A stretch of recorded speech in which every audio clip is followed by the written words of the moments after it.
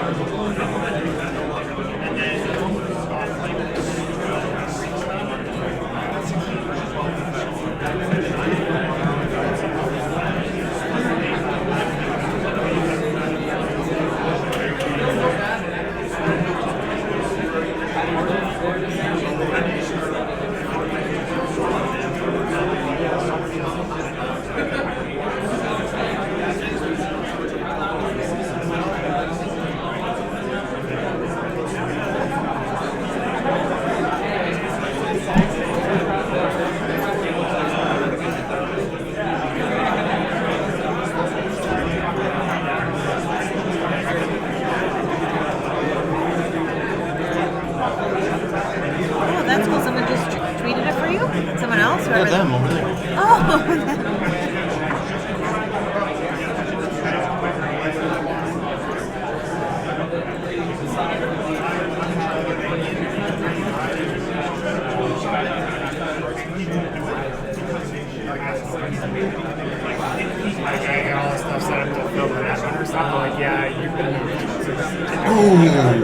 Well, he asked originally, and they said no to streaming it, and he got really pissed, and now they're letting him film it. But he should have figured it out. Like, that's why we had to move a table and stuff this morning, because they didn't want you to block the aisle, right? Did you Reddit it?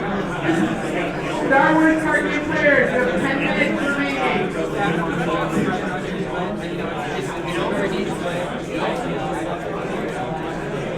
No, I didn't Reddit it. If one of you guys want to share it in there, go nuts. Thank you.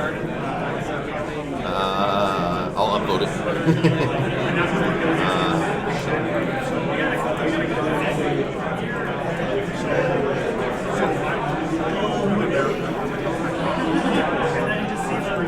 Ten are watching patiently.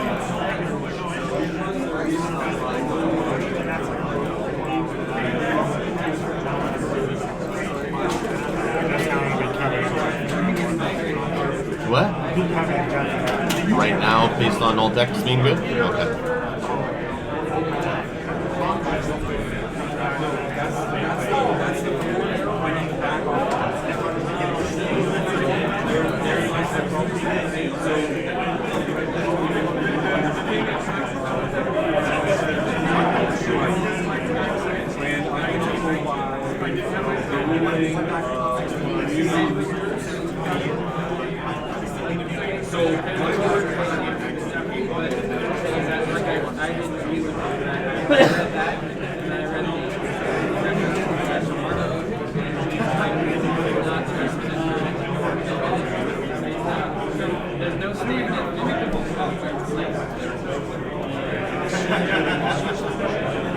Oh, shit. Forgot to set up the wide shot here. Wow.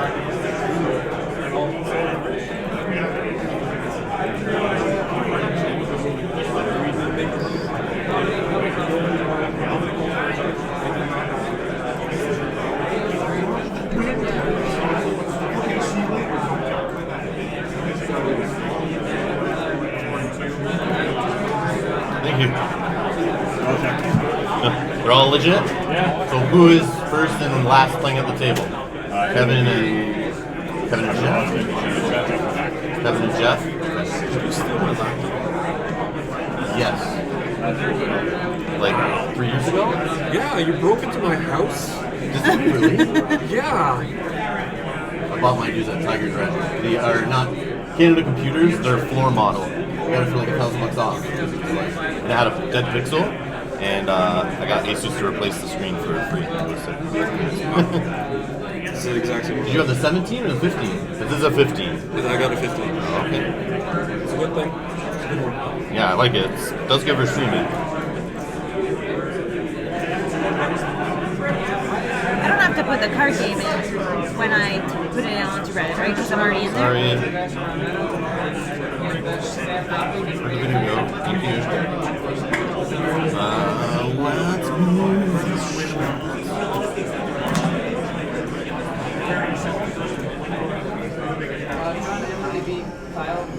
Yeah. Less ceiling, more people. Oh, less ceiling? There, yeah. Less floor.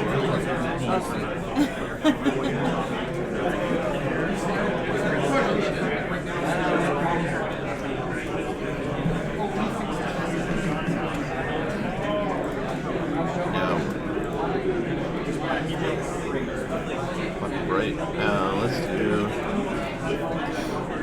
white balance.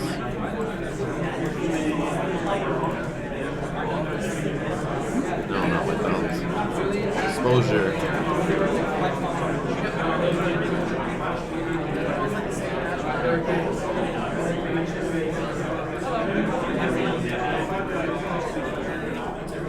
It's taking so much light. There we go. That'll work. Actually, focus.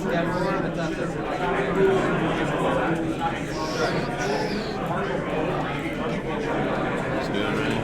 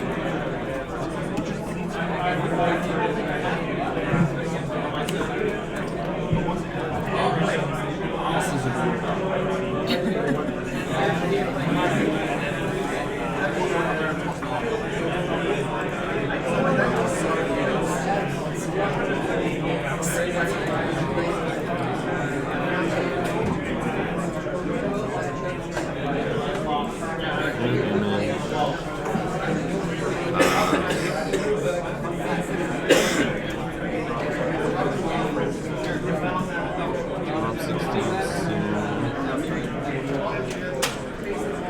720. Transparent. Text.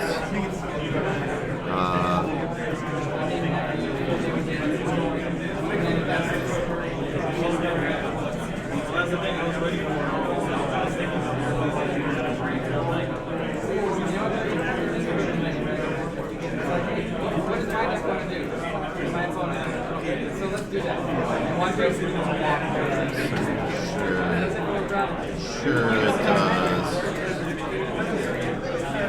Okay, let's add some wick, outer glow.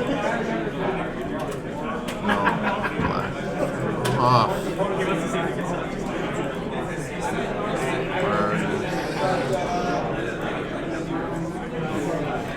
Drop shadow. Alright. Files.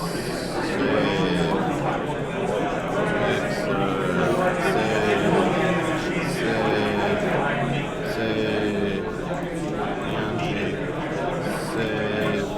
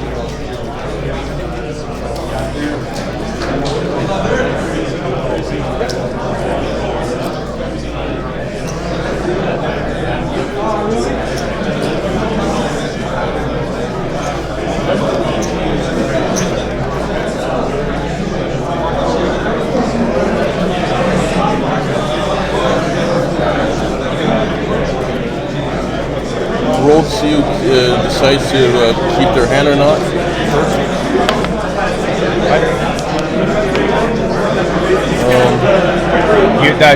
I'm pretty sure you don't get to choose the highest. Pairing list being posted.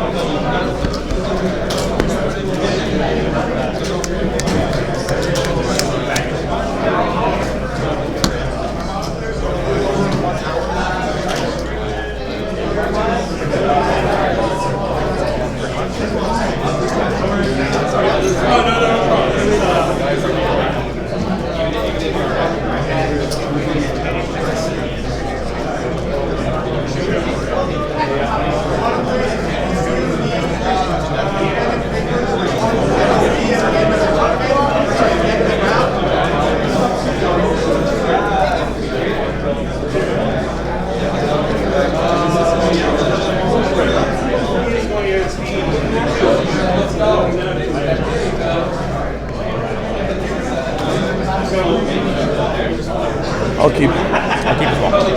What's left? Look. What are you setting up? So what are you setting up? 3? 6. 6? Okay, that's a lot more than 3. Sure. There are not 2 people, they're 1 person. So, approximately 1, right? Yeah, I was just double checking across the correct.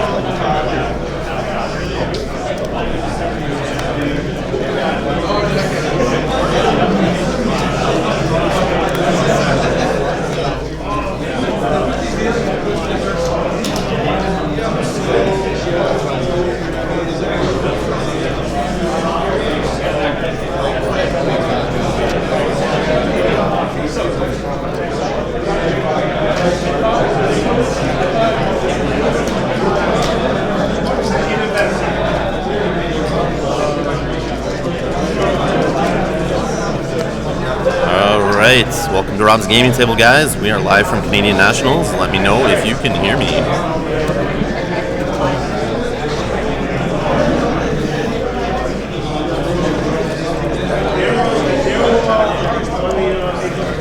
Well, I'm just reading the chat now, you bastards. I see Alex Hines talking some smack in there. You can go first. Okay. And you get 3. Thank you.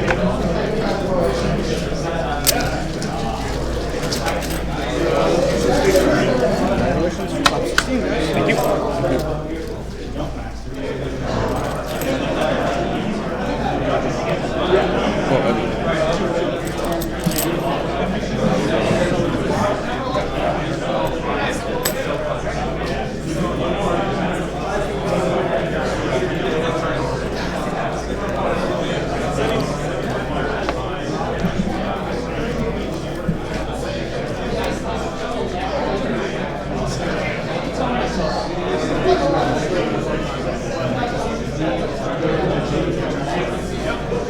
Star Wars players, you may begin. You have 70 minutes in your round.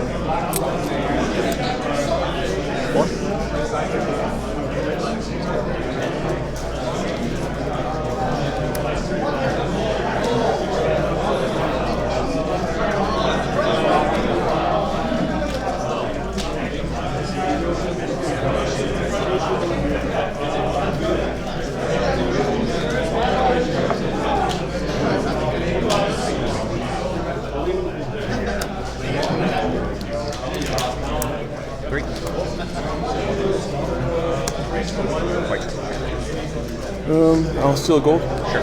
I should be at 8. Yes.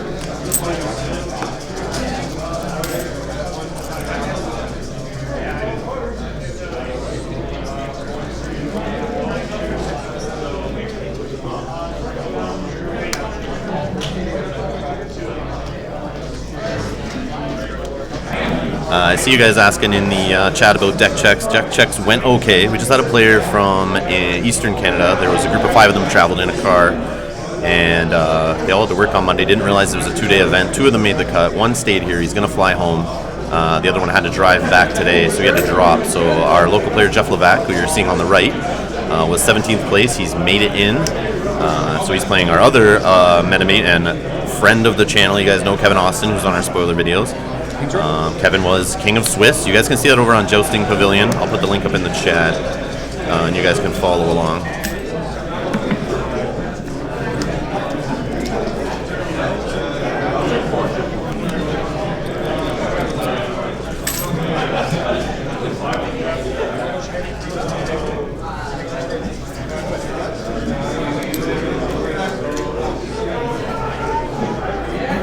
On the stream, we have Kevin Austin and Jeff, like I said. We also have, you can see on Jousting Pavilion, we have Kyle's playing Guillaume from Quebec.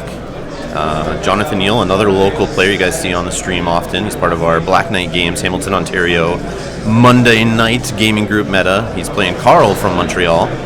We got Chris Tremblay from Toronto.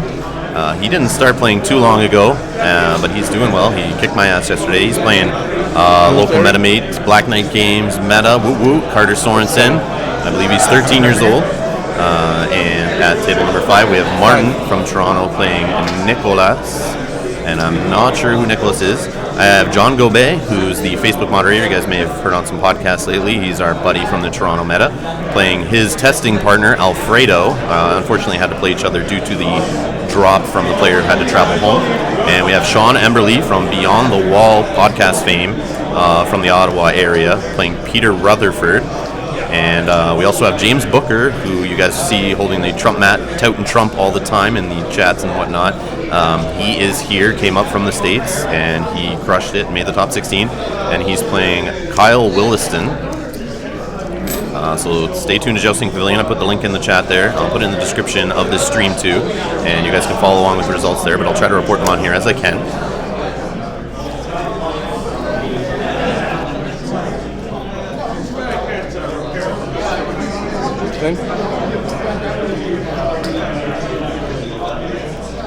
Inside?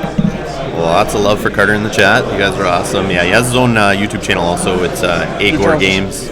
I believe it stands for a game of Rubik's. So AGOR Games on YouTube. You can see some matches he's posted there from other tournaments and his commentary and whatnot.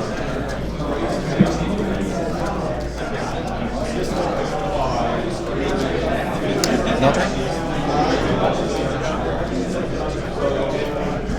Or post? I win? Yes. Reaction on for your practice play. And make sure you don't kneel the practice play. You're right. Claim? Claim on save him.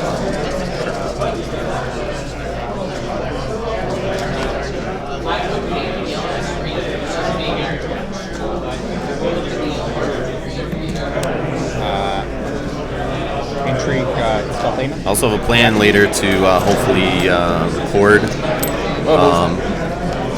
the finals match on another camera and post that online later with commentary. If we can't get someone commentating on the matches, I'll post that later. The old snake. Try to do what I can. We're waiting for some guys to get eliminated here, basically, to come and join us to commentate so that I can run the stream and they can do a play-by-play for you guys. But in the meantime, enjoy the match. Do you have any actions? No actions. Sure. Will in face? Interrupt. Yep. Front step. And tie for dominance. 1-1. Yeah.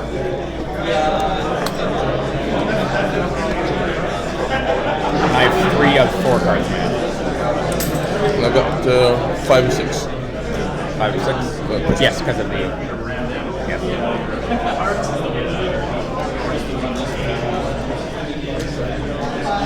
Hey, you're back. Just hanging out.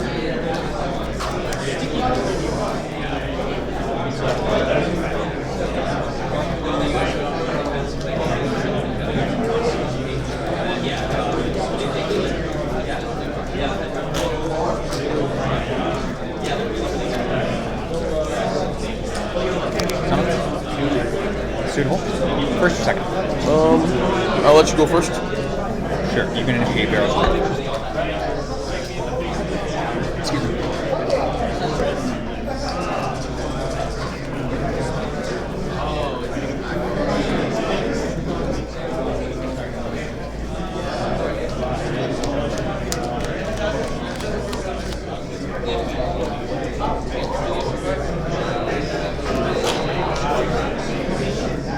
How appropriate. Yeah.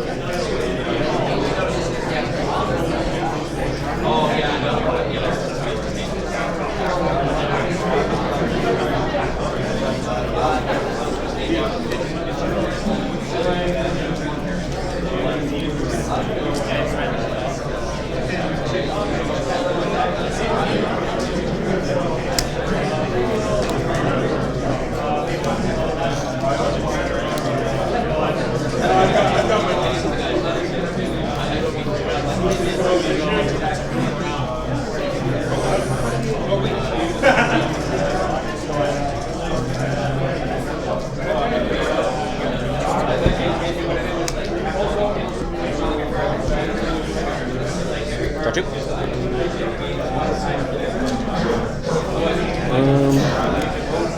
We're stealing 2 gold. Yep.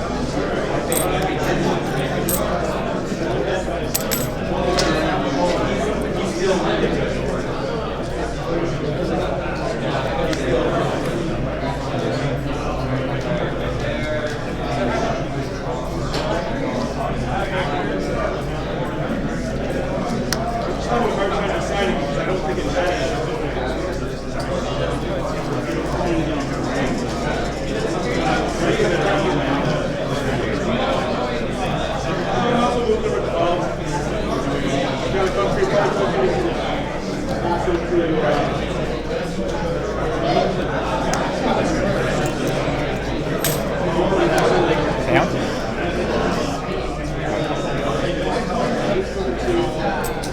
Thank you.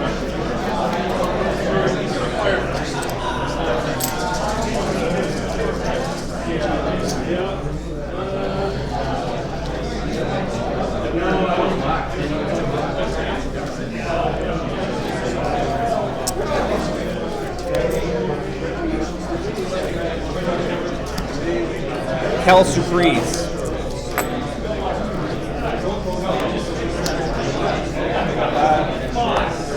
Yay. Go ahead. Card 10. 5.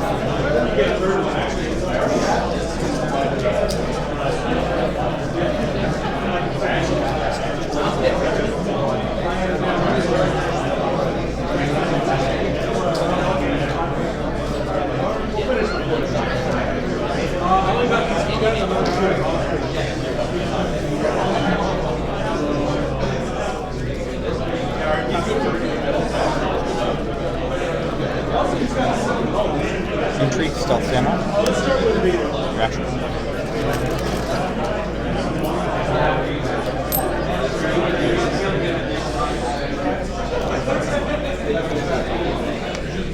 I'll oppose. Sure. Thank you.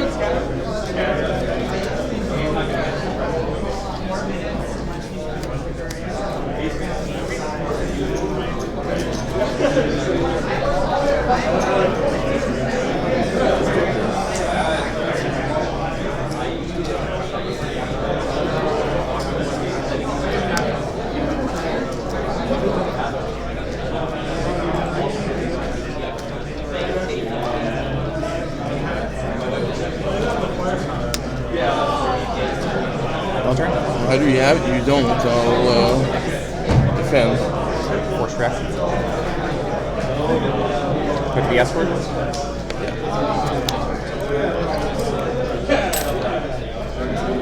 You control, no attachments currently, right? I'm not missing anything? No attachments. Claim? Again, I'll target here, and I'll save it. Power shot. What's claim?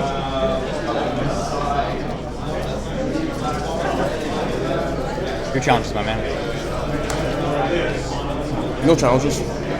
Sure. You Donna's are good. 9 to 8. Yeah, perfect.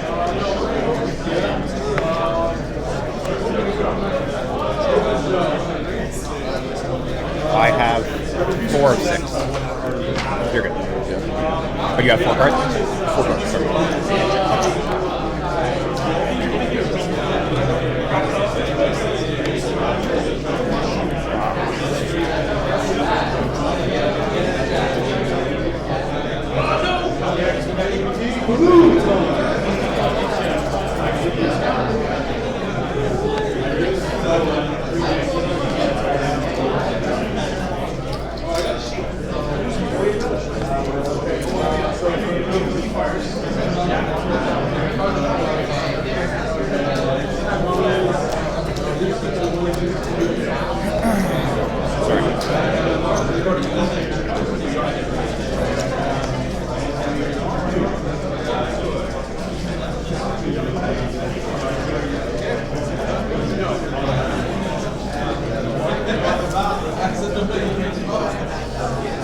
Good.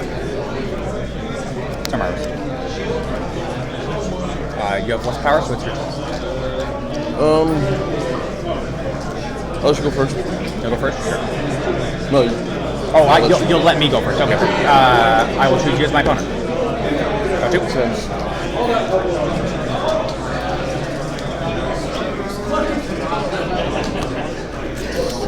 Rough. This is rough.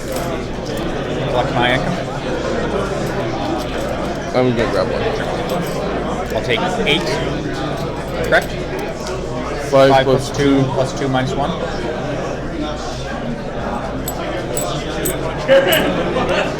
7. 7, 8, 9, minus 1 for... And minus 1 for winter. No, it's summer. Summer. Oh, yeah, you're right. Good. As long as we're on the same page. We are.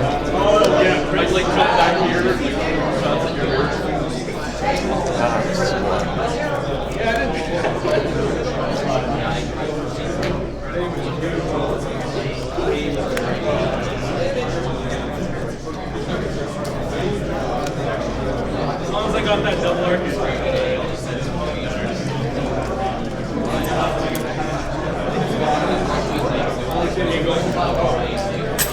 I can either go down. Tyrant? I haven't actually. You had your answer. Got it?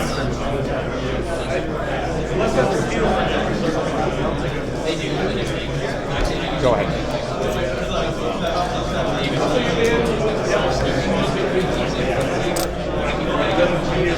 Let's do that. I'm going to choose the number 1. Let's do it.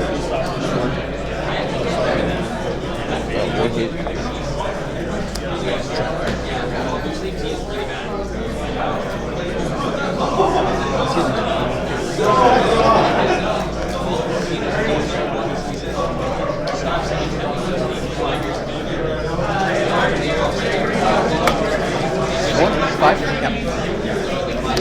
Benny. Go ahead.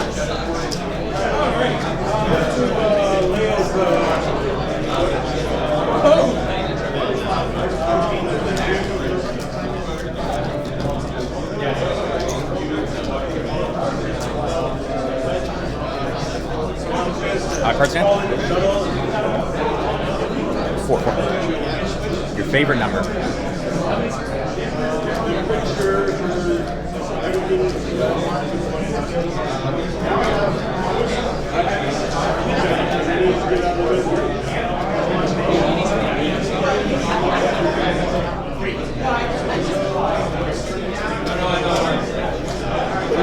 Can I see your discard pile?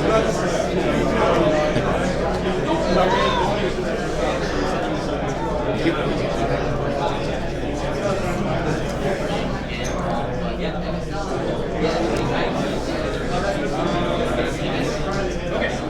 you. create self-stewardable. Reaction.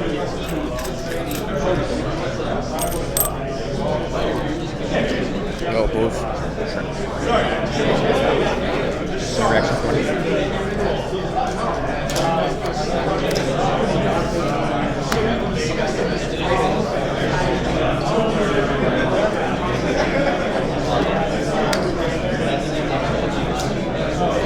Middle turn.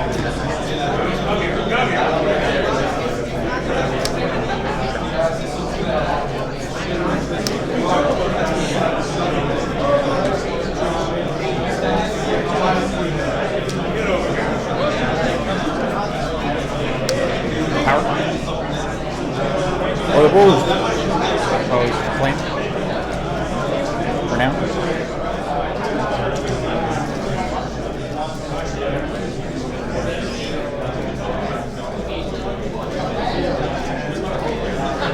I'll stand Tywin, choosing Lyrium. Last challenge. 10, 14, 15. So my less. You're done. I'm at 4 or 5. 3 of 7. Yeah.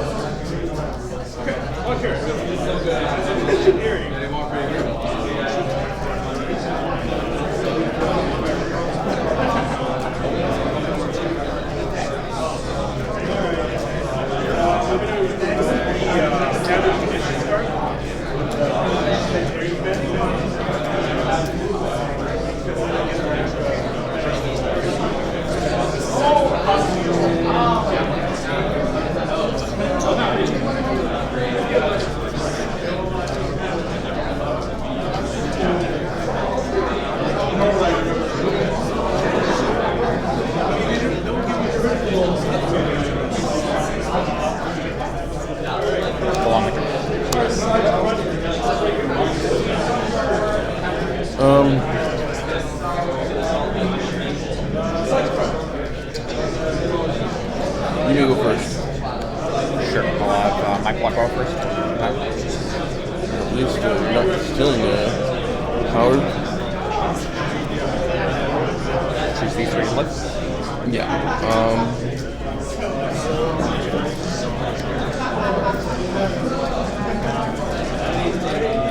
These 3 to go with. Gotcha. Good. Did you see it? Yeah, I did.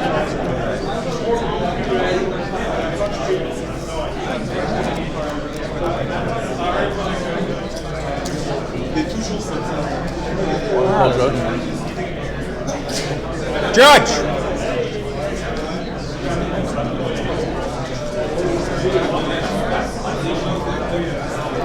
Judge! Norma Rich! Norma Rich!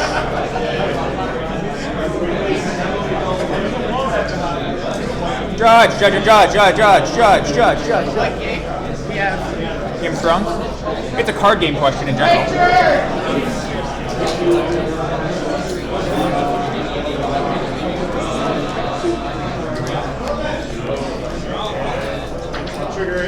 I'm going to track down your judgment. Ladies and gentlemen, we have ourselves a judge call. Good. Norm's right there. Norm?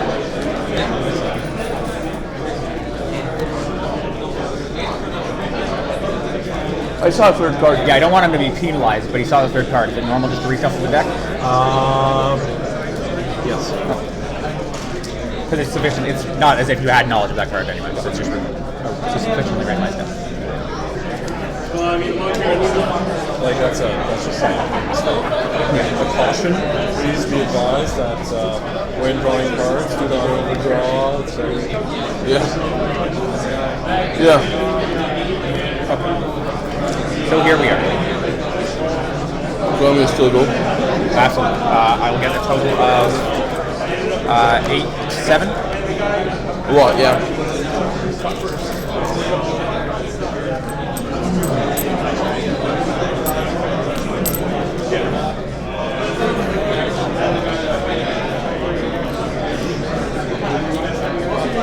Can you see the discard pile? Yeah, discard pile. You want my dead pile? No, I don't need the pile.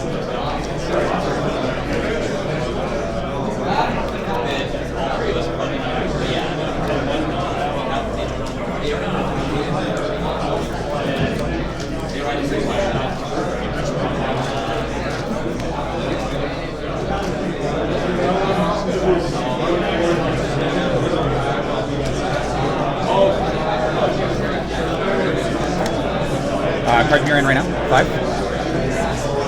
5.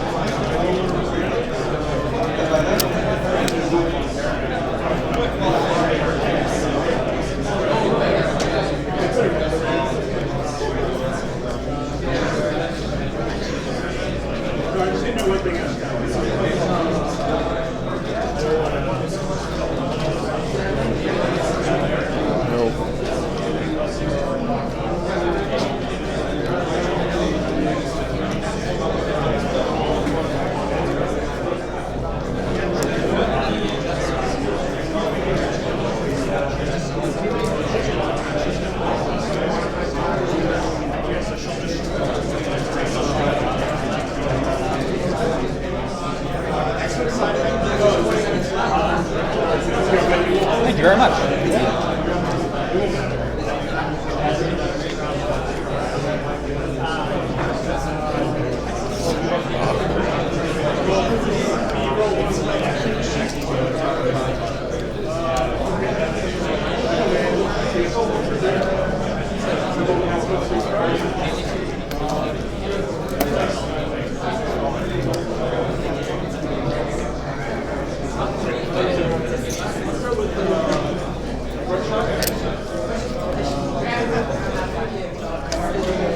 Two gold, 3 cards.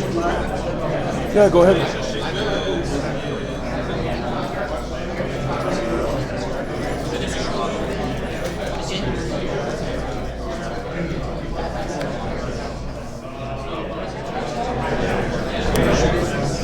Intrigue, stealth, Samuel.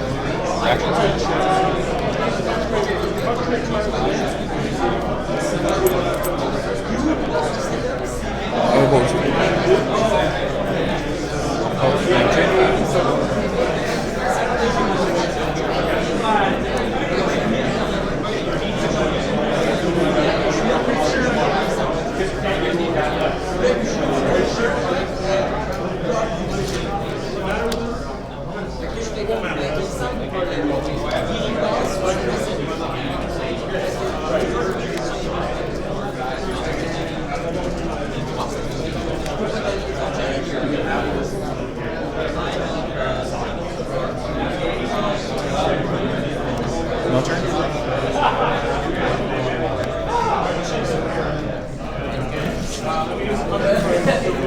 So we got Tywin coming in on the big bad military challenge here. 4 gold looks like on Kevin's plot card. So Tywin's at 10.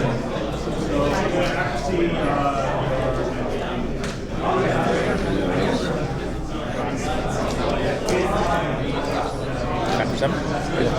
Sure. I'll wait. Yeah. 3. And we all signing up for that hand paper. This is from the registration himself, same again. from the registration desk.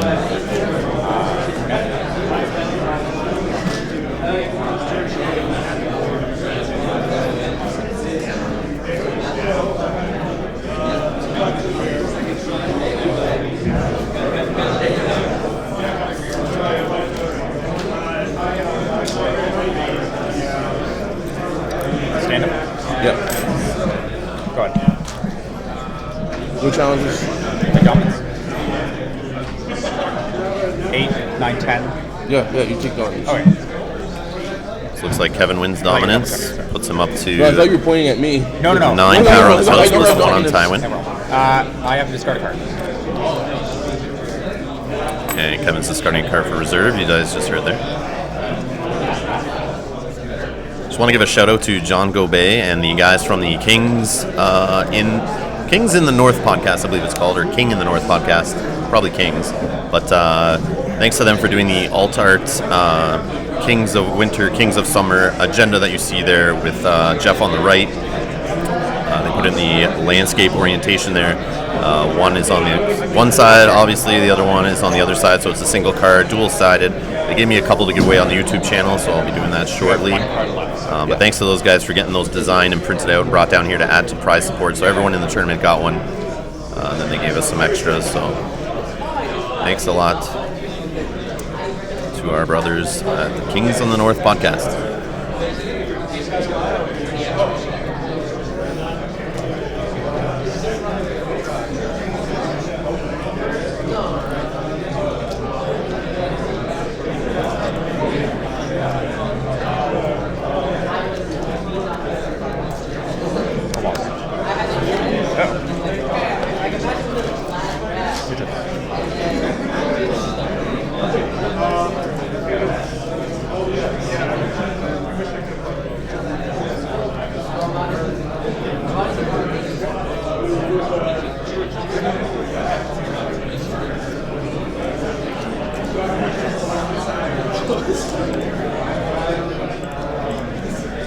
I'll go first.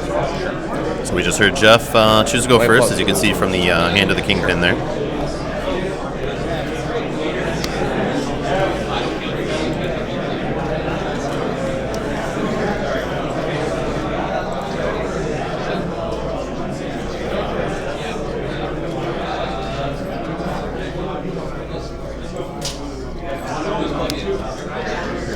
We'll save these 3.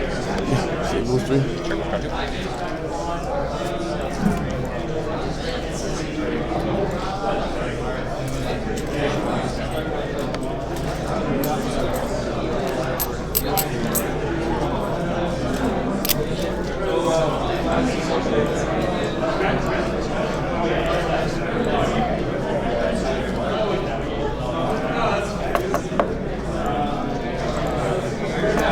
We needed you and you weren't here.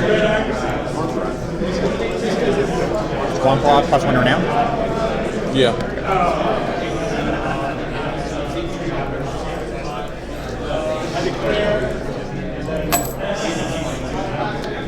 So we just have a Raven and one of the little reducing chuds from Obviously, I Night would Watch have killed, Marshal out there. tried to kill Tywin.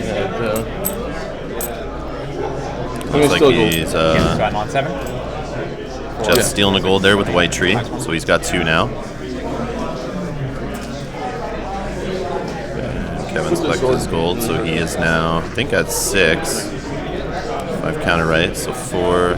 Oh yeah, sorry, he has a Rose Road hidden under there. I'm just scanning the screen for little yellow circles.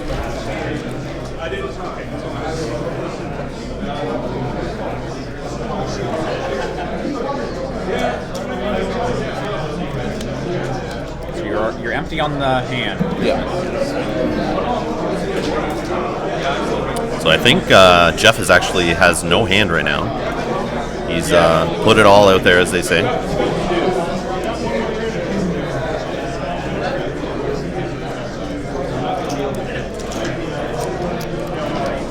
And he's taking his 7 gold, dumping it, and we got the big bad bitch Miri out there. With Illyrio, with Tyrion to feed Illyrio with money. And that money works well with Tywin, supposedly. So we may see Miri just start shredding through little Night's Watch chuds. Military? Benjen's milked, so he's not going to get any power or shuffle back into the deck as long as that milk's on there, blocking his text box. And that means Rangers can be stealth while he is blank. We do have Eamon out there with a dupe, though, who can save.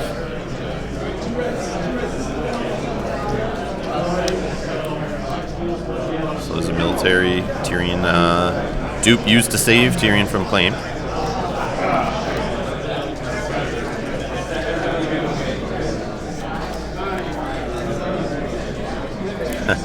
And the chat was calling game as soon as Miri was dropped there. And Gabe wants me to just go over to the table and call the game, and yeah, I'll just go do that right now. I'll just tell them they're done. Having Tywin, Tyrion, and Miri on the table, that equals win. So that's one of the win conditions in the rule book. And yeah, we just saw the shake. Very well. Goddamn. And they shake it up. Sneaky business. And that game's done. We will move on to the top 8 shortly. I'm not sure how many minutes are left in the round, but I'll go look into that. Yeah. And try to see if I can find any other results. You guys can check that out on Jousting Pavilion. The link is there. I need to try. And you guys can follow along. So we'll be back. Thank you. And I was first? Yes, I was first. So that would not have been right. Well, it would have been that bad for me.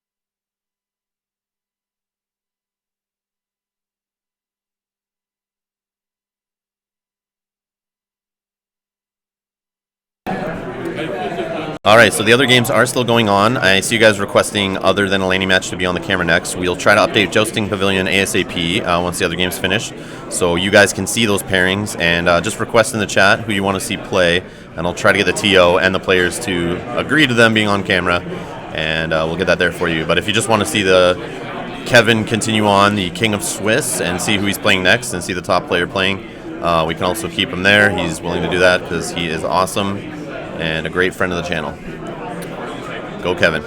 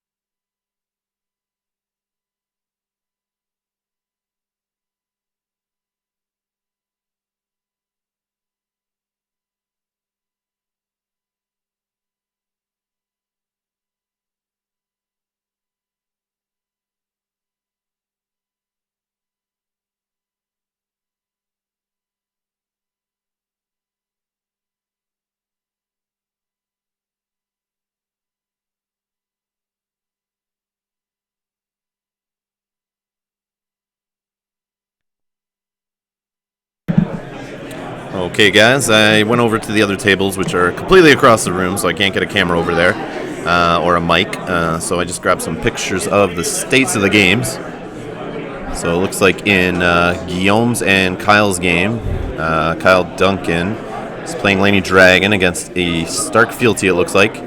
Kyle Duncan is sitting at 9 power, and Guillaume is, it looks like 4 power, according to my blurry picture here.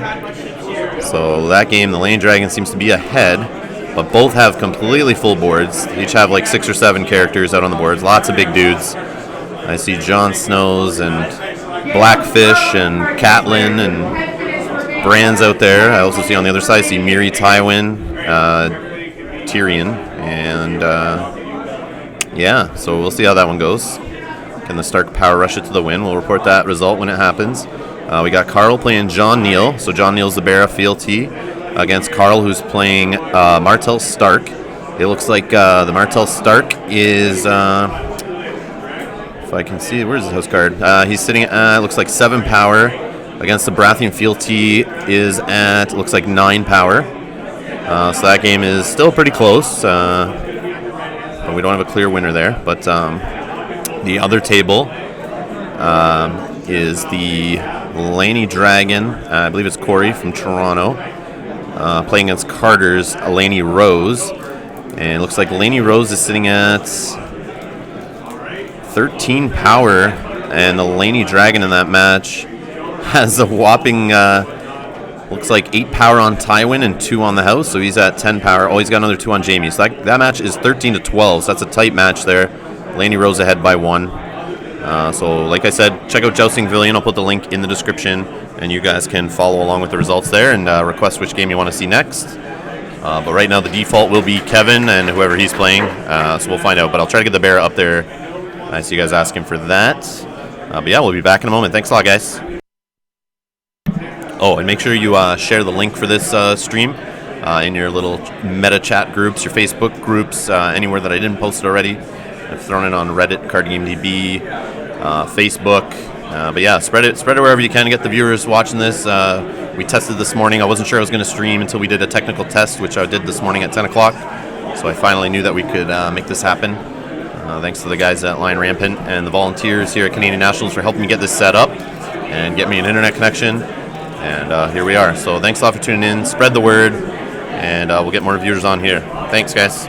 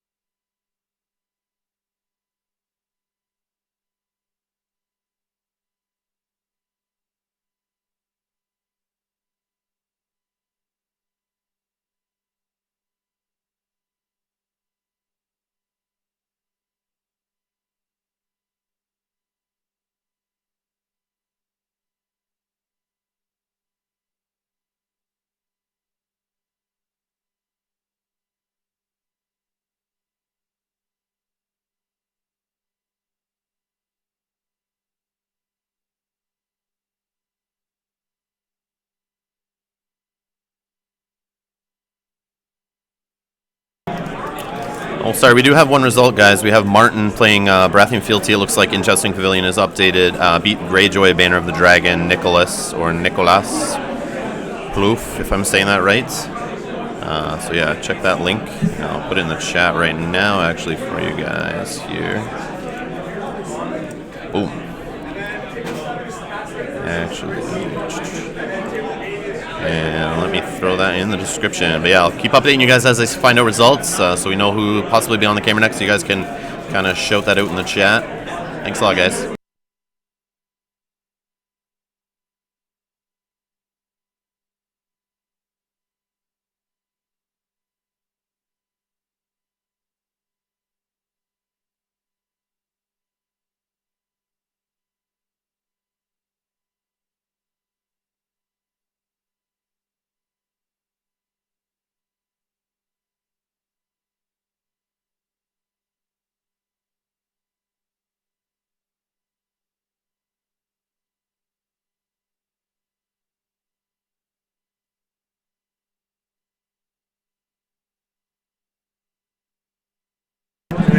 Allison. So we just got a report in. The Laney Rose player conceded. They both were at 13. Time ran out, I'm assuming? Because the other guy's first challenge, he had power enough run out. Oh, okay, so it's a full win. Oh, yeah, it's a full okay, win. okay, so sorry. There's still 5 minutes left. It's Corey, right, who's playing? I think so. I think it's Corey. Sorry, Corey, if we're getting your name wrong. But Corey from Toronto just beat Carter Sorensen from our Hamilton Black Knight Games meta, his Laney Rose deck. So the Laney Dragon, another one, will move on to the top 8. So stay tuned, guys.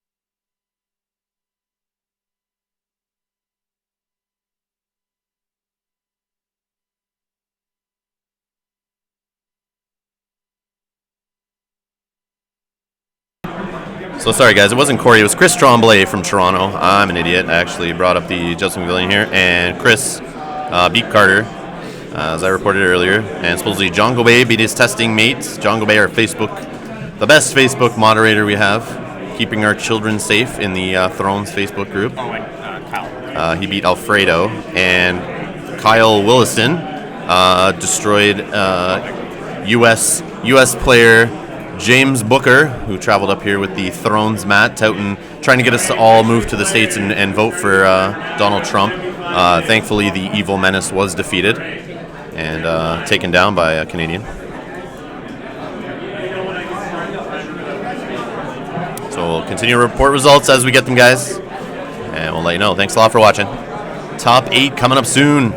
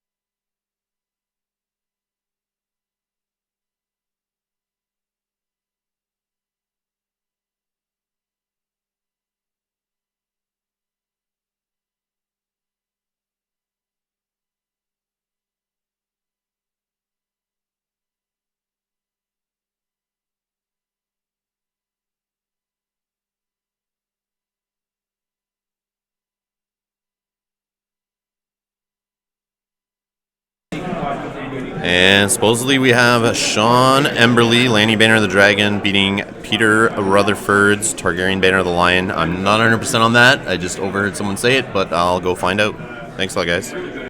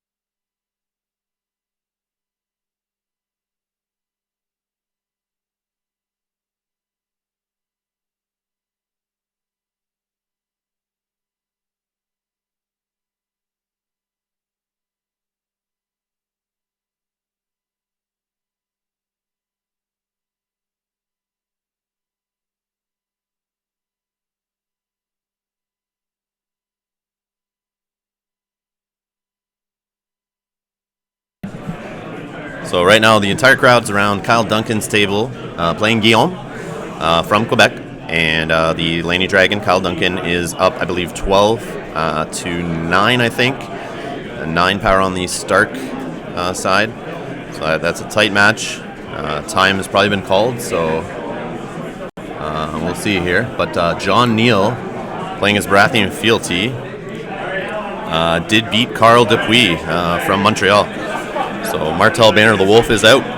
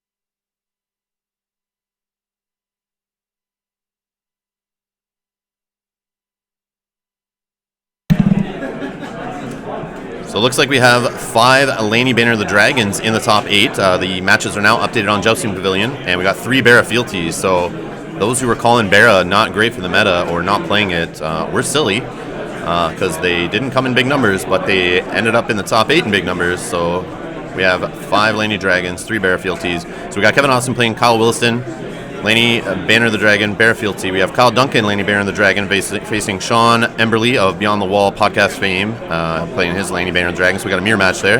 We have John Neal, Barra fealty, a local player, playing against John Gabay from Toronto, who is our Facebook mod, playing Laney Banner of the Dragon, and Chris Tremblay from Toronto, playing Laney Banner of the Dragon, against Martin from Toronto, playing Barra fealty. So quite a wide array of decks there. Laney Dragon, Laney Dragon, Laney Dragon, Laney Dragon, Laney Dragon, and some Barra fealty.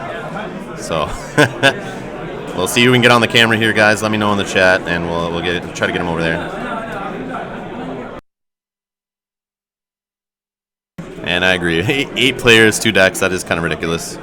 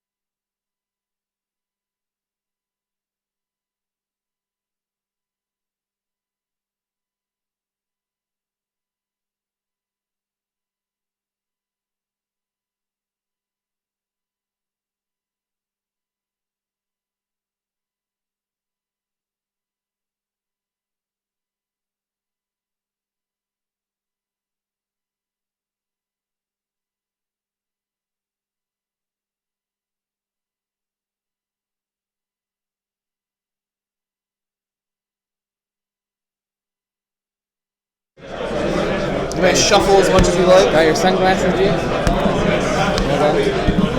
Oh, damn. Oh, you look so much more I talk so much more All right, guys. off my facial expressions. So. So you should leave the sunglasses off and just shut your mouth. Test 1, 2.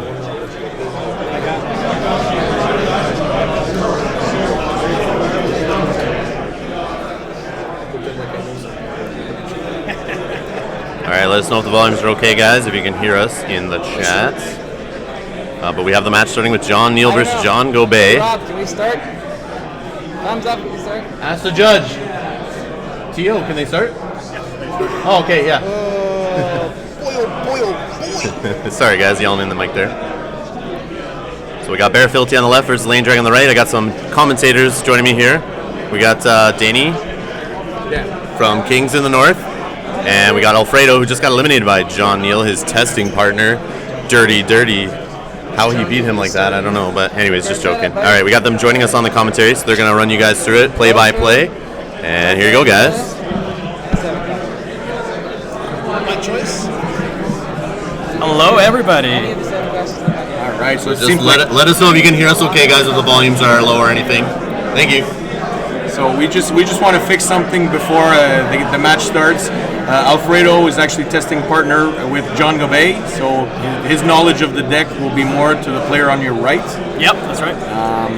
So we're going to be learning and seeing as the Barra Fealty player, John Neal, goes. I think we should go by the factions, right? It's John and John, people will be confused. Yeah, Barra against Lanny and Dragon. Yeah. So we'll see as the cards go, and maybe we'll get a peek of their hands. Yeah, I can see King Bob on the left side. That's always nice. No, that's not a major character. No, that's not. Oh, one. Wow, really? He must have not had a shot. The funny thing is, I know John Gobet doesn't play March, Yeah, so you know that. But even if he would, yeah, I mean, it's too Solis risky.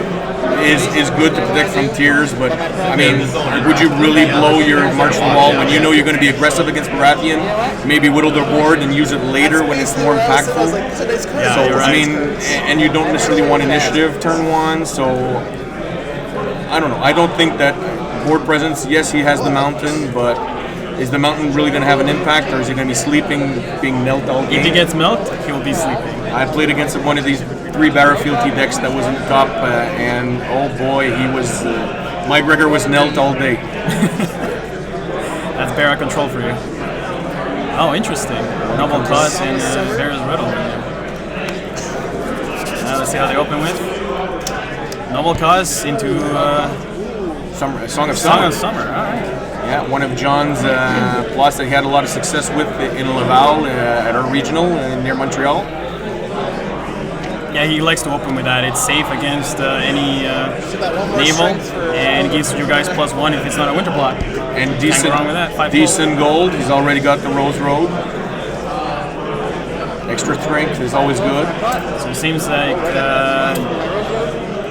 Gobet decided to take first play. Yep. All right. Alright, we got Rose Road. Wow, this could be a big turn. Could be a big guy. Let's see. Can't see his hand very well.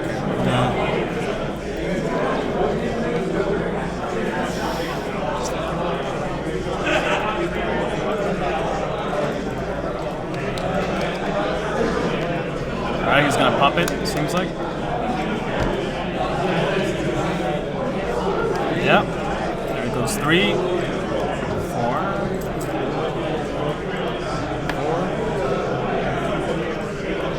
Rattle shirts. Alright, so that's just attachment heat. 2 for Sejora. Oh wow, military's it's big. Good start, yeah. good start. Seeing Jorah early is very, Put to the sword. I know he runs put to the sword. So. Of course, but I'm just, cost efficient, right? Yep. Right off the get-go. Nice. Seeing him late is nice, but just when you're getting going is even better. First turn. He's lacking power icons. He only has the Chud for the power icon, and Barra has the red keep. So unless you have a treachery, he's drawing. Exactly, and it is their favorite icon. So whatever card he's going to drop, chances are it's going to have the power icon. Oh, we see a milk right there. I think Legacy of Nightmares also. Have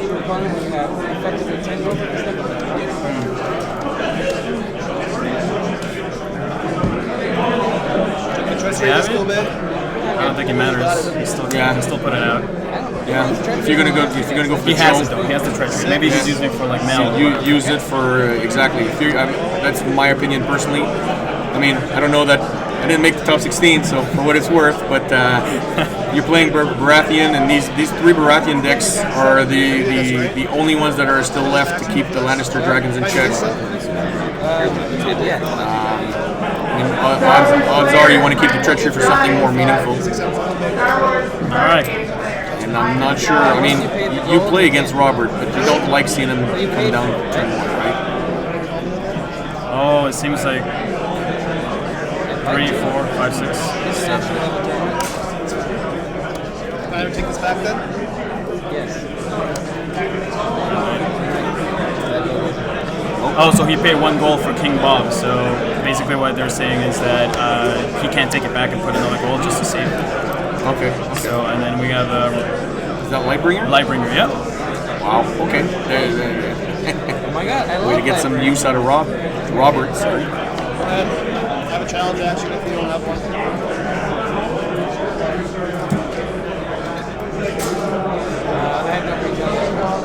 Sending Flames. All right.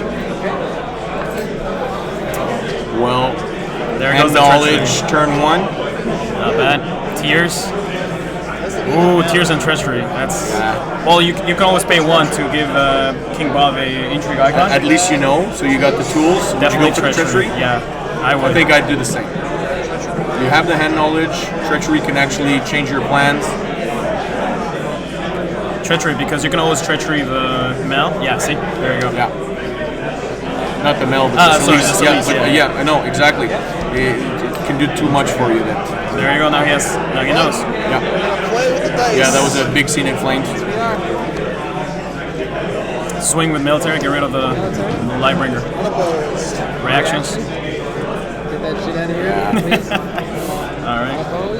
Actually, I'm kind of wondering why he actually played that Lightbringer. When you're looking at that board and you see so many military icons, I mean, yes, Robert is Robert, but Pillage was thinking drunk. Nothing. Maybe that was. I mean, just sometimes first turn you get a bit of the jitters. You're not thinking straight, and that was just power chump challenge. Unfortunately, getting rid of a good card. Ooh, tough spot. Unopposed. Wow. Yeah, well, I was gonna say, what were you gonna do? I mean, if you're Baratheon, you defend and you. And he's got to be thinking March the Wall. Yeah. You and I both know. But he's thinking, so right now, this is not a good position. You have hand knowledge, yes, but you invested so much. Wow. That's a nice plug. But again, so many military icons facing a rattle shirts, that's probably something maybe better than what you... I mean, it's almost protecting your hand, right? That 1 milk that's gone, it's one that had impact until maybe 2 or 3 turns.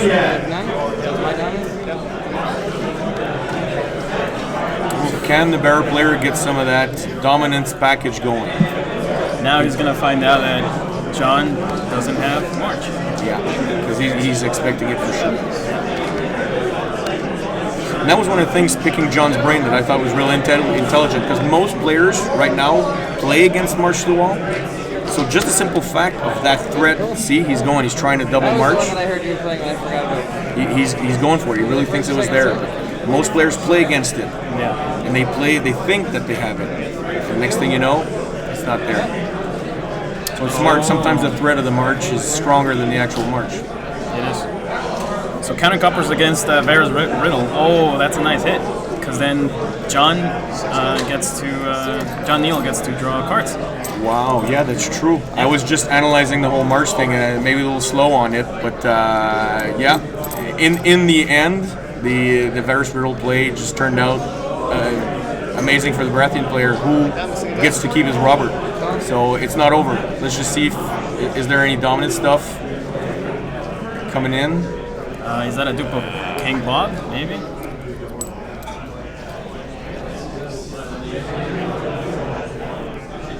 Alright, fealty, 1, 6. I love that guy. Stan the Man duped. All right. Okay, this can have some impact. Board locks can be very important in this game. You actually start controlling some of that kill.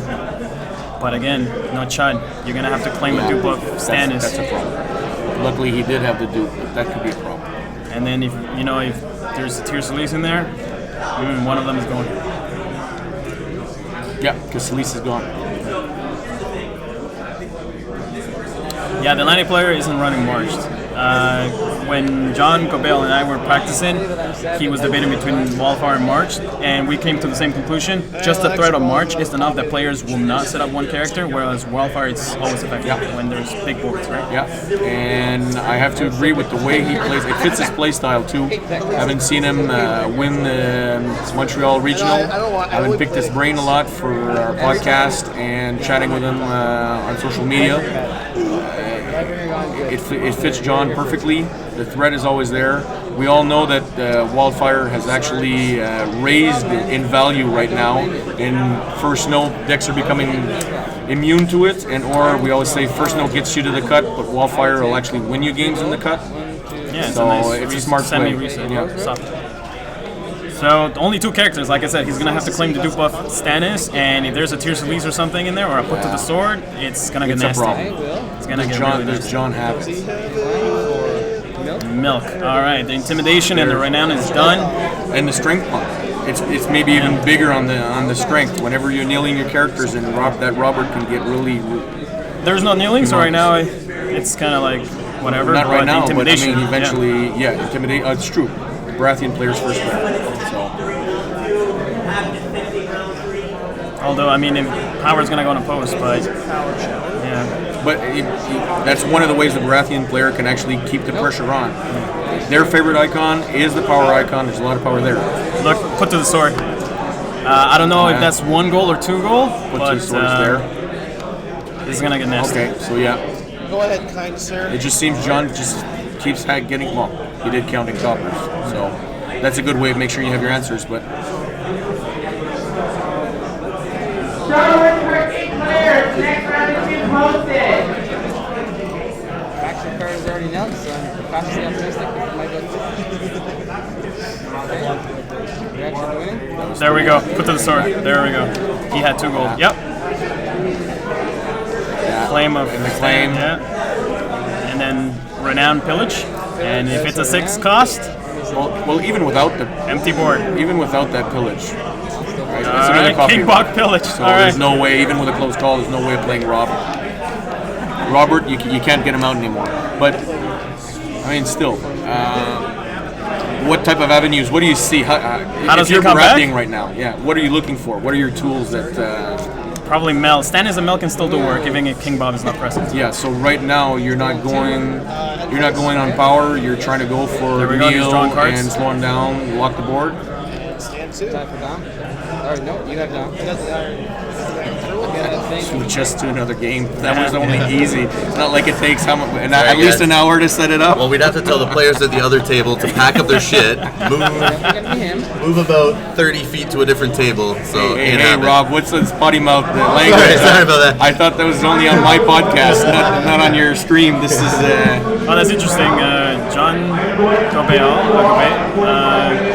he only stood 1. Was that a choice? No, I think he's realizing right now. He's choosing which one. Oh, okay. There we go. He's looking at his plots and yeah. Well, he has 2 betrayals, so he's gonna get sacked if he wins anyways. Yeah, but still the mileage out of the 2 icons. No power icons though, so you need that intrigue icon to keep pushing forward. You have an advantage on the board.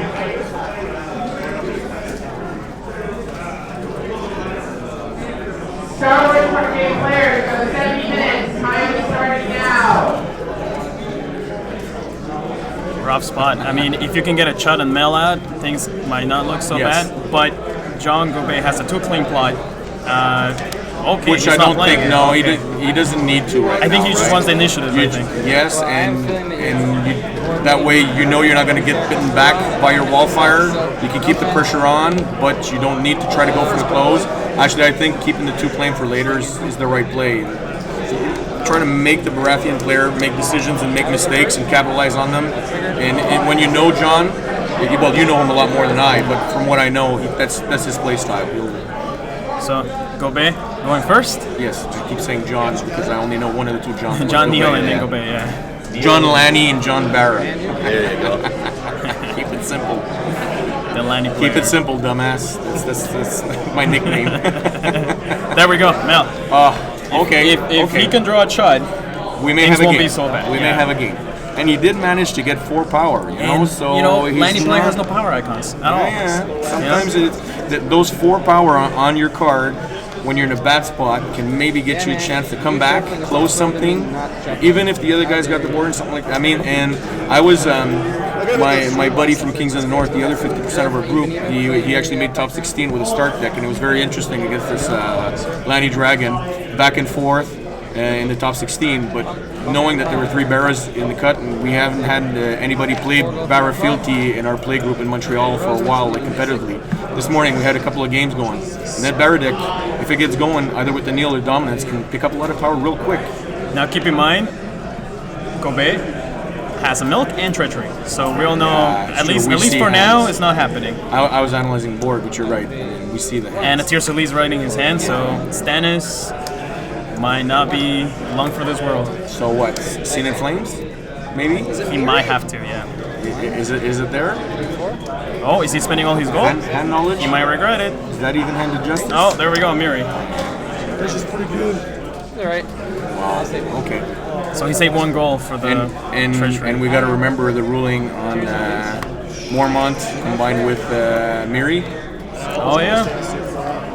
Personally, it's not a ruling that I like, but I mean, it's controversial. Yeah. That's what it is, right? So there's another way in to make sure you get that kill.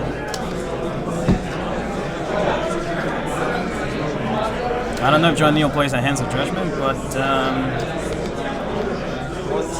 that's true. I'd say about he will block the treachery, right? I've played against some of these Baratheon decks in the cut. There you go, see? Yeah, he was expecting it. Just in case he analyzed it and saw that was one of the ways to come back. Good thing he kept that treachery. Okay. Yeah, I saw that in his hand too, so that was a... Okay. But then, who is he kneeling on this side? Anything else? He's supposed to kneel someone from this side, right? That's true. There's a mistake here. Maybe he's still making that decision, right? Have the players missed it?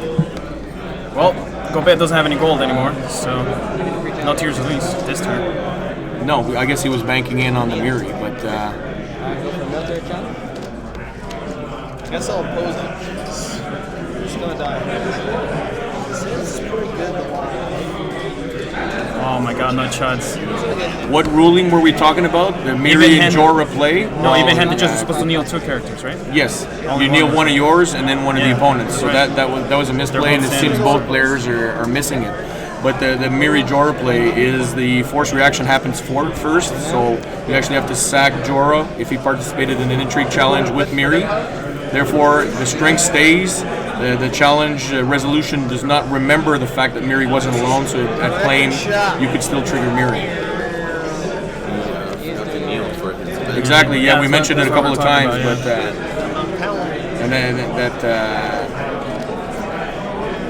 but again, I don't know that it's icons. huge and that it will change the game, but I mean it's still now both players super OP even-handed justice. Yeah, they both You got him. First kill to me. It's a sacrifice.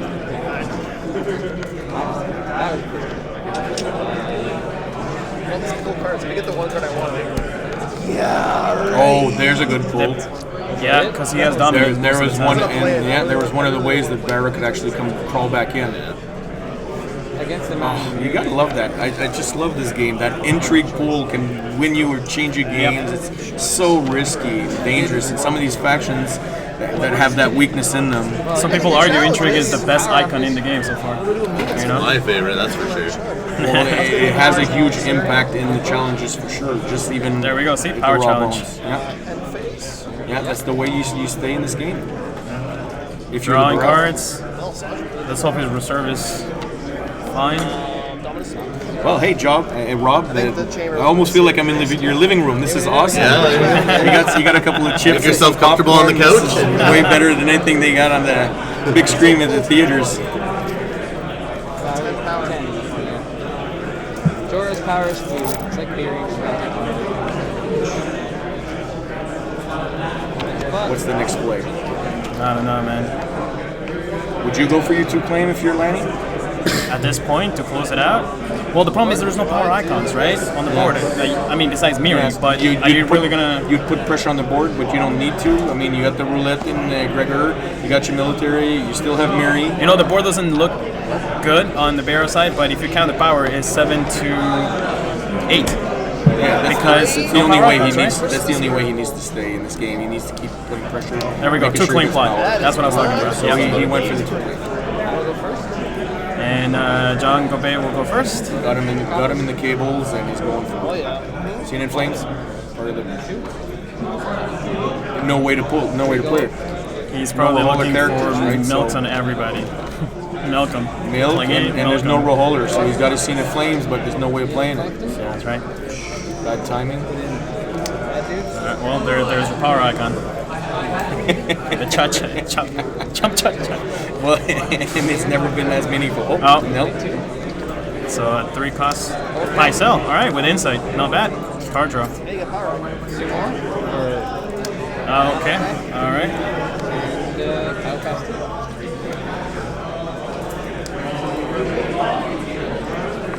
Wow. Where is the filthy accusations? Could it have made a huge difference right now? I mean, I understand trying to refill your hand looking for answers more than kneeling one of the 2. Well, to do the challenge, you're going to have to kneel, right? And if you milk Miri, I think the kill threat is not as bad. You're better off digging for a milk than doing a filthy and kneeling something.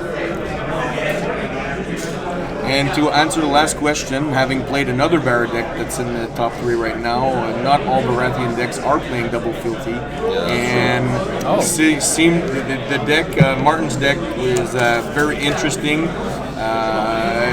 Enjoys playing on a small board, so he did not. I don't want to ruin it for anybody. I don't know if anybody's doing some scouting, but scouting. You'll actually find some.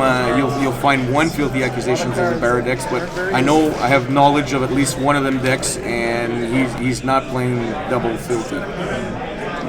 3 gold. All 3 of them, no double filthies. All right, Chud. I know the one I faced was playing double wildfire. Out of Baratheon. I was kind of surprised, and he did clip me with it because that was just surprising it worked. Oh, he has his roller character, yeah. And there's a Scene of Flames. Right. Hey, 2 tiers aggressively thrown. 2 tiers. So we know what's coming.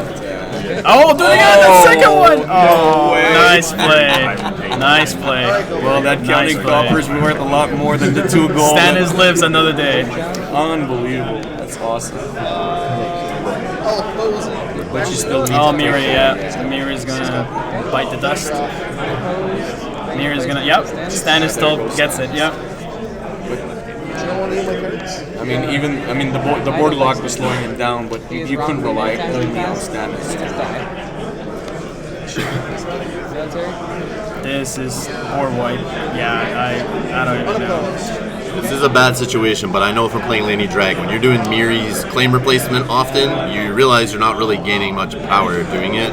Yeah. But I mean, he does have a renown on the board in the mountain, so that kind of makes up for it. That's how I slowed him down in my match. I'm like, okay, if you're going to kill one of my guys, you're going to do it in the power challenge, right? Because you won't gain power. Exactly, and that's one of the ways to attack these Laney Dragons.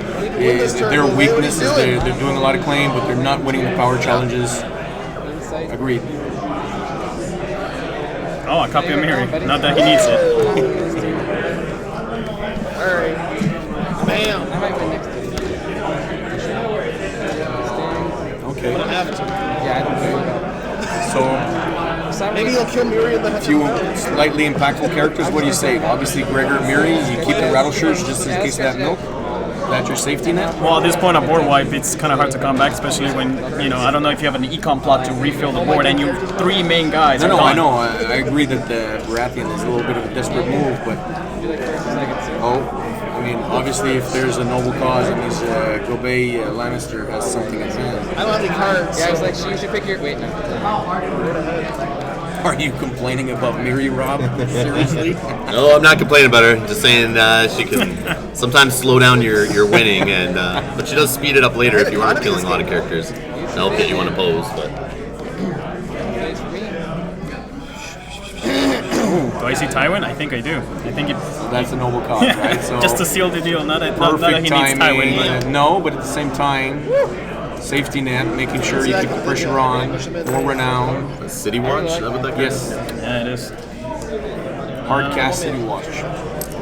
One is going to die to the intrigue, and one is going to die to the military. You win more cards, so you have to have more power. It's not hardly fair, though. I'm fine with against Lannister, most of the characters have the power. That's a good point, yeah. 1, 2, 3, 4, 5, 6, 7. Lanny mirror, yes. Mary. That guy for free. If any make it, see a barrel in the top 4. Yeah, but you guys are complaining about this game, and we try to stick Bera versus Lane Dragon on the match. How do you think the next one will go? All right. We'll see. No Though. Tywin. We'll see. Yeah, that's my secret cards. Military of 8. 9, 10, 14 power. And yeah, there you go. The renown, and it's a good game. That's the match. That's the match. Yeah, I think the Barra player didn't have the tools, and it just so happened that Bad Gobey setup, did. man. Sometimes setups can, screw you. Yes, and it's all about answers. Good game, guys. All right, you guys are on the camera now. All right. So say hi. Say hi to everyone. Hey, in the chat. guys. Everybody. We got Alfredo here and Danny here from Kings of the North. Camera shy, Dan. No, you're fine. You look beautiful. Well, I got the Great Beards of Westeros thing going. I thought it'd help me out in tourneys, and I did wear my lucky underwear. But no, I ended up. Show us? You know, let us get a sneak peek. Ended up 3-3, so I guess I don't know much about this game. Yeah, I made the top cut, but Gobey just took me out. And he shows. Yeah, He's a good again, player. He is. He knows what he's doing. Despite the kill and the aggressiveness of the deck, he's a cautious player, and I believe he's got a good chance at it. He played his card right. He held the treachery instead of the King's Road until Mel hit the board. Treachery that. Yeah, and he really understood the faction that he's facing, which is always clutch, right? A lot of players know what their deck does and understands how to win with their deck, but you always have to adapt to what you're facing. So. And not all players, at least yesterday, not all players were doing that, despite having great decks. Yeah, tough game. Well, you must be proud, yeah. Yeah, I'm proud. He's my meta guy. And obviously, tell us about a little bit of the testing you guys were doing. Oh yeah, so we for the past week we grinded different decks. We tried Lanny Wolf, Lanny Fealty. At some point in time, we were dreading the Night's Watch Winter agenda. Yeah. Or the Night's Watch Fealty. So we built this Martell Wolf deck because your Knights of the Sun cannot have attachments other than weapons, right? And we played Tournament for the King. Yep. And Summer Plot makes your Knights renowned and immune to events. Yeah. The Stark faction has a lot of Tumblestone Knights and stuff like that. So we just swing for we knighted the Viper, the Red Viper. So we had so many knights on the board, and we just we used to get like 5-6 power in one turn, and it was really good. We tried Lanny Stag. And when we did against Night's Watch, we were attacking a lot against Night's Watch. The Lanny Stag was basically Crescent with one copy of Maester's Chain, just in case Crescent gets milked. Just condition attachment heat. We ran Selmy and some reducers and stuff like that. But the main point, we took Confiscation out, put in Here to Serve. So whenever you got Craven or Milk, you'd be like, okay, flip that, find Crescent, first act, martial action, kneel, right? Well, actually, one of the Barra decks, I believe John, who just lost, was playing Here to Serve, and he was using his Crescent very well. He managed to take out one of our Montreal metamates, one of the only Martell decks who did well. Actually, where was Martell all day yesterday, right? I'm Oh, I very faced sad it. and I'm a little disappointed. Well, you faced it. There were I some, got crushed. but I expected that it'd be a lot more because Martell tends to attack the Lannisters and the Starks very well. I guess unfortunately everybody was a little afraid that Martells, they grind them games almost a time every game. So it feels like when you played 6th round, you've almost played a 7th game because you're always grinding and you're taking it to the end. I don't know if that was it. Or people were just more comfortable in their regular factions and their shoes, but I was disappointed not enough Martell to keep these Lannisters and Stark decks in check. I think one Martel player made the top 16, but got eliminated right away. Montreal. Right? It was Cal Dupree who ran a very smart build with Martell Wolf that was purposely meant to attack, like I say, Lannister and Stark. A lot of his characters are no attachments. He was going for the power, trying to take away power icons, making sure the board's small, keeping these attachments, removing whatever you need. I mean, he's the one who took me out in round 5. And there was no way I could get rid of these attachments. Half the time you decide to either march or kill. Goes back to hand, he'll put in another target. It was very well designed. It just so happens he made the cut. He was happy. We had one drop. Drop kind of changed the schedule. He ended up facing Barafilti, and Barafilti had the answers. I think he saw Crescent on setup, if not turn 1. So he tried to... He pulled it. He did what he could. He got the power that he could, but eventually the Baratheon had all the tools. The painted table. He saw Robert, if I'm not mistaken, turn 1. And so, nice. He was going on power. There was a bit back and forth, but the tools were there. The power drain is and the huge. Martell, you talked to Cal personally, his deck, that was the worst matchup he could have had. He could have faced anything else, but to him, so much removal of his attachments, so hard on the power icon because that's how he was trying to beat the other decks. Couldn't take it. So. Some Martell players don't even run Condemned, right? The one that removes the power icon. Exactly. So. Well, Cal, that was what he was going for. He was going for the military with imprisoned and the Condemned. Didn't care about the intrigue. Even Tears of Lease, he was running a lot of them non-unique armies. Okay. Whether it's the Spearman or the Martell with Renown, and even I think 1 or 2 copies of the Wolf guys that have Renown with in the early game. So Tears of Lease me. Great John's Vanguard. Exactly. Right? Yeah. What are you going to hit? Yeah, exactly. So he was really trying to control your power and your military and had great success. He ended up taking 3 Montrealers out. Wow. Round 4, 5, and 6, so he's now nicknamed the Montreal Killer. Sometimes it happens, right? You face your own buddies. That happened to me. The drop made it so that I faced Gobet right off the bat, and we were like, okay, well, at least one of us is getting the mat, one of us is advancing. And that means top 16 and top 8 is probably a little bit more diversified, not all from the same region. Right. All right, well, I'd like to say thanks to Rob for having us. I enjoyed pretending like I'm a hockey commentator. Oh, don't you worry, there's more matches coming. I know, but the problem is my lift. You want to take me home? It's only 5.5, 6 hour drive. Oh, only? My buddy needs to leave, it seems, so probably has wife issues. Don't worry, Danny, thank you so much. Always a pleasure. Thanks, Rob, for having us. Check us out on www.kingsofthenorth.com. We have a podcast up, our first episode. We'll have one after Nationals. Basically, a bunch of guys getting together. We usually have a guest on, and I was going to say a bad expression, but we just talk Thrones like you're in your living room. You grab a beer, you enjoy, pretend like you know stuff, and show passion for the game. And so it won't be anything regular, but we'll try to make sure we have our episodes whenever they're up. We'll show them as much as we can. And what's your motto? What are you guys good at? We drink and we know things. There you go. There you go. Thanks, Alfredo. Right. Yeah, pleasure, man. Thanks Take a lot, care, guys. guys. See you later. Safe drive.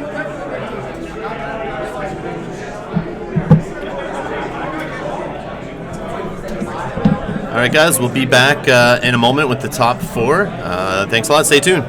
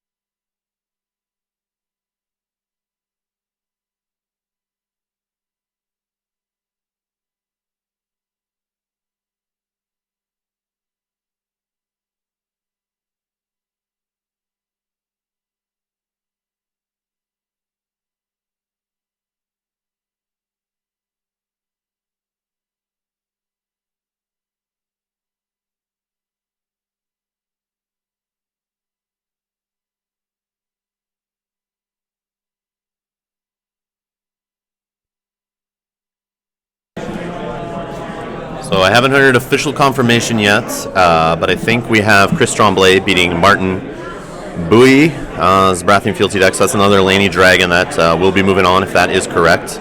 Still not updated on Jousting Pavilion, so it's not 100% official. I'm just getting secondhand information here. But I'll try to keep you guys updated. Thanks a lot for watching, and might as well do a plug here. If you want to donate to the channel to help us out, you can always do that over at patreon.com/Rob's Gaming Table. I appreciate all the support from everyone. And Dave Ross, thank you so much yesterday for your donation in person here at Nationals. One of my first subscribers. Finally got to meet him in person. You're an amazing dude. Thanks a lot for watching everything on my channel. And without you, I wouldn't be doing this. Thanks a lot, everyone, for your support. All right, we'll be back with some more updates. Thanks.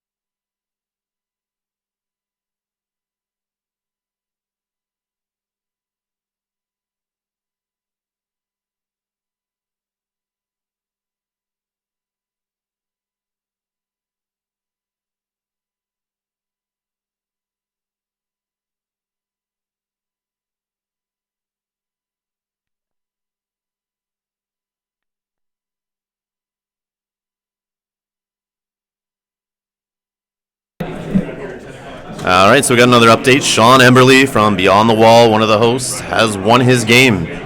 So he will be moving on to the top 4. Just waiting for it to update in Jousting Pavilion, but guys, stay tuned. We'll have our top 4 coming up next.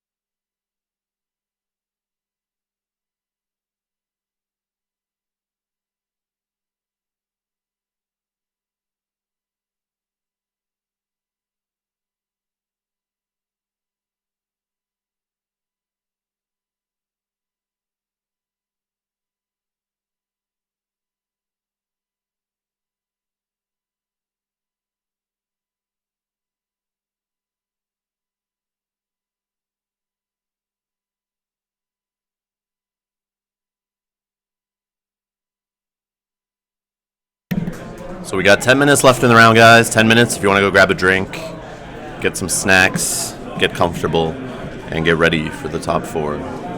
Thank you.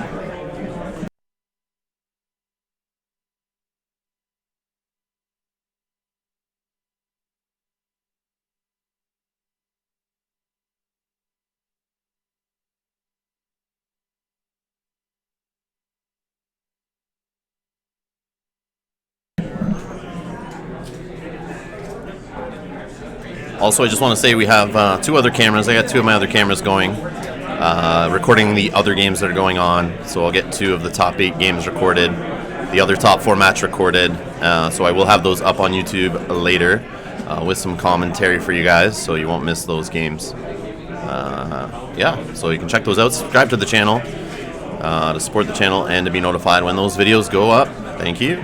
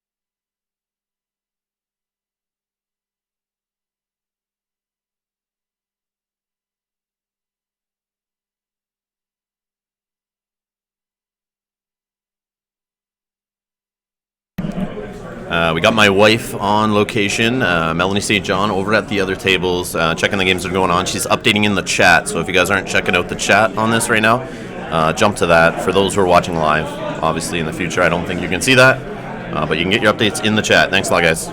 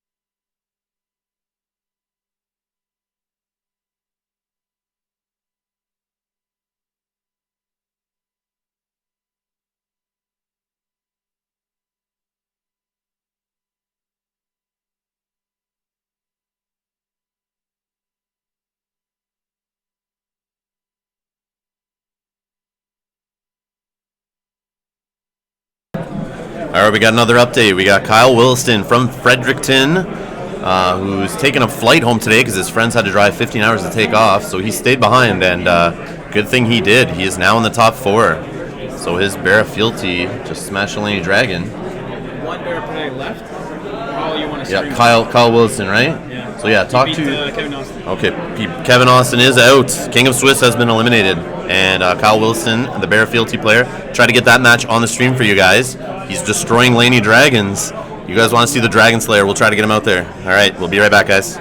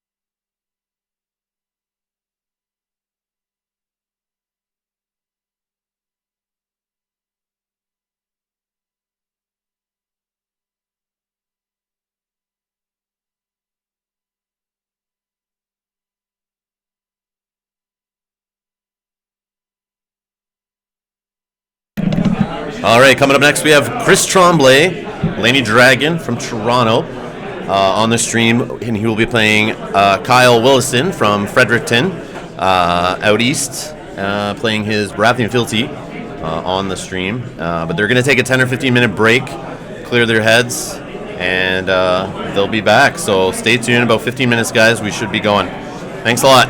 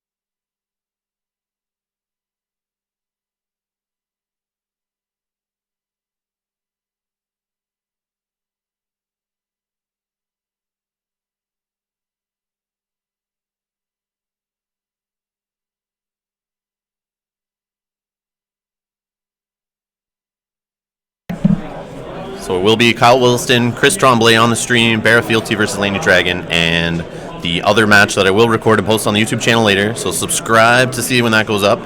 That is Sean Emberley versus Facebook moderator John Gobet, and that's Sean Emberley from Beyond the Wall. We'll be playing a Laney Banner of the Dragon mirror match, so that should be interesting. And that will be coming up later. Thanks a lot, guys.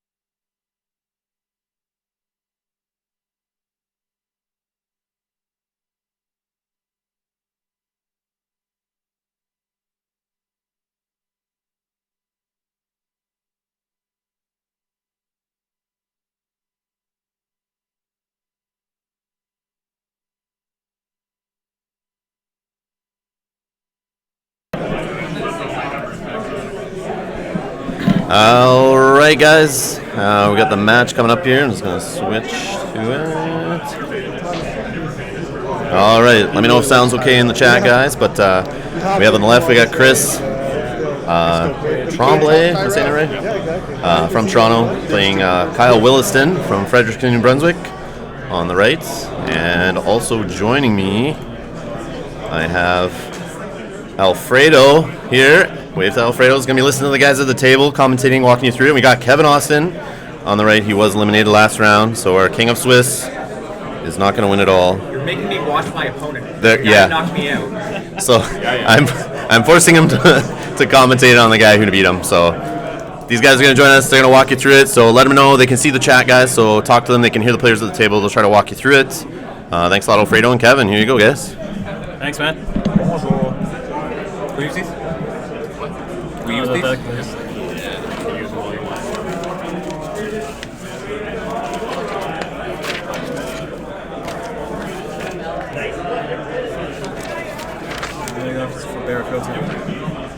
Alright, so we got Chris on the left side playing Landy Dragon, and on the right side we got Kyle with Para Filthy. To the chat, all factions are on my shirt. Yeah, all of them. That was Peter. Okay. Let's see. Just shuffling right now.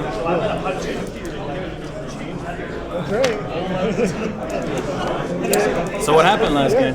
So he got the red keep out early. He set up Mel. He saw some good roller cards. I did see Illyrio and Miri, but it was not enough to win power challenges. Fair enough. Yeah, very unfortunate. Other effects. Tears. There's only one effect. That's true. So you see here that Chris is playing the Boy King. What do you think about that? Chris is playing the Boy King. It's interesting. It's a good one of, I think, right now. In the future, there will be some decks that make good use out of it for characters that it actually depends that they have power on them. I heard there was a match in which it was 14-13, and the opponent had like a bunch of renown, and he was going to win that turn, but he went first. He had initiative, so he attached the Boy King to Ailing Pain, knelt it to kill his own Chut, got the power, won it to 15. Whatever works. Whatever works, right? Okay, ready? I think they're ready. Yep. Ready. Barely hear the two of you. Sean, that's not how you spell here. Can you guys hear us now? Test 1, 2. This is Kevin coming to you live. Kevin said I think I'm putting there in the mic. Yeah, but he just adjusted it. I've cranked up the volume, so let me know if the volume is okay, guys, and if they need to speak louder. Thanks, Cock Bongo, for letting us know in the chat. Yeah. So they're just looking at their opening hands here. So yeah, on the Boy King, positive attachments are always good for Greyjoy matchups, and yeah, it's good to get the occasional power off of either Illan triggering or just military claim. That's right. Sean, are you telling me that I am quiet, or are you telling me to be quiet? All right, we got the setup. So they both kept their initial hands. Ooh, Stannis early. That's nice. Stannis off the bat with a King's Road and a Dragonstone Faithful. And on Chris's side, we have a Rose Road, a Rattleshirt's Raiders, the Tickler, and a Birdman.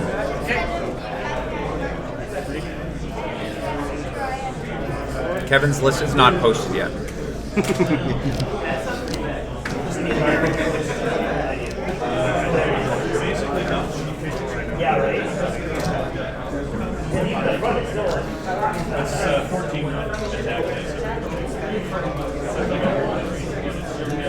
So they're both looking at their plots here.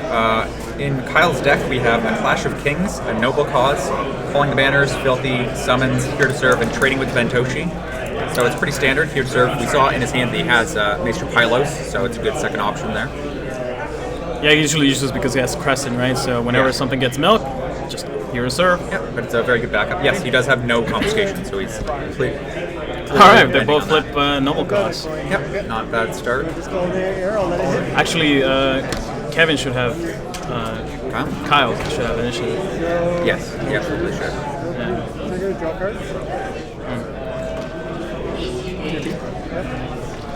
Who's the first player, Alfredo?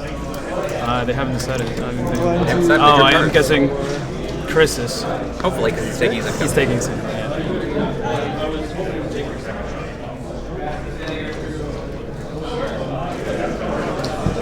Chris on 6 gold with the noble cause. So he's got some options. Looks like he's palming 5 there. So he has King's Road. 5, 6, 7. Oh, 7. So it's Tywin or Brig. Tywin. Right. Yeah. Tie. The internet Sitting on just 1 to buff that character. at that moment. I'll sit on 1. It sounds like they did miss the King's Road initiative. I'm not sure whether they took that back without suppressing. Or maybe, Kyle decided that Chris was All going right. to go first. That is 5 gold. Yep. I will. So he takes 5 gold. Them His own Rose Road. Does he have a treachery? Can't see.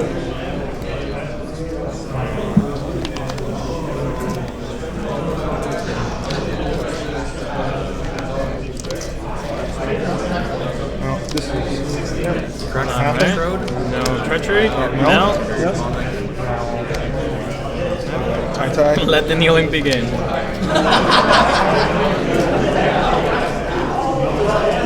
So he should still have all 5 of his gold remaining.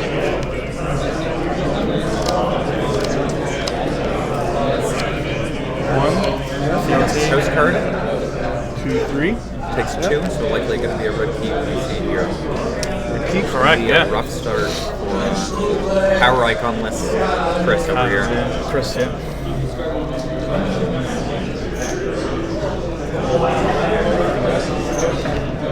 So we should have 3 remaining. So we could play that pilot in his hand if you wish. 3. 4. So 3 plus the producer. Oh, Sir Davos. Sir Davos. Yeah, Sir Davos. 7. Not bad. On to you. No gold? No gold. What am I, a Lannister?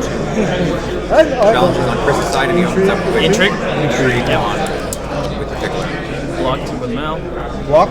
Blocks with Mel, so he clearly likes what's in his hand. Let's see, Vanguard Lancer. So he's Sleaze the. Block, right? Yeah, okay, so it looked like you were trying to. No, I'm just showing the screen my hand so they know what's going on. Oh, okay. So if I'm ever doing that, if we give a gentleman's rule, if we do that to show them, don't be trying to look into the man's hand. Oh yeah, no, I didn't know what was happening. I'm sorry. Just helps the folks at home. It does.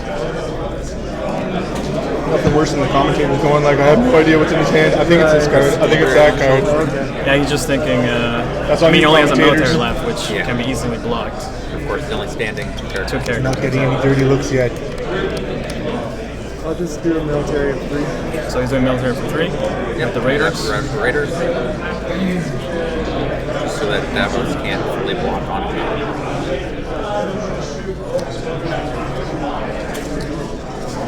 Stannis is the Yep.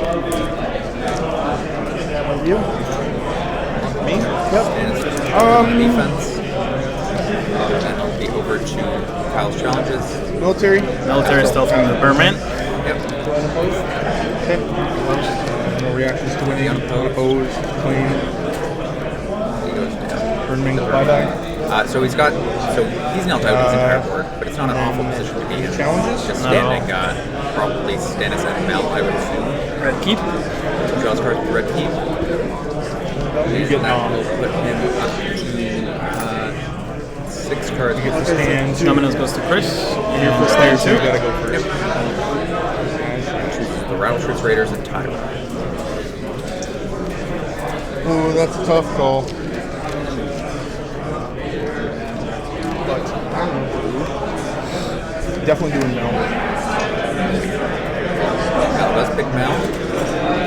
I'm not sure about the second yet.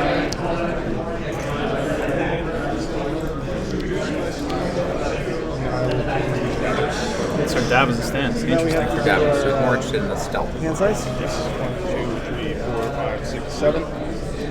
2 You're first player, so you have to discard first. I'll guess as well. Did you guess that, Rob?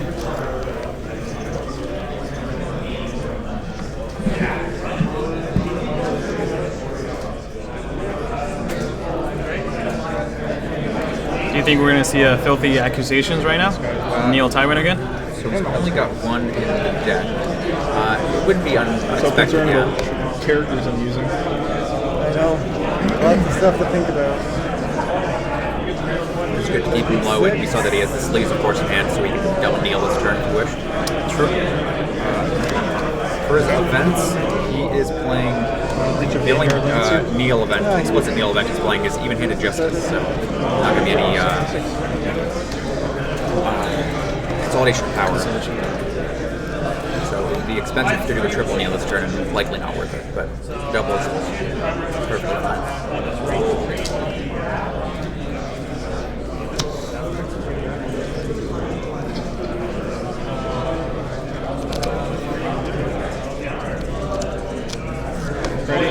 I think they're both ready. Summer into trading with the Bentoshi. That's nice.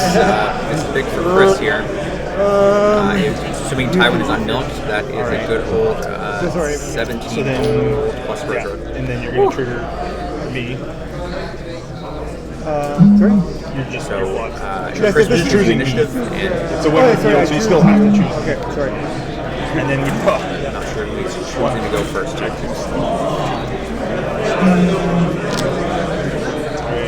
I think I have my 10. 5. Looks like Kyle's going first, yeah. 10. 11. Lex is 11. No. Nice. Do for Mel. Yeah, not bad to see. 1. Alright, fealty. Give me King Bob. 6. Oh. Playing Barristan as well. King Bob. Exodia. He built Exodia. Alright. More. Milk on Tywin, of course. So he'll be at 16 gold with the non-buff Tywin. Looks like he has 5 remaining. Spent 8. He should have 3 remaining. Oh, sorry. Fealty as well. He should have 4 remaining. Hang on to 4 gold. So he decides to sit on it rather than playing Salacia or another war character. So he must have. You would expect that he has a seated flames, I expect.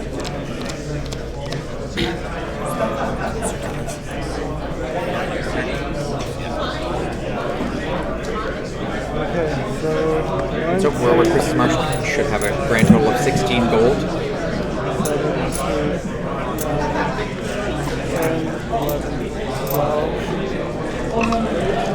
It's running out of money. 13, then 14. Oh, he's not.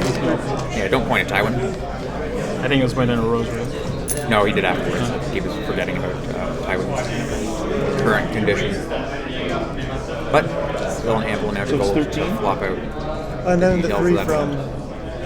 You gave me 3 initially? Okay. So, That is good? a lot. Yeah, we're good. Yeah, so there's Too clarifying much there. math. The Holy Trinity is here, guys. The Holy Trinity is complete. Exodia has been built. It's going to be tough for the Lanny Dragon player to get rid of any of those 3.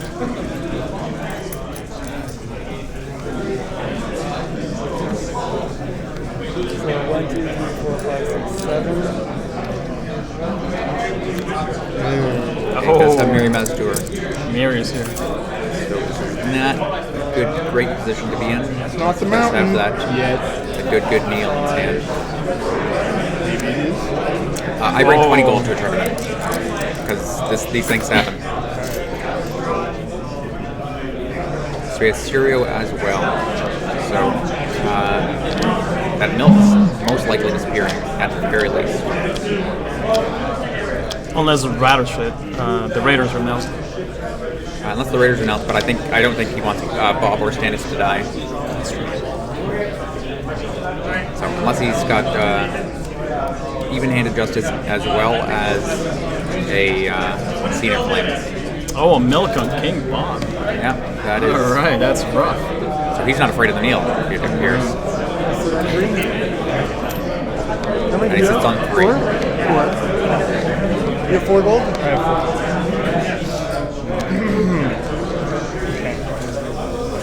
4. And Kyle goes first, so this is a tough spot. Yeah. Now that the Intimidate is gone, that is a very bad position. Do I want to do a pre-challenge?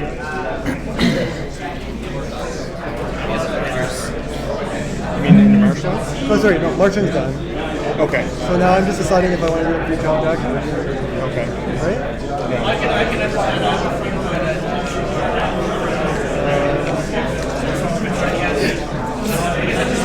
But I guess for now I'll say Who would you kill first if you had the chance right now? Who would I kill? King Bob or Stannis? I think you have to start with Stannis. Right. Yeah, because you have to be able to stand your multiple 7-costers reliably, and because if he's kneeling them, then you're still in a bad position.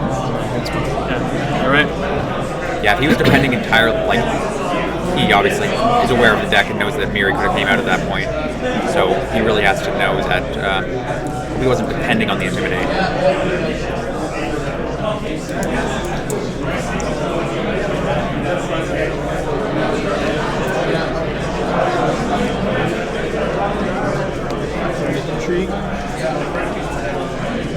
Alright. So he has no actions, but he starts off with an intrigue challenge.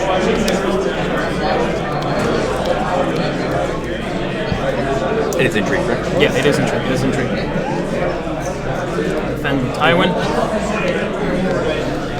The attachment on Bob is a Milk of the Poppy. It is a 4-set card, and it has Turnable, and it blanks the character's text box except for their traits. The chat has been flooded with milk.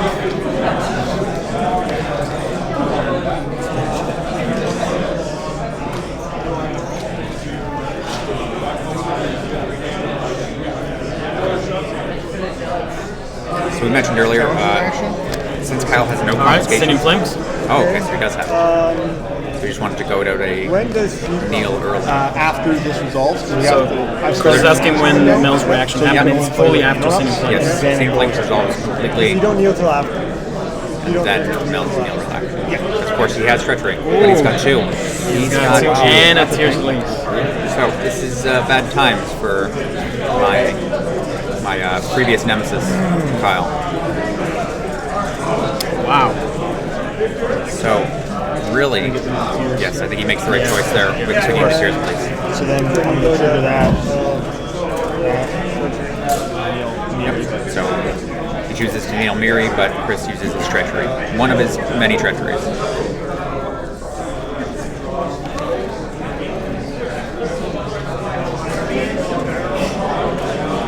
So Miri is killing Stannis, unless he has like an even-handed justice or something else. Yeah.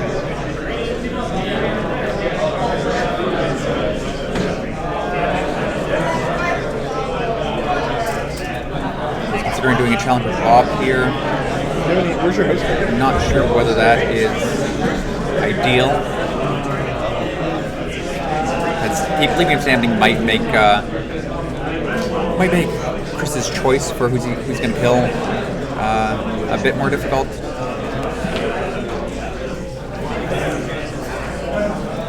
Actually, Chris has 2 Summer Harvest. Yes, he does. Wow. During my game yesterday, I opened on Summer Harvest because I thought that he would, and I would be in a better position, but instead, he opened on Camping Coffers. That's a power challenge with King Bob. Yep. I'm at him with 7, including the Red Keeps bonus. On a post. But that is actually, I don't think that was good because now Miri can come in with the power, shut off Red Keep, and trigger her ability.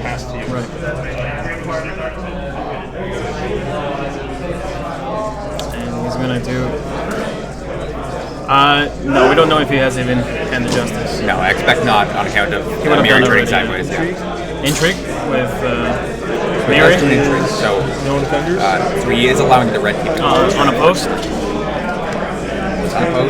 He is electing to use the interrupt. Interrupt. To kill Bob. Oh, King Bob.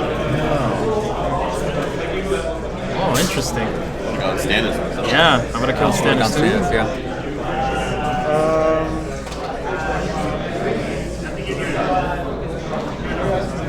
Yep. Here comes the rattle shrimps. He will get the milk of Tywin. Yep. No defenders. Yeah, I agree. Dark Notch power would have been better to shot for it. Unopposed is second after reactions. Oh, Oh, so he took his unopposed claim power instead before after reactions. That's completely fair. So the guy's like, reactions come first, so he couldn't trigger. Oh, okay. Military. And then the internet's laughing at me right now because I'm Landy Dragon. End of challenges. I haven't lost the power. I do enjoy the chat telling Alexander Hines that the attacker wins ties. Yeah, because you got more than me. But clearly he just mistook the strength on Davos Seaworth. That's easy. Yeah, it looks like he forgot that the trigger would occur before the unopposed challenge, which is very unfortunate. Now the Raiders stay nil. Yeah, he's elected to stand. He had 3, I had 2 other. He stood Miri and Tyrant, sorry. I had Davos and Serial. Oh, Davos is Now they're pointing at cards and I'm confused. So yeah, dominance is. They're debating dominance, but they realize that dominance goes to the barrel. No, it was yours. Yes, It was mine because I had 6 and you had 2? Yeah. And Chris would have had 5.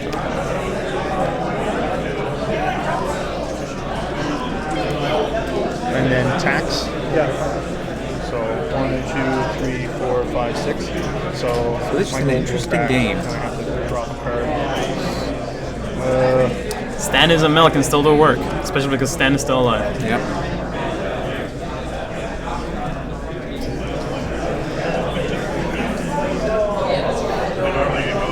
They're selecting their What are third the plots plots here. is, The plots that he has remaining would be calling the banners, a clash of kings. He's probably filthy right now. Probably gonna filthy, yeah. But he does have summons and a here to serve.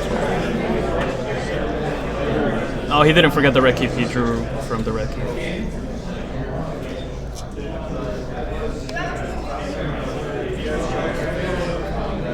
All I didn't want to do is embarrass myself like that. No, he did not forget. He drew. There we go, filthy. Yes, he's very cognizant of his red keep. So we have a confiscation played on Chris's side to make up for his mistake, and filthy accusation played on Kyle's side. Gets rid of the milk poppy. And who are we gonna kneel? Most likely Miri. Safety first. Failure comes out though. Valero comes out. This is going to be this is going to turn much more sideways than it was before. Very, very fast. Alright. Nightmares, even-handed justice. Looks like both maesters. Maesters, yeah. All that gold.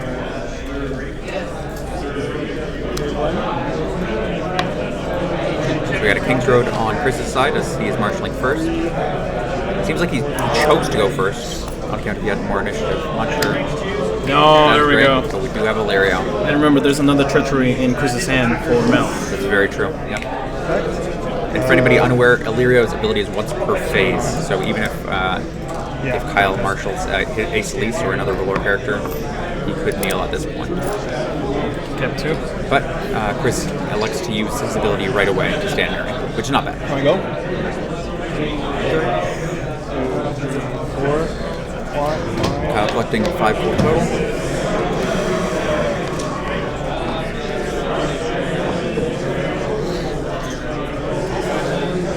You know, the funny thing is, if Kyle marshals a Valor card, he can treachery the reaction, and then even-handed justice will make sure that Miri kneels because there's no. Yes, because he only has 2 gold. Exactly, he only has 2 gold. There's no Tyrion to feed him.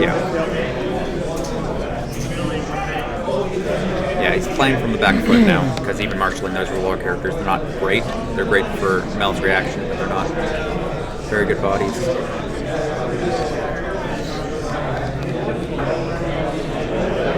So he's toying with 3 gold, but as we noticed, that could be anything.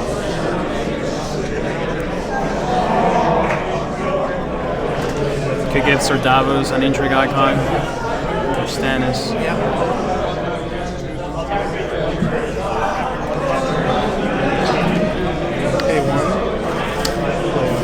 Plays a King's Road. Trying to bait the treachery most likely. Yeah, I think Chris is cognizant of any baiting there, but he uses it to play sleeves. Oh, and he successfully nails. All right. I wonder if Chris is forgetting what's in his hand. Though obviously he can just stand it later. He's not running a single wildfire. Chris is running one. Free challenge action. Do you have any? Trigger her to stand in again. All right. So we're in challenges phase, so he uses Illyria's ability again on Harry Mestor.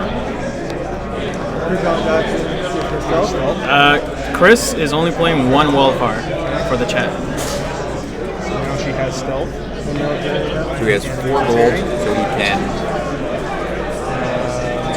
He has even-hand justice, nightmares, and. Does that mean she actually has Salice stealth on her card? He's not giving it to her. Should be able to keep this down for now. If I my text box, I cannot judge, but I believe I still have it. Because I'm wondering, because he gives it to them, he's not considering his options at the moment. I'm wondering if it's like Lightbringer giving renown to Stannis. He gets the building. Okay, so he still gets the military icon.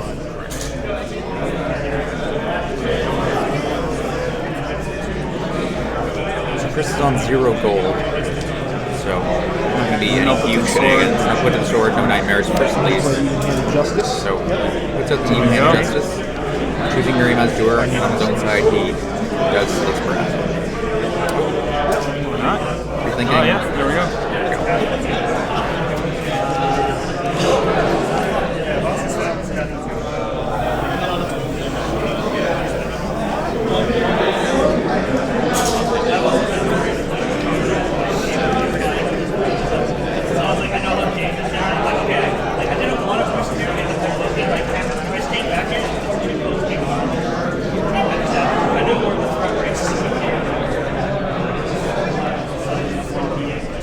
I think they're gonna do a military with Syria, stealthing Stannis.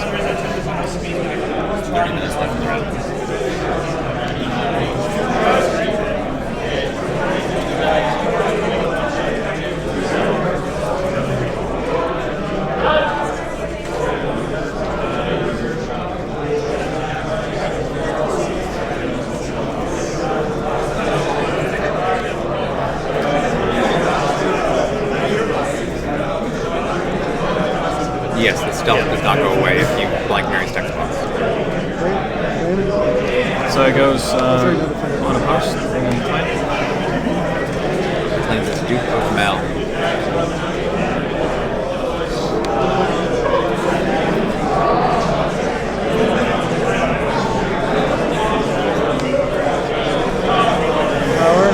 Power with Illyria.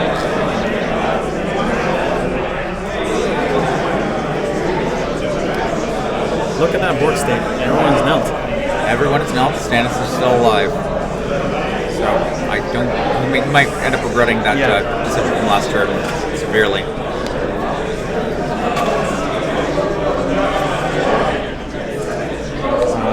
His plots. So he doesn't have anything that gives him early goals. So he's also only dependent on the marshalling and the challenge phase standing. He doesn't have anything like calling the banners. No, nothing.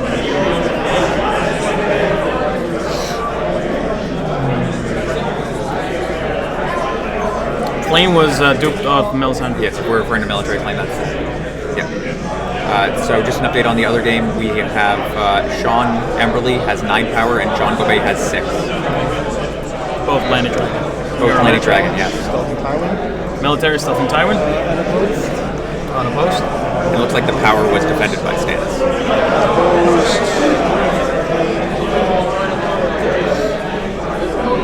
No more keywords. That was military or that was power? For mod players, there are 40 minutes remaining in your round. Also, as a reminder, there will be a lunch break after the conclusion of this round. Make sure that you're back here by 4:45 for the start of round 3. Thank you. Alright.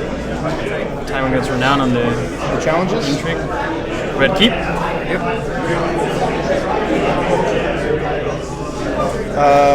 And then on to dominance. I have 2. And takes dominance with his gold. Standing phase. So you're going to stand 2 characters. I'll get 2. Chris chooses his 7 costers.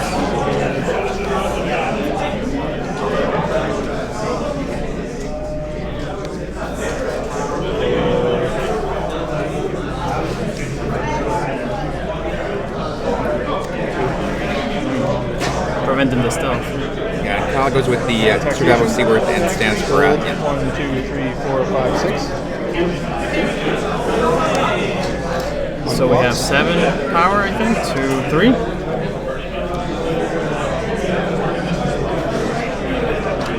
I'm pretty sure he did do a power with Sir Davos Seaworth because it doesn't seem like he took any claim from the military.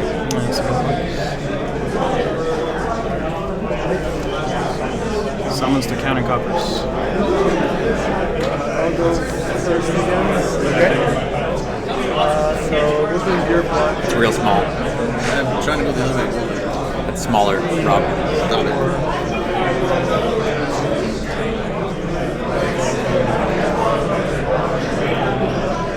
That's weird to read, Rob. Our producer's really fucking up here. Oh, found a dupe of Stannis. Gonna dupe of Stannis, keep him on the board that much longer.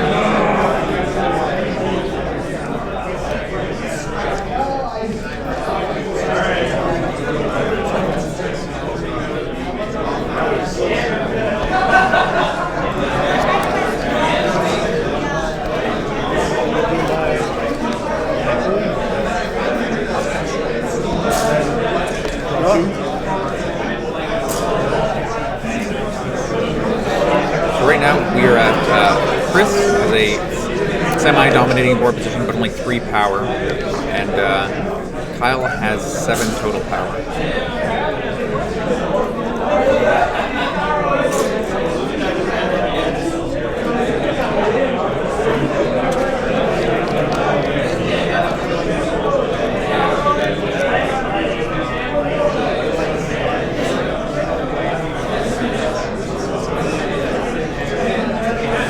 Sit on L.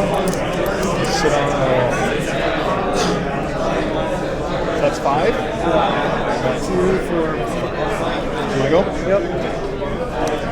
Stannis the Manus. Right, so Kyle's going first. Yeah, 4, 5. Another Rose Road.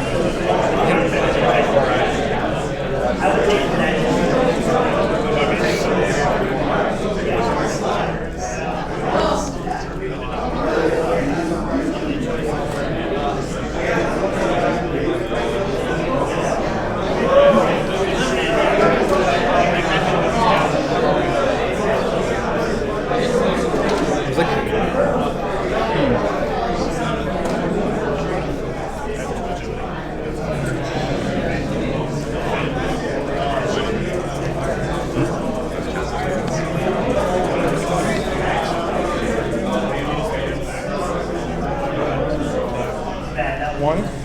Nightmares Illyrio. With Oh, the Nightmares on Illyrio for the face. So yeah, he during the can't. marshalling here. Yeah.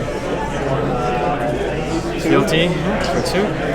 Lightbringer. Lightbringer on Stannis Baratheon. Now remember, he can't. He doesn't have gold. Did Chris go first here and just do No. nothing? Or should he not have gold? I'm pretty sure Kyle's going first. Kyle doesn't seem to be disputing that though, so Chris must have been first player and just did nothing with his 5 gold. Or they're both very confused. Yeah. For a little weenie. Marshal the Dragon's Throne Faithful.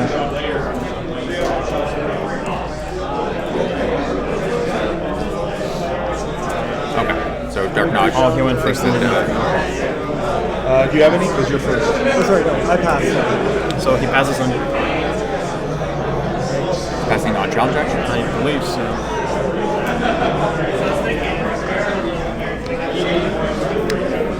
All right. So Nightmares, Nightmares on comes Miriam. out on Miriam.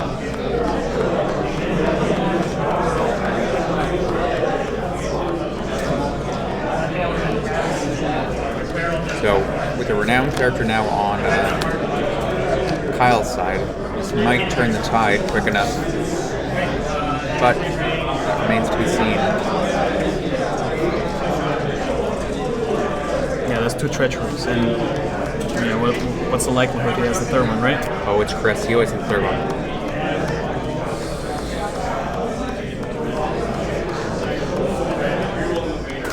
But Tywin is currently 10 strength, and he's turning sideways. Military for 10. So, that is a clear threat to put to the sword. I'm not sure whether he utilized Serial Pharrell in this case. He might have actually forgotten about it enough. And Sean Emberley has won the other top 4 game and will move on to the finals.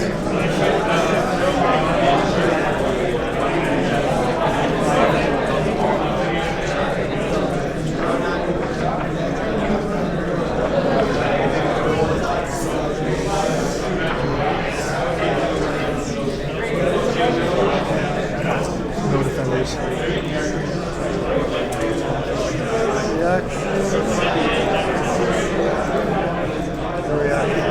No reactions. So he's gone unopposed? Okay. So very lucky for Kyle there. Very, very lucky.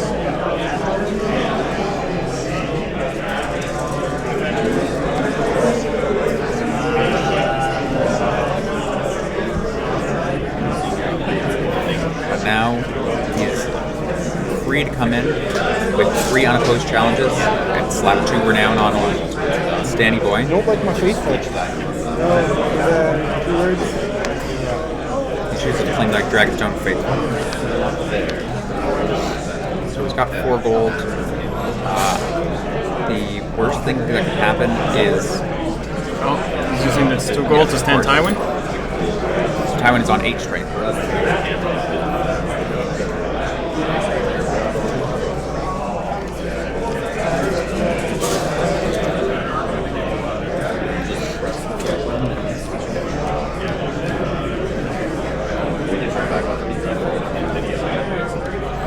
Gold left.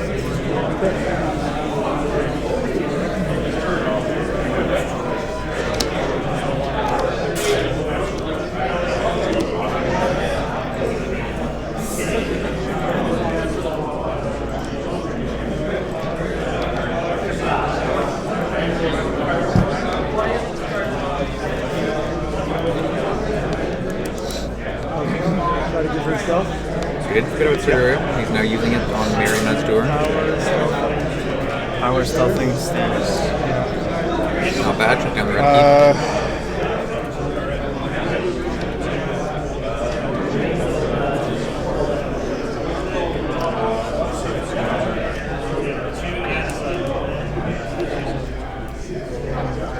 No defenders. So on a post? Yeah, I don't think Kyle's too worried about the power gain on the Lannister side at the moment. He'd rather just get himself ahead with the unopposed challenges. Yeah, correct.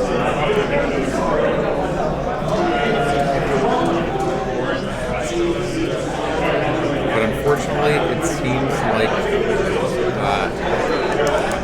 Stannis won't get multiple challenges unless... oh no, I suppose... Well, you can always do power stealthing Tywin.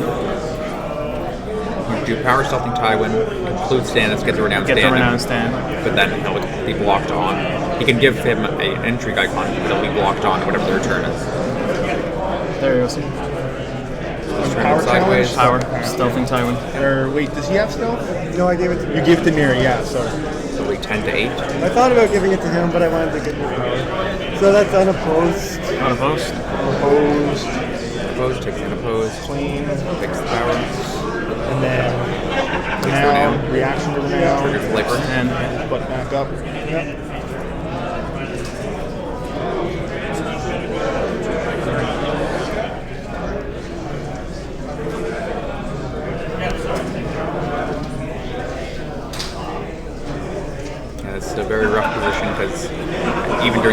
phase or the dominance, can stand he can still stand somebody.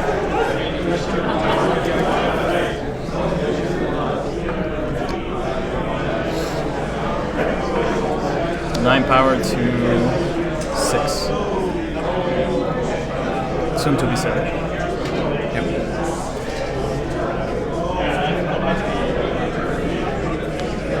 I'm gonna pass. So he passes some challenges?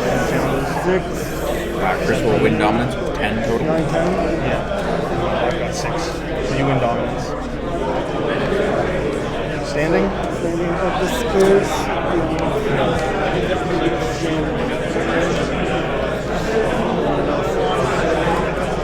Looks like they jumped to the standing phase. He just might forget. Oh, he didn't use it. No, he oh, removed wow. taxation. All right. So remember your action window. Sorry, what? It happens in every phase. Oh, 3. I thought you were drawing up. How many do There's you always have? an opportunity to stand more friends. 1, 2, 3, 4, 5, 6. I have 10.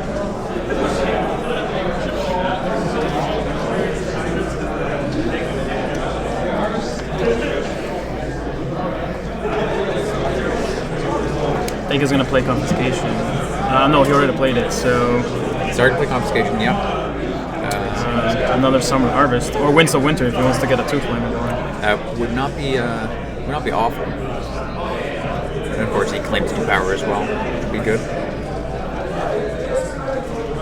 Yeah, let's guess that. Ready? Yep. Yeah, Winds of Winter. Into Hero I'll Serve. go first. Okay. 1, 3.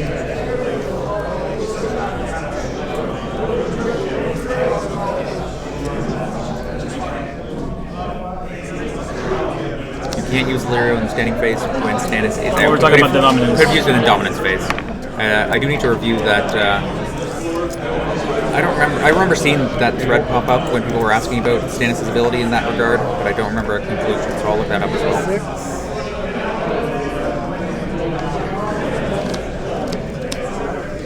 Okay, and draw 2. Yes, sir.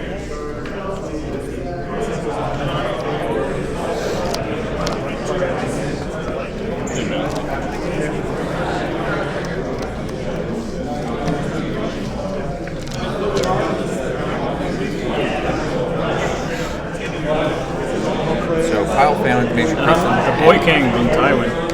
He got a single copy of the Boy King. When Chris was going first this round.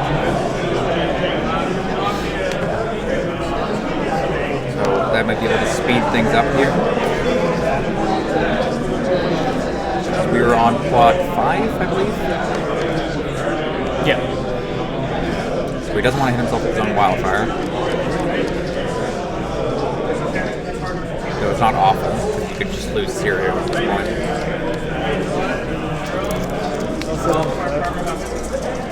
He keeps 4. Oh, 5 actually. So I get my 5.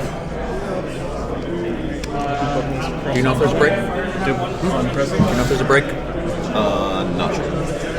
There was a short break before this round. I'm not sure whether there will be one after. I'll probably give him at least 10 minutes. Yeah.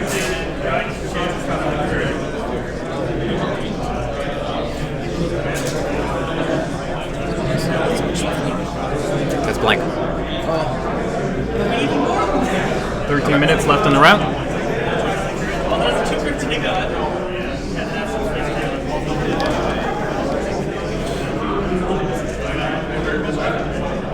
You guys are doing a beautiful job.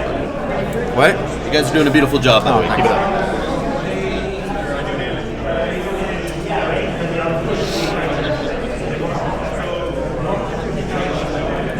I wonder what's in his hand. So he plays a dupe of Crescent, which we knew he had in his hand. He also has a Maester Pylos, and that's been injury played when I wasn't paying attention. Oh. But Stinking drunk. Stinking drunk, not bad. A bit late, but still good.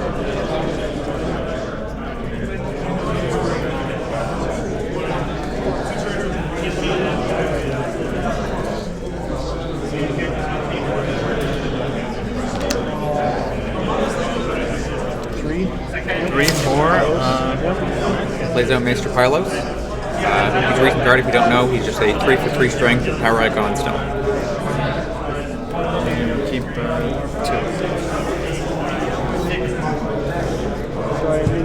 Intrigue. Yeah, so he comes in with intrigue. He knows he can't win it. 5. Celisco give an intrigue icon to anybody. Yep. Well, any Bradley character, but that's all we got out here. And he goes with Stannis.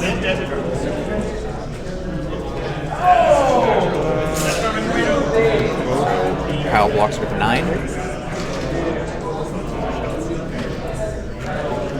I win? Yep. For now? Yeah, for now. For now, and Lightbringer trigger.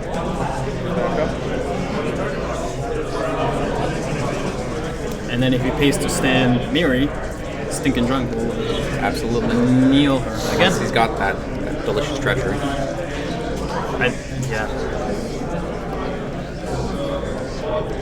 Yeah, I'm surprised he didn't. Well, I suppose even if he made use of the stealth, then he could still give multiple intrigue icons out.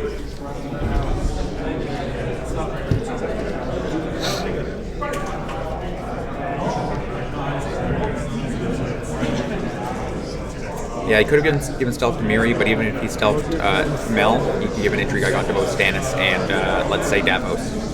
Or even Pylos. Power stealthing Stannis. Power stealthing. So you're at 11? Yeah. Apparently he had given stealth to Tywin, who is now coming out instead.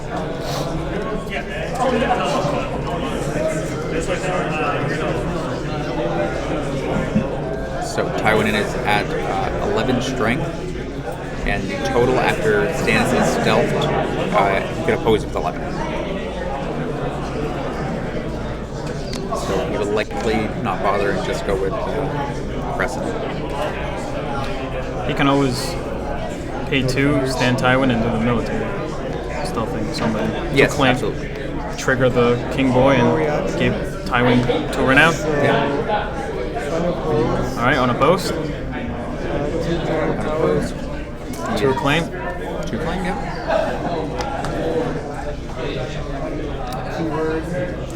Renown. Yep. Wow. So that 2 Chris, claim plot. Yeah, 2 claims are my favorite claims. Chris is up to 11 power here. Except when you're receiving me. Yeah.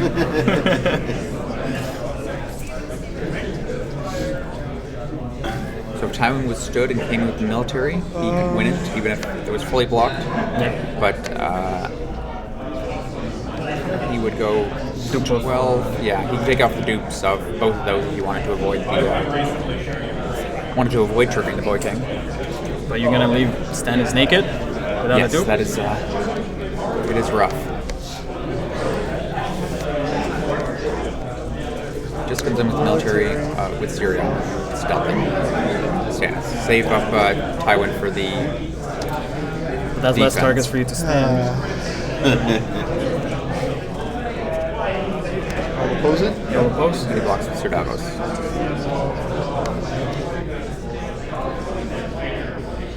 Oh, sorry, straight to claim. Yeah, you should have just blocked with Chris. Sorry, 1 second. Sorry, I'm thinking. Live and learn. Oh. At least that is my belief. Unless he wants to win. Oppose. Is there a... Okay. Claim? Yep. Yep. Oh, he was... I was wondering if he had to put to the sword. Oh, yeah, no, it was just Syrio versus. Okay.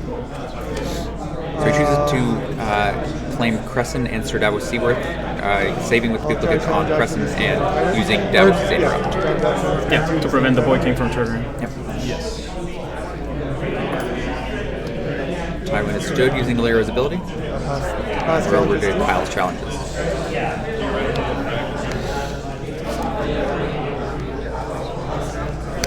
Power challenge with Pyro. He's forgetting that He's Tywin got has stealth. Oh, he's got stealth. So Yeah, take that back. Yeah. That makes it more difficult.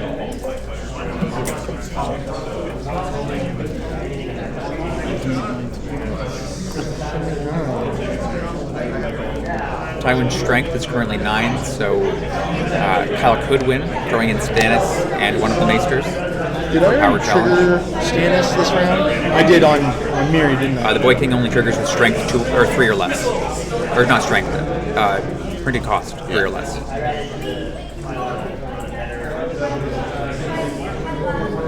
but also he doesn't. He is not killed. He goes back in hand. Power, so you're at 9. So I'll power challenge for 10. Power challenge for 10. Yep. On the Kyle. And then Tywin can on the block for 6, 7, 8, 9.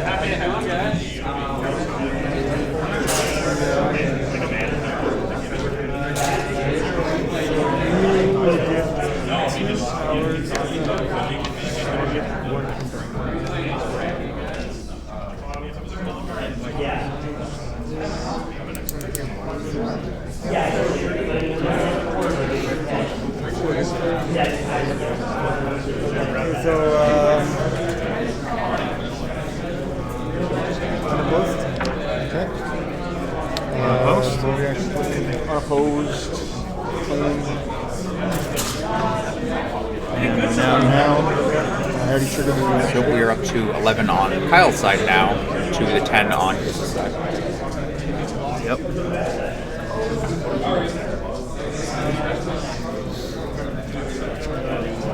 Alexander Hines just clarifying in the chat that Davos is still considered killed when his interrupt is used.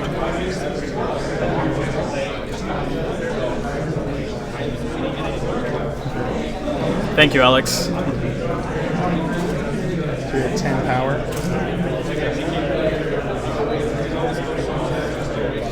So I don't see anything else happening. So it should, oh, sorry. Of course, he still has an Solis, so he can do an intrigue. So he comes in with an intrigue on Pylos. And Tywin is knelt. So he gives him a renown, but he, one less character standing. That's right. Yeah, because you want a power challenge. All right, so end of challenges, and then dominance will be yours. Right, he wins Dom. And it is now Standing. 12 to 11. He likes to stand. He keeps forgetting about Illyria. Yes, I'll he try to does. stand through. I will trigger it. Alright. Stinking Drunk is trigger. I just want to jump in and say, Dark Notch, you shouldn't be talking about them missing triggers and stuff. You can go back and see his Gen Con finals game from 2 years ago. Sloppy play. They're tired. It's the nerves are tight. They got the spotlights on them. They're on camera. So yes, they will miss things. Tension is high. So Naj, you should know that.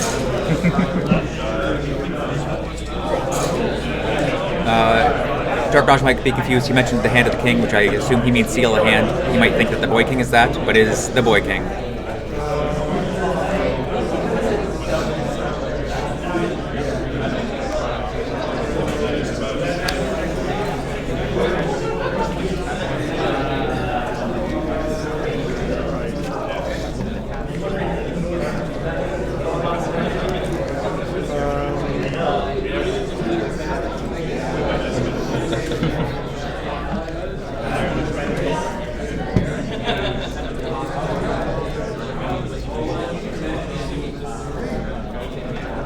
What is Chris going to play as his plot?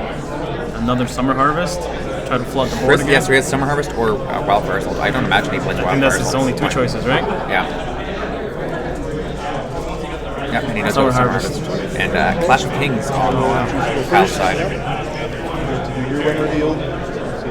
Yeah, so it doesn't trigger until I draw. Well, he's at Well, 11. I'm not too sorry, that's not draw. Yeah, draw. Might get close. I don't know if he can close it out this turn. Yeah, it'd be close. He has no more. The only other renowned character in his deck would be Cerberus and Selmy. He would need a King's Road to get it out this turn. Tears and Loyalist? Yeah. Okay. Or a location reducer for Bear. Yes, absolutely. A Dragonstone port. Dragonstone port, yep. Yes, choosing King Bob over Stannis. You always choose Stannis, guys. Yes. Always. Especially with the board position as it was at the time. He does have a King's Road. There's a King Road. Up immediately. 3? I don't think that was. It's only a 4. It's guys. I'm sorry we got excited. It was just Sir Davos. Fealty. 2. And 1. Moon Boy. For Moon Boy. So he's flooding the board with power icons. The power on Vera is 8 on the house card and 3 on Sid Inspira. Rose Road. And his third Rose Road. There you go. I think he has one card left in hand. For maybe any tricks? 4, 5, 6. Chris collecting his 9 gold. All that Taiwan gold. All that Taiwan gold.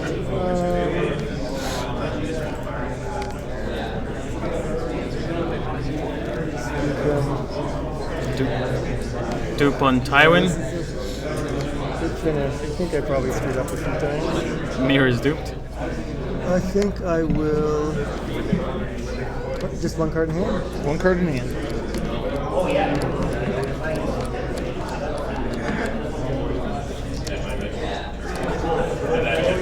He hasn't played he's played one Single Flames?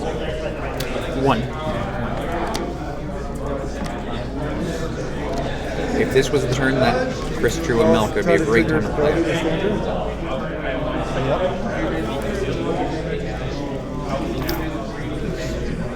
Oh yes, that was a mistake. He did play 2 limited that turn, but I don't imagine it being a large consideration. But good catch.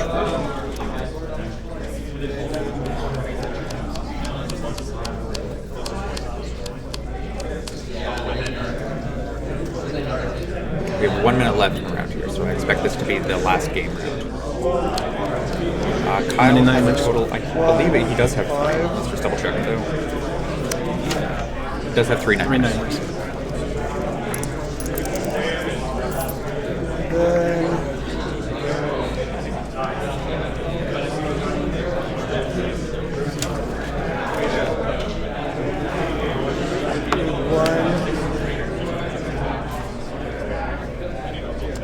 Milk on Sir Davos. Oh wow.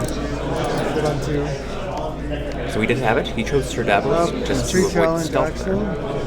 Oh, pre-challenge action. Pre-challenge action. It seems like Kyle passed or Chris jumped ahead, but he's given Sirio's ability to Tyrion's on the board. That's always Tyrion's nice. on the board as well.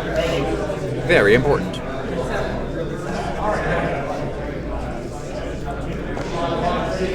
So there's 0 stealth on the Brad the inside. Except for pilots. Yes, of course. Tiny pilots. So we're done after this round.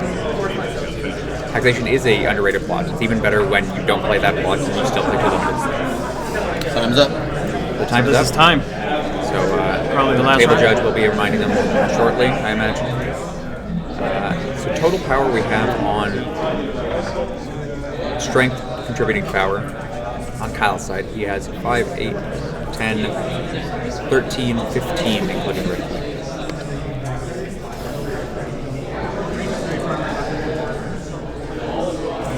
So assuming he wins the power challenge, the max he could get is 2. 1 from the reaction and flame, renown on standards. standards. That's 3. So 3, that would put him up to 14. Assuming Chris is good enough to oppose it.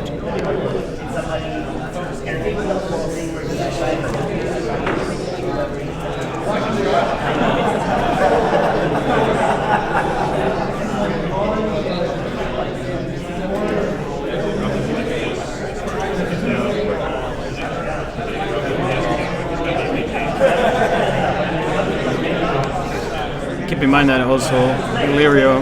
Yeah, Illyrio has not been stand triggered anybody. yet. If the power were reversed, he would win. He would win. But he didn't play Mirror Mirror this turn. That 2 claim plot making all the difference. Yes, they're huge. I'm more of a Long Winter fan, but the Winter Winter is certainly good in its own right. Power challenge stealthing Miri. Yep. So he's got a total of 12 power coming in. So the people in the challenge right now are 1, 2, 3? Correct. 5, 6, 7, 8, 9, 10. If Illyrio was used to stand say himself, he could win the power challenge. With Tywin, Tyrion, and Illyrio. I'll use Maester. There we go. He's using Illyrio. Stand himself. Stand himself, as we said. Or will it just be a chump block? And then. You see Big T going sideways? No, maybe not. An upright. Oh no. Probably just doing a double check here. This is very important.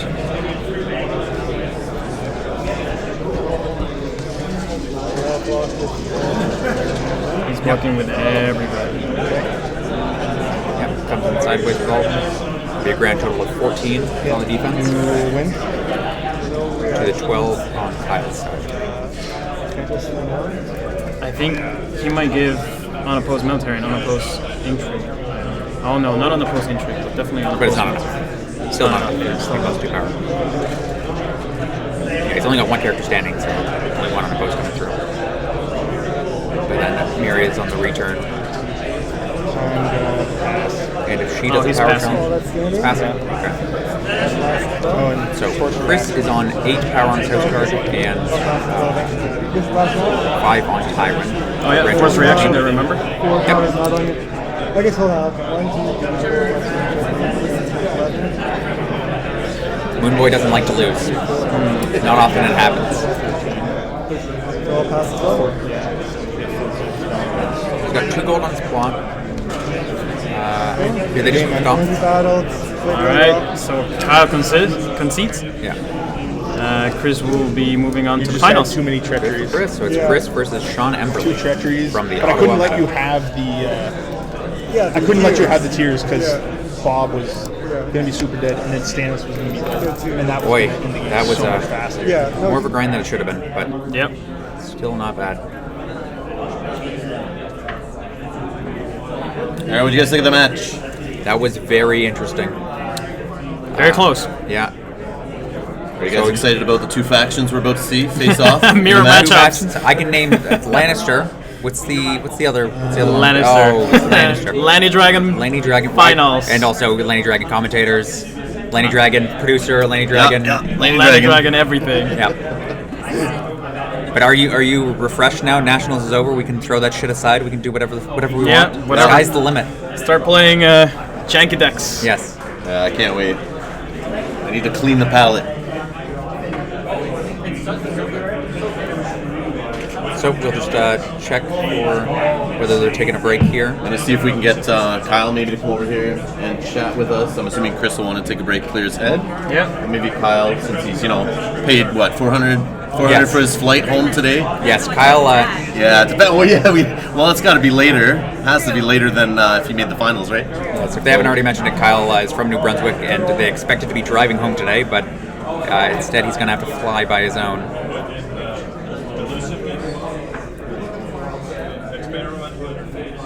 Starkfield did get some love this weekend. I defeated James Booker in the Swiss, and then he still made top 16, but lost to Kyle in the first round. It's just hard to say no to characters that are so efficient.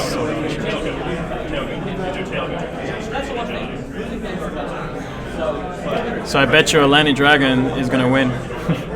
I will not take that bet. But yeah, Lanny Dragon is one of the best decks. Certainly many of the people here thought that, myself included. But yeah, unfortunately I lost to the Bear matchup because I had a few misplays and he got some good draws. But alas, the future is coming. Valar is coming. Valar is coming. Can't come soon enough. Make stuff a little bit more interesting. Lanny Box is coming out. Lanny Box should be out this month, fingers crossed. Get some Clansmen, get some Victarion, get some variety. But also get some Devout Freeriders and get some Last Hearth Scouts. Because fuck ambush. Should be good. You come in sideways. Alright, so we're going to get Kyle over here in a minute when he's done cleaning up his stuff, and you guys can chat with him and ask him some questions, and we'll see his thoughts on playing Baratheon Fealty today in the tournament. Almost making it to the finals. Almost. So close. And yet so far. But good on our Toronto boys here. Yeah, it's good to see a Toronto guy making the finals. Gobe lost. That's Gobe. unfortunate. Unfortunate. I wonder what happened. One of them drew Taiwan, one of them didn't. Oh, they both did, but one drew Miri, the other one didn't. Doesn't always work out. Someone had it as well. But that game will be recorded and up, I expect, in the coming weeks. That's right. Rob's channel. Stay tuned. Stay tuned. Watch, like, and subscribe, everything. Yeah. I mean, it's odd. Usually when the Holy Trinity is built, it's a little hopeless for your opponent, but unfortunately only one of them has an intrigue icon. Only one has an intrigue icon, yeah. And Miri kills. Brad wants to come on and hey Brad, join in. We're having Brad Air. Tell us about his trip to Canada. How are you doing in Star Wars? Oh, talking in there. Hey man. I'm talking in, oh god, uncoordinated. How's it going, everyone? You can't see the chat. So if anybody is complimenting Brad on his Star Trek t-shirt during his Star Wars tournament. Oh yeah, I made the cut. It's pretty sweet. You made the cut? How many people were in the Star Wars tournament? So there were 12, and then James joined like 2 rounds in, so there were 13. Yep. It was cool. I played 2 games, and then we drew twice, and now we have to wait. You still draw in Star Wars? So because a split is a natural game outcome that you can have because you play light and dark, you can just draw. Because like dark side always wins anyway, so you just save yourself 70 minutes. But yeah, so Canada, we're gonna see the finals here. It's some guy I don't know, and then Sean Harambe, I think is the guy's name. I couldn't tell you. Okay, and yeah, so that'll be cool. Lanny Dragon mirror match. Oh, Sean Emberley. Yes, I thought you were talking about Star Wars. Oh no. Yes, No. It is Chris Tremblay against Sean Emberley. Yes. Okay. Yeah. So did you just come on here just so you can say Harambe? No. Maybe. Yeah. So Lanny Dragon, knew it was gonna be pretty good. It's pretty good. It is. A lot of Lanny Dragon. Everyone from Hamilton plays Lanny Dragon. Well, until today, yes. And yeah, so that's cool. I played Starks, but didn't do so hot. So you finished 3-3? No, you were 4-2 with the mod win. 4-2 with a mod win. Yes, unfortunately, so. Brad had 19 total points to this weekend. Yeah, I don't know. I really wanted to play the Night's Watch deck, but I'm not like European wizard guy, so I couldn't get it. Yeah, I couldn't get it to win. Like all his matches, he would win 15-14. I was just losing them like 15-14. Those are very close games. Yeah. So, but yeah, been a lot of high quality Game of Thrones play this weekend, so it's good to see everyone. Canada's a pretty interesting place. Definitely, there's this place down the street called Club Minx. You should check that out. Oh, yeah? Is that where you guys went last night? They're open till 4 a.m. Oh wow. Yeah. So we got to go to Swiss Chalet still. We still haven't gone. You gonna hit it on the way home? I think so. Get some coupons, and Kevin provided us with some coupons for the chicken. So we're gonna get some rotisserie chicken. It'll be pretty good. That's about it, I guess. So any thoughts on the game, the meta game? The decks they're going to change a lot with the Lanny box and then with Valor, right? With the upcoming 2 chapter packs and the Lanny box, we're going to see a big shift, I think. Not necessarily completely away from Lannister, but I think we'll see some good variety. Yeah, it's a good change in decks. The Clansmen, maybe. Clansmen, yeah, they're interesting in Lannister and even bannered because. Can you banner the clans? Yeah, all the Clansmen are non-loyal. He would like the chat to see which house card he should use. So this is Sean? You'll have to show. I don't understand. So Sean has a large collection of house cards, and he likes to change every round. So we're going to give you the options here. Here we have the one from I believe it was Battle of Blackwater this year. So he would be using the Jaime Lannister side there. Next we have, it looks like, is that Cersei or Shay? I think it's Cersei, but she doesn't look that blonde. Here we got Cersei in the Iron Throne. That will be number 2. Here the third one we have Cersei again with a lion in Throne of Her Own. On the other side, I cannot tell what that is. Make sure it's Lannister though. Might be Martell. So I think there's a snake there. Just the lady ones. Yeah. Here we have the Coffee Stain. That is the banner side, I believe. From SJ Thrones. From SJ Thrones. This will be number 4, Coffee Stain. Number 5 from Batalla de Moro. We have Cersei, hand on hips, Superman style. Number 5. There's a lot of house cards. Yeah, he has number a lot. 6. Cersei Lannister. Number 7, we got a grizzled Sir Jaime. Number 6. Number 7 looks like an old Batalla one. I don't know why I'm saying it when you're the Spanish one. That's alright. And we have, is that the Hound? The Hound, I think, yeah. The Hound. That looks like a guy from Lord of the Rings. It does kind of look like an Aragorn type. Looks like the only vote we have is Blackwater, so we're definitely seeing Jamie golden hand on Grudge. Is that what it is? Yeah. Here, let me get on out of here. You guys. Thanks a lot, Brad. You guys. So it looks like we're going with Jamie. Finals. No, it's all good. Joel Goodson. That's the one. The vote has been spoken. All right, that's the one. John Gobert, you want to comment? You want to tell us? We're gonna get Kyle in here Kyle? for a couple minutes. He's ready. Please drink water, otherwise it sounds like. Oh, we got a vote for Mattia 2015. Wonder Woman. Oh, we're spreading them out. Hey, Kyle. The chat. Come here, man. So here we have Kyle Williston, the top 4 competitor we just saw. So, how'd you feel about that game? It was going pretty well, except for the fact that he had all the treacheries he needed. Yes. And then I started drying up on my R'hllor cards. Yes. The turn that I played Summons was the one where I went digging for a Fiery Followers, and I came up with Stannis and a Bastard in Hiding. Everything else was events and other stuff that I really didn't need at the time. Yeah. One more Neil, I think, would have really helped me out early in the game. The Dupe was a good pull there. Not like it could have been better if you had the Neil, but Dupe is a good second place. Yeah, it helped out. It took the pressure off that I knew Stannis wasn't going to die immediately to one bad intro challenge. Were you surprised that he chose to kill King Bob instead of Stannis when he had the chance? No, I figured he would because that would eliminate some of my Neil, as well as some more early game power game. Yeah.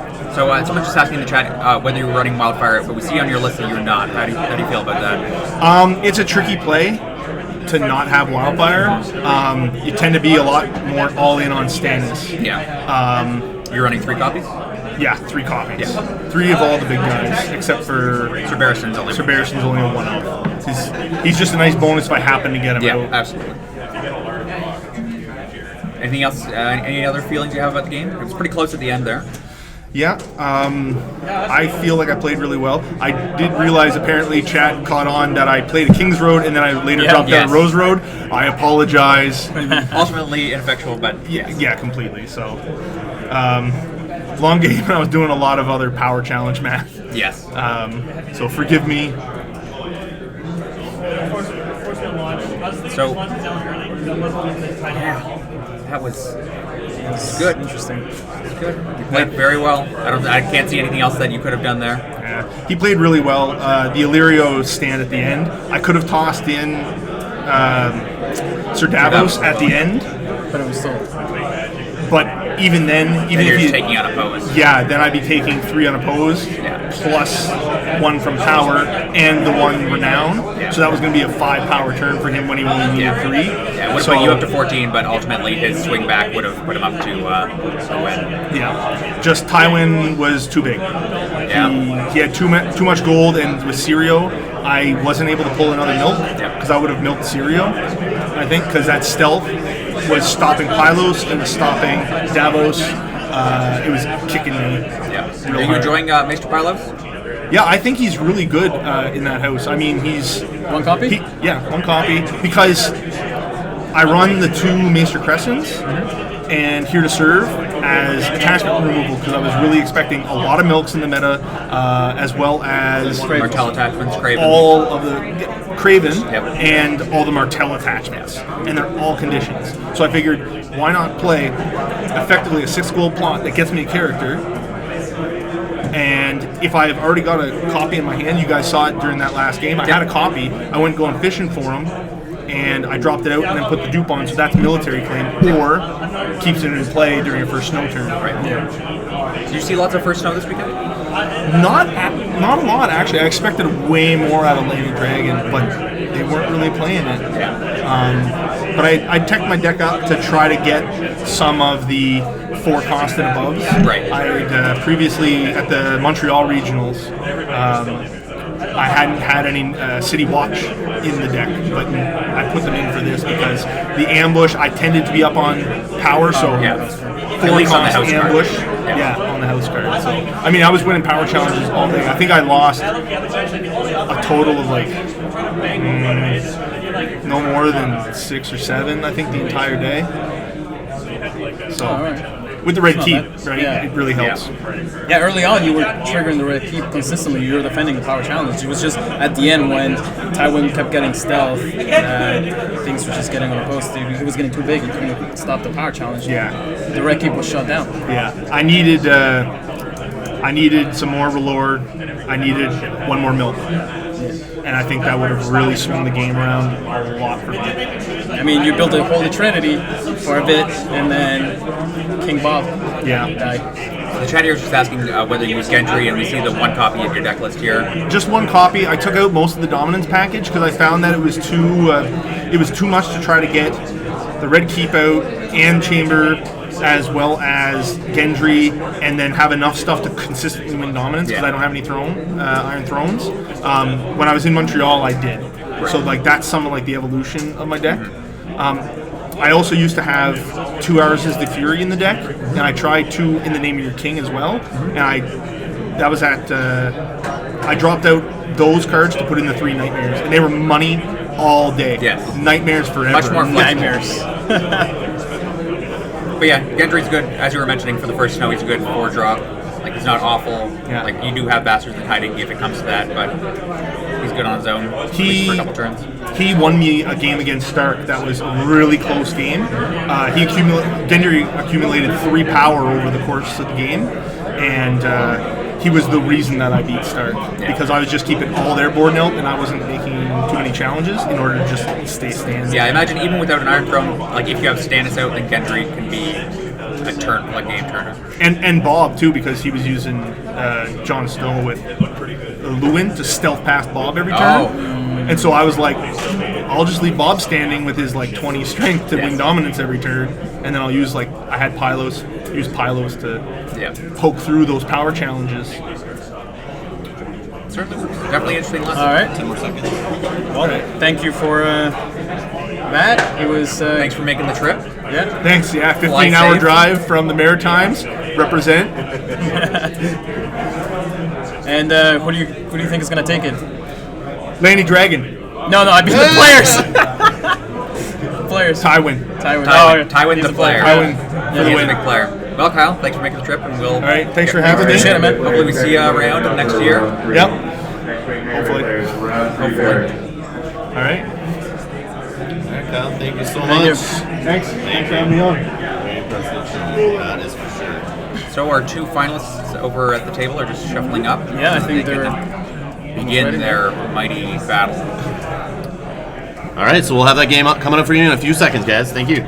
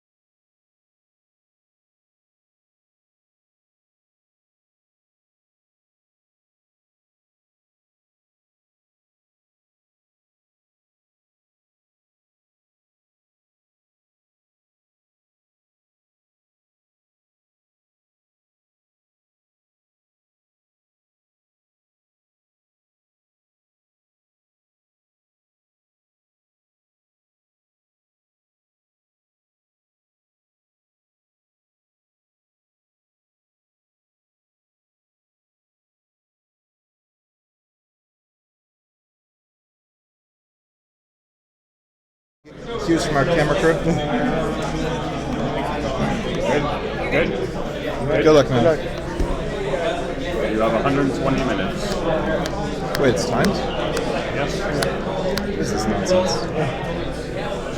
120 minutes isn't enough? It's in the rules. That's what you get for not having IDs. I guess so. That's what I get for not reading the rules.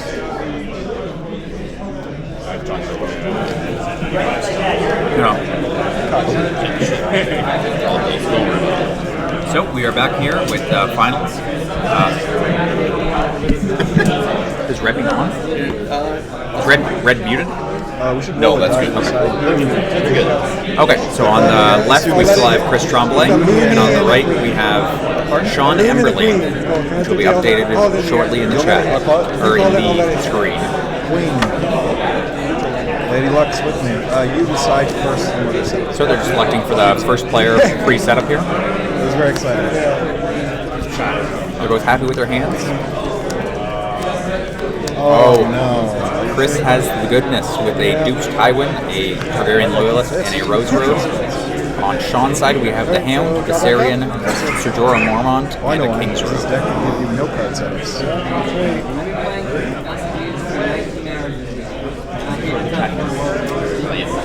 Can you turn this down?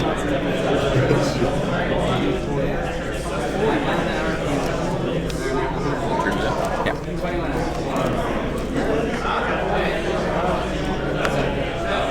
So, some comments on the Trump mat that Sean is sporting in support of James Booker for no reason. Have Alfredo continuing here. Back. All right. So, Alfredo's about to react to Chris's setup. Let's see. We got Tywin on setup. Oh, yes, Tywin. The God start. The God start. It's unfortunate for Chris T, and Sean just feeds him more gold. We got a Noble Cause on Sean Emberley's side and a Summer Harvest on Chris Tremblay's side. Seems like Chris's first player? Yep, they're using the Faceless Man coin to determine first player there, which is all class. So you Chris is the first player. So you get 2 gold. Sean is his opponent. You didn't an accurate choice. I'm being a dick. Like 10 off the encounter. Oh, okay, sorry. I was told that last game. Are you okay if I... Wait, this is the turn? Is the judge agreeing to me? I could be the reveal. Seems like Chris didn't trigger his win reveal on Summer Harvest. So. So would we go back? Sean is stating that he got his plot is 2 gold only, effectively. I think it's okay. I don't think it would be 2 gold. I think if anything, it would be 0 gold. But they're discussing with the table judge there. I don't think I could ever live that down. Actually, it's funny. I first time I ever called on the last game, you mentioned it. Yeah, I never taking the full vote. played it. No, I think it was just running around. I would call you on that, and then you would beat me into it. And then it would be like, well, instead of being like, well, he had, double time on your producer. Yeah, I don't blame you. That would be like, oh, you lost. So it's okay. Gold on inside? Yeah.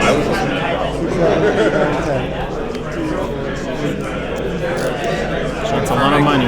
It's a lot of money. Play anything. If Clegane or Miri hits the board, it's gonna look grim. If Ilan hits the board, it's gonna be grim. If anything hits the board, If anything hits the You're gonna be in my head. I'm gonna be doing everything. I would not. An Ilan here would be certainly money in its own right. He's only running one copy in Chris's deck, though. Oh no! It's giving out what looks like 5+1 for Western Fighter. Jamie Lannister enters the board. And you do the mount and be like, oh, well, good finals. Not bad for a first player. Yes, he does want Dylan, but we can't win them all.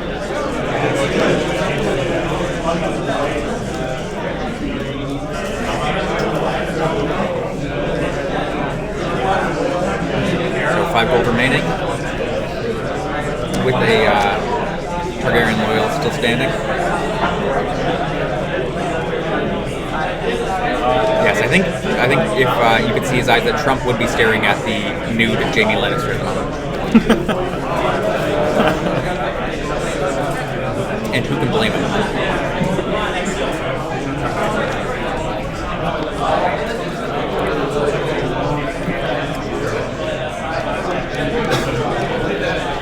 Yeah, I think he's still debating what to marshal next. Yeah, it looks like he's having a good consideration here, so I don't know whether For things under 5, considering that the highest thing he would be able to get with Targaryen Loyalist right now is Mirroring.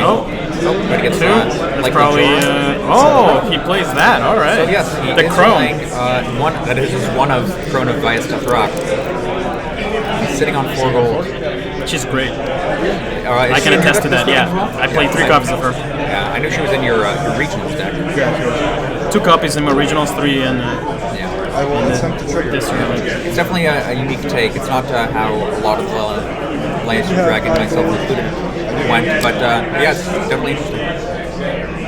We're going to see a treachery here for the King's Road. Yeah, so Sean puts his 5 gold and uses King's Road. Chris doesn't seem to be reacting in any way.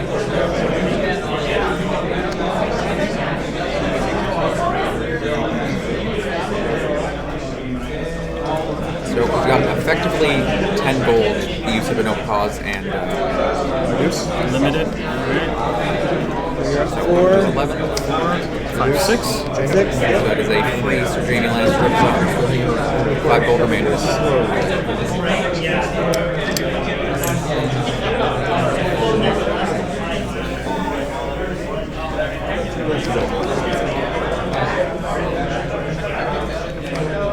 So a military challenge opening from Chris would be a total of 15 strength. But he's got military icons up to Wazoo on Sean's side, so he could block it with the sword, so he can certainly put him behind. Marshall's a Targaryen loyalist. He'll sit on 4? I think he's going to sit on 4. Sit on 4, passing Marshall. So they're both on 4 gold. Probably to ambush the Hound back in. Yep.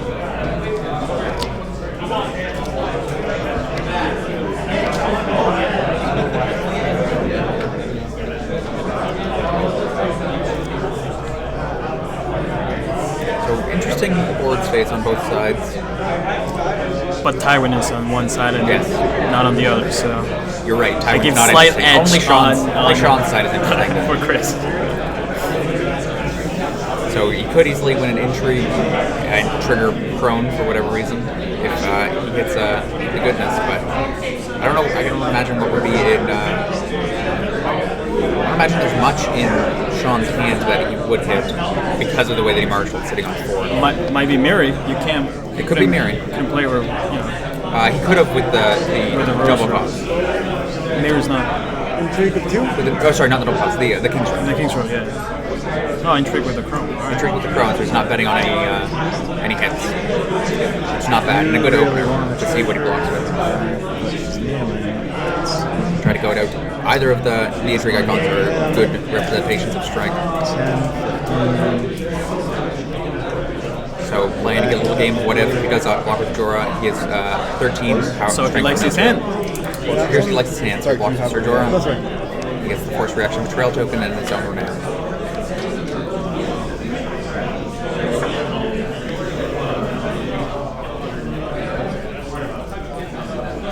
So he could certainly threaten to put to the sword, and Sean would have to walk with both the Hound and Sir Jamie. How many Hand's Judgment are we playing? Hand's Judgment. In Chris's list, there's 0, and in Sean's list, we are reviewing quickly. Looks like 0 as well. Looks like Sean is playing Put to the Sword, Tears of Fleece, Nightmares. Quantities of 2. Oh, and 3 treachery. Alright, so any event that gets played is going through.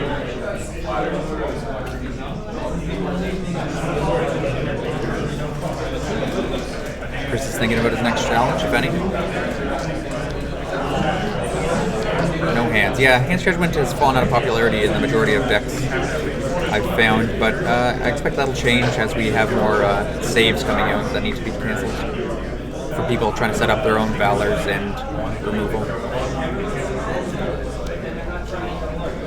So we do see the big military. Here we go. For a grand total of 16 as it stands, or 15 as it stands. He could fully block it, I think. No. He can't fully block it, but he can block the 13. Yeah, he can block the put with. He can block the put with just Sir Jamie and the Hound, assuming no Widow's Wail enters play. But you don't always bet on those things.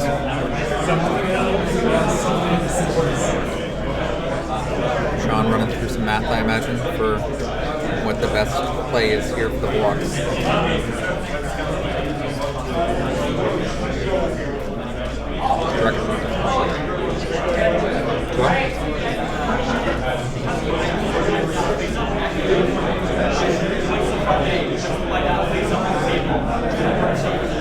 Do you kneel your entire board and still lose? Or do you gamble? I don't think you gamble. I think the finals is not time to gamble. Looks like he's spending 2 gold for likely a burn. Maybe another one. I assume he's not playing any gold floats. Yeah, of course not. But no, he's just moved his 2 gold to the side. He has 3 cup as a burn man. As All right, you do. there we go. Let's see the second. So the burned man, yep. Those 4 are appropriate. 12. Yep, so puts him up to 12. So even with the Widow's Wail, it's not enough. The Widow's Wail can give essentially +1 strength to this challenge at the cost 1.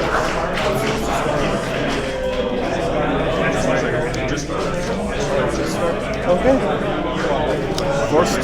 So that force reaction defended for 12? so they're just forcing that. 15. Yeah, you win.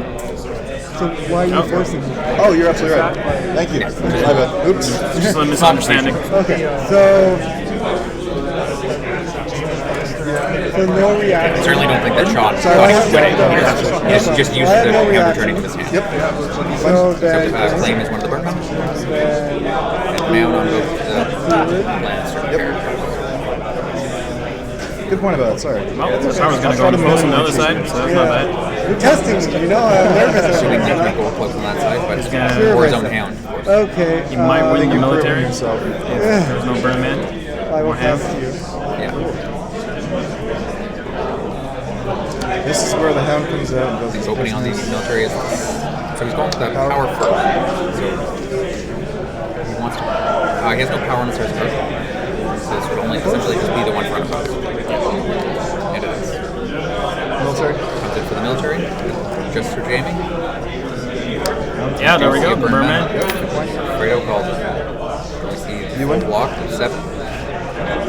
But then he's now exposed to the intrigue. He's exposed to the intrigue, but he would have lost that challenge anyway.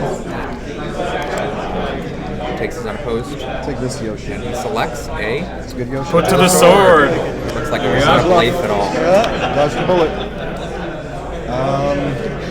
You've got to. If we're passing to Dom. I think we are. And dominance will go to Chris Tremblay. You would get Dom. Okay, so my dom, sorry. And now is the action window for dominance? So we have 4 power for Chris, and Sean has 2. Sorry, 3, I guess, from Sir Jorah. The ever forgettable Sir Jorah Mormont.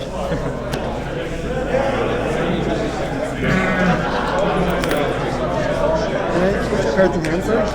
I have 4. So Chris is in a good position here with the 2 renowned characters, his extra gold from Tywin. He's used one of his 2 summer harvests already. So he's got county coppers, which is not bad. Get him some more events or some more stuff to play. It'll be a. I expect he has about 5 cards in his hand. 5 gold plot, not bad.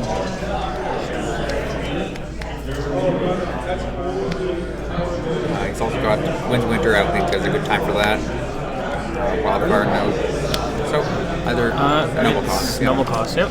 So Noble Cause against Common Westeros from Sean Emberley. Could be Tyrion or Could be Illyrio. Tyrion, could be Gregor, could be Illyrio, could be Cersei. Does he play Cersei? He's not playing Cersei. You can be first. But just running down that list, 3 that we named appear to be the only other choice. Say Not that he definitely has one, it's just it's a good economy plot in general if he doesn't want to. Do you mind if I just put a token on it? Romans. There's this marked Common Westeros, which we assume is military on account of his remnants.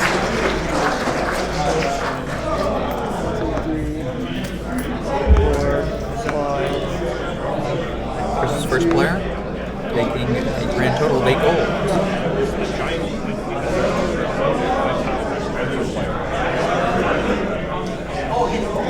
If he has Illyrio, this is a very good position for just standing Tywin and try to close this out. Oh no. But he kneels a fiefdom. Oh, is he forgetting the reduction? He looks like he's forgetting the Noble Cause reduction. I'm not sure what the grounds are for the reminder of that on account of he overpaid for it. Or your marshal? My challenge. Yeah. I'll count 5. But he's sitting on 2 gold and More put Sean to the collects sword. 5.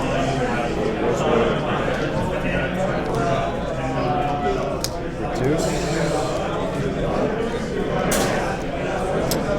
Western 5 from on Sean's side. 5 and 6. Adding 4, That, likely a Tyrion. Tyrion. There you go, Tyrion Lannister. I'll pass to you. I mean, he's alright. He's no Gregor. Okay. Sweet passage. Does he think that Chris has another punch of the sword? Oh god, oh god, it'd be awful. He is running 3 in the deck. No military claim. So if he does swing, it's either for put to the sword or just for Gregor's reaction for picks. Which is always good. Will you kill Jamie or would you kill Tyrion?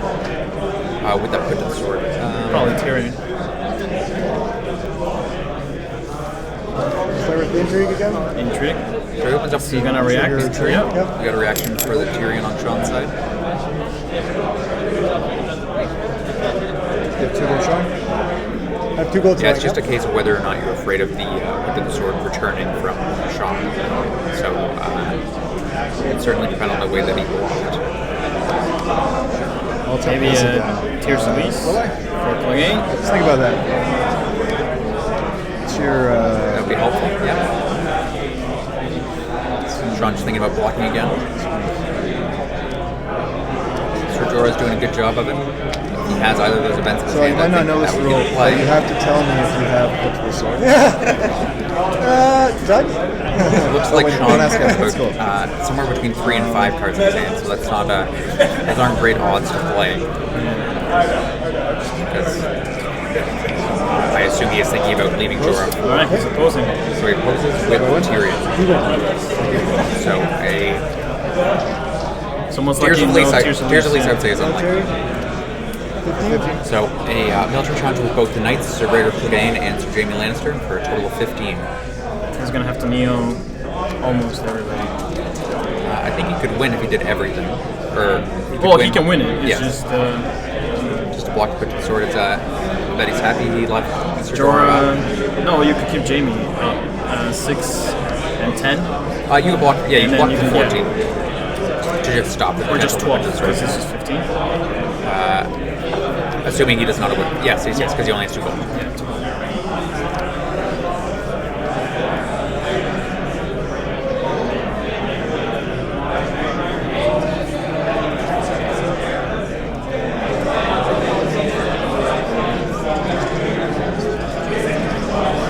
So I don't think you try to win it, but yeah, you at least block. At least block because you're claiming 0, right? But see, it looks like he's almost thinking to block with the fewest amount of characters.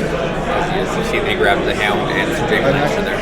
Oh, is that an action? Is that We see third a third Bearsman? Yes, There we he goes, do. all 3 of them. The sneakiness is slowly whittling away. And he blocks with 11 total, which includes Sir Jaime Lannister, which is an interesting choice. Yeah, that's very interesting. You would win. I win? Okay. Because the publish still happens, right? Yeah, still occur, yeah. So, no Play this reaction. -1. No Which is reaction. very risky. Perhaps he has a treasure. -1. Keywords? Yes, sir. It is short on Here we go. Running the roulette. the village. And top, we it see- hits. So you could kill this guy if you want. No, it hits It a is Chud. an optional trick. Kill him. Which is not bad, it's always a good start. So I assume it was Targaryen loyalist, the other Yeah, Targaryen that's right. loyalist. The other one, yeah. Sure. Why would I kill? That was a heavy risk, but I am guessing that the treachery is definitely in his head. Power challenge. Yeah, and then for 1, he has 1 gold on his postcard now, so Hound isn't coming back out if he does the block. 1, 2, 3, 4. Power total for Chris is currently 6, including the renown spread across as many characters. This is a rough position for Sean at the moment.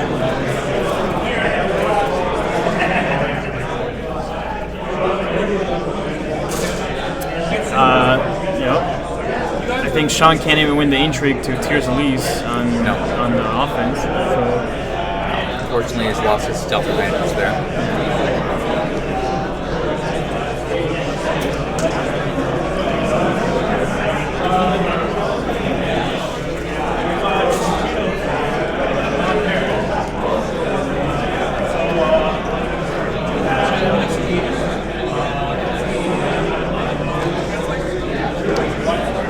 He's debating whether to block with the hound.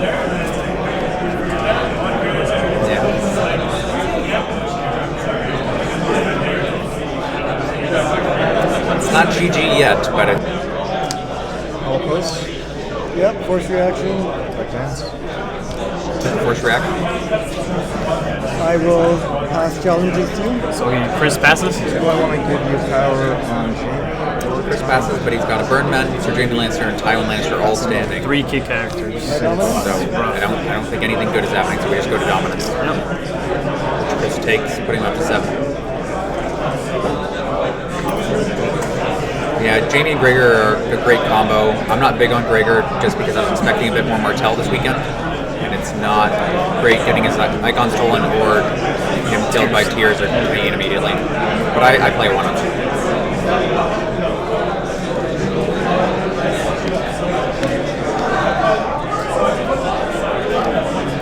Here, does he go with 3rd economy in a row for his Summer Harvest, or does he go with County Copper?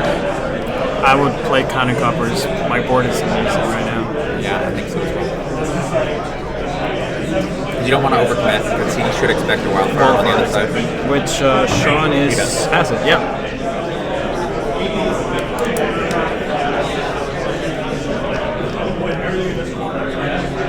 Sean's considering his plots as well. From him, we've seen Calm and no plots as well. He also has Summer Harvest. Yep. So I would guess a Summer Harvest from him. Summer Harvest into County Coppers. Not that great. It is not great, but I don't think Sean's up on the County Coppers right now. Lost my nerve. You ready? Yes, sir. Oh, Wildfire. He plays a Wildfire himself. Which gets rid of some chuds. Not great, but maybe he just wanted to. Maybe he now wants to play more characters and didn't want to hit himself with it. Not considering that he might. Not considering Sean's. It's very interesting.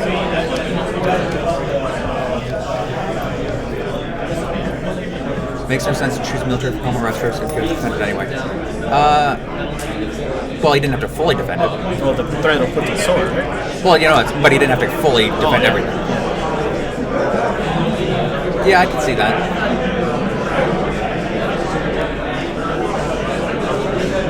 Yeah, I would do this. Oh, sorry, trigger yours on two. Or rather, you're choosing the order. Yeah, and I chose. So he's choosing to keep Viserion over. I think the only choice here was Viserion over Ser Jorah. Because of the power icon. Because yes, the power icon is a big deal. But of course, if he's afraid of put to the sword, you kind of want that force strike. But it was a good thing that he got the hand back into his hand. For draw? And of course, Chris Tremblay keeps his 3 renowned characters.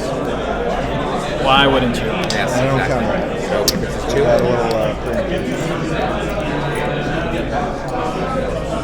Chris is still going first. Seems to be a trend. He even chose himself to go first on account of the wildcard. Collecting his 7 gold. 7. Chris played Wildfire because he wants to play another bomb character and then not use them. Yeah, that is the main reason that I would think. But to not expect Sean to also play Wildfire is kind of it's a little short-sighted. But if he thinks he can close it in the next couple of turns, it's not a bad play.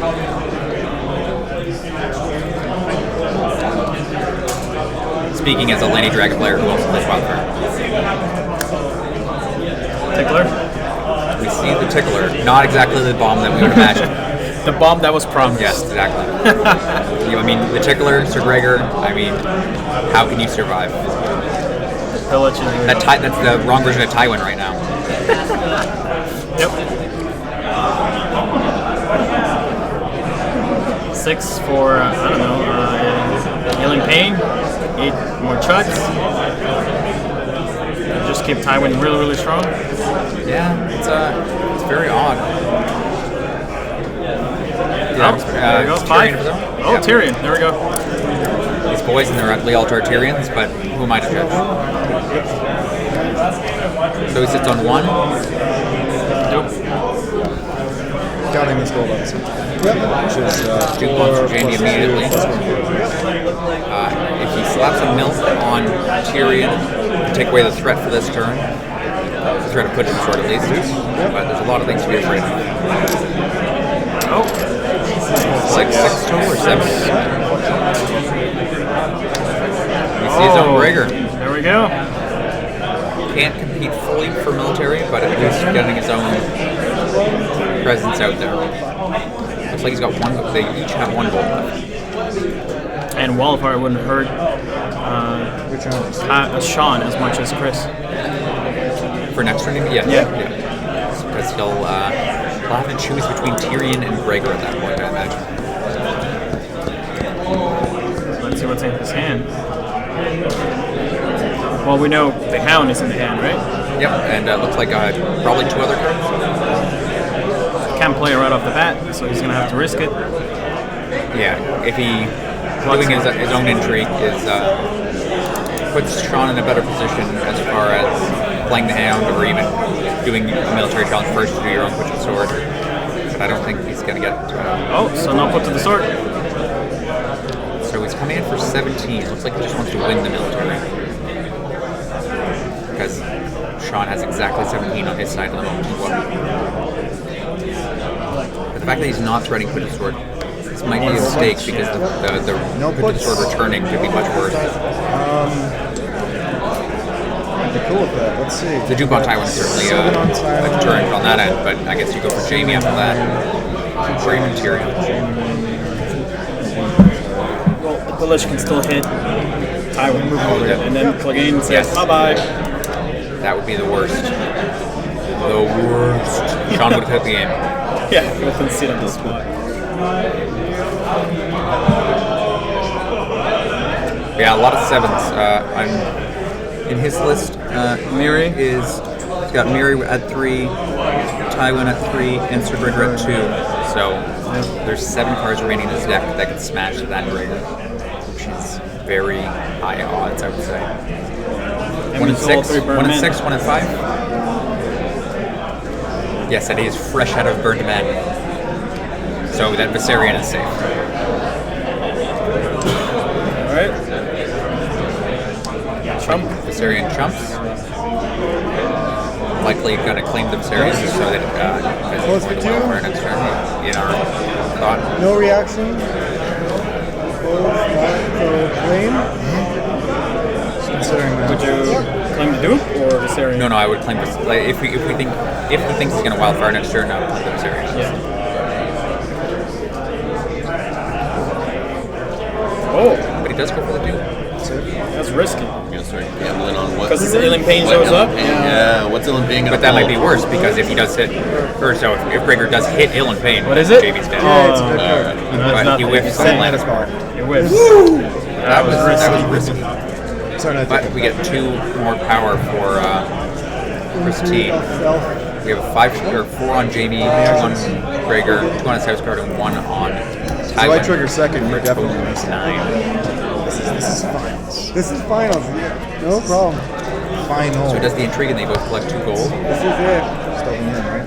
Yeah. I assume the intrigue was stealthing through Jamie. So even if he opposes, he's still... You could have a Tears.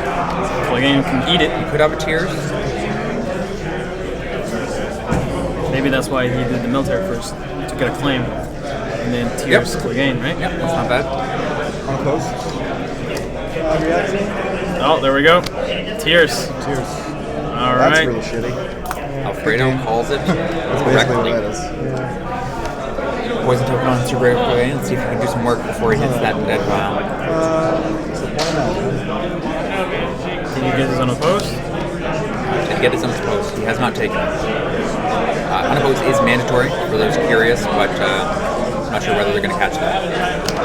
Okay. I'll just pass you.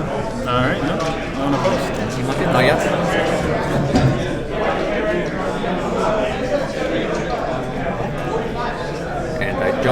Tywin's going to come in for a power, so we're probably going to see a pass over to Sean here.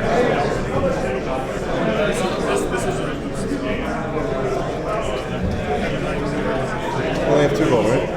Yes. Military. 16. Jamie and Sir Gregor come back at him. The threat of the Putty sword. Yep, so we'll have to throw in both Tywin and Jamie, which won't be a full block, it'll be a total of 13, but it does stop that threat. Spin the wheel.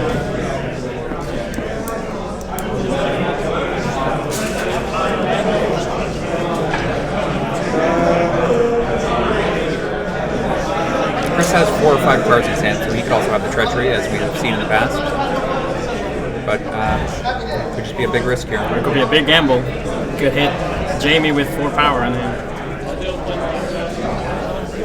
Yeah, that would get Sean back on the map, I think.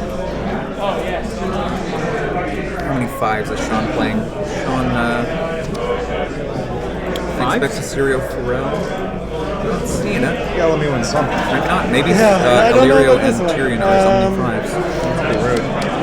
Well, you're gonna win. But Chris is running more. Okay. I will. Serial. He's running 2 Serials. 2 Serial, 3 Illyrio, and 3 Tywin. So it's a high chance. Pretty high chance to hit Tyrion. A mid-lane chance to hit Jamie. And a decent chance to hit Gregor.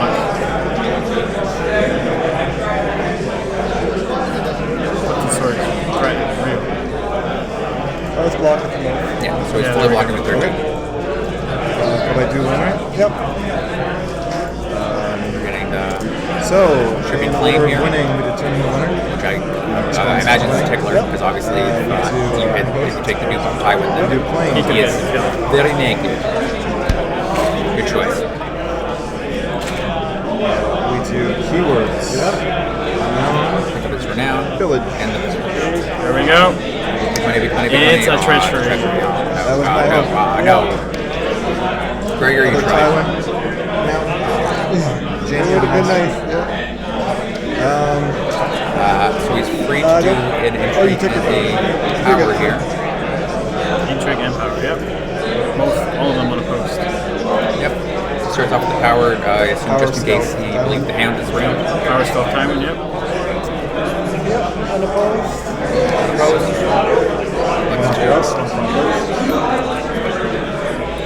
And the intrigue for Jamie. Trigger. Alexis 2 gold. Chris as well. Oh, yeah, you can put the hound out. I wouldn't put anything out just because Wallfire. Yeah, you can do it anytime, but you got the gold for it. Welcome back to all players. Pairings for the third and final round of Swiss have been posted at the Winner's Whale, you want for Jamie. No, I'm not. Everybody's down. Oh, he's playing confiscation? Yeah, he is. Yeah, He is. Doug's losing it. Winner's Whale's not a huge target for that. He's playing a Vermin, so he's just dumping his hand. Yes, so I will take one from post. Interesting choice. So you must hate those cards. They must not be treacherous. Take this one here, the one you don't want me to take. The way you're stacking. I think it's not That economy, you need it. Not like you have Tywin right there.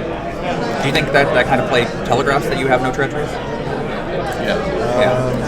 Which is not a. Always make it look like you're gonna think, stare at your hand for a minute. Yeah. Maybe Fake grab your gold for a minute. Yeah. No, okay, go ahead. Fake until you make it. Yeah, exactly. It's a game within the game. Yep. So. Yes, dumbest. Oh, he's playing the hand, so he's definitely not Wildfire. Dominance, fine. Yep. Takes dominance. He's going up to. Sir Gregor is dead now, so he's a total of 7 power. He does. I assume it's. And Chris has a total of 8. Having missed the unopposed on that one challenge.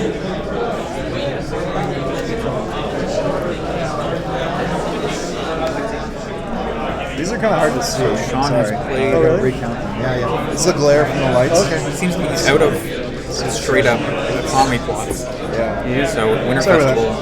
I just keep losing track of them. When he plays Winter Festival, he's able to play Tywin this turn, but that always is want to count slim this, but pickings. this does equal 50. Fair enough. Remaining, he has Winter Festival, the Long Winter, Confiscation, and some Wildfires. Well, there's no more summer plots in Chris's side, so That's true. The Winter Festival will definitely trigger. Yep. Yeah, I like Winter Festival. I have to start toying around with it. So it's close in power, So but this- in board state, I think I give the edge to Chris. Yes, I would absolutely give the edge to Chris. The board looks really good. This is going to be this might be our third turn in a row that we think he's going to be fan of coppers. Yeah. But he's down to one card in his hand, so There will be a final table where the top 2 players will battle it out to claim the title of Canadian National Champion. This table hopefully will be streamed live on Twitch. There we go. no, the win's a winner. Win's a winner, He's so probably win's a looking winner. to get busy. I'll go first. So Winter Festival on Sean's side Got the token. has the initiative of 2, I believe. Draw. So the choice is Chris's, and he's going first. 2 claim, not bad to go first, but sometimes your opponent's marshalling can ruin a 2 claim lot. Yeah, that's right. It's a bunch of chats. But with Tywin, Sir Jamie, and Sir Gregor on the board, it's not easy to mess that up. 2 power swing, 2 intrigue swing, 2 claim. Military. Was it a Rose Road? More economy, nice to see.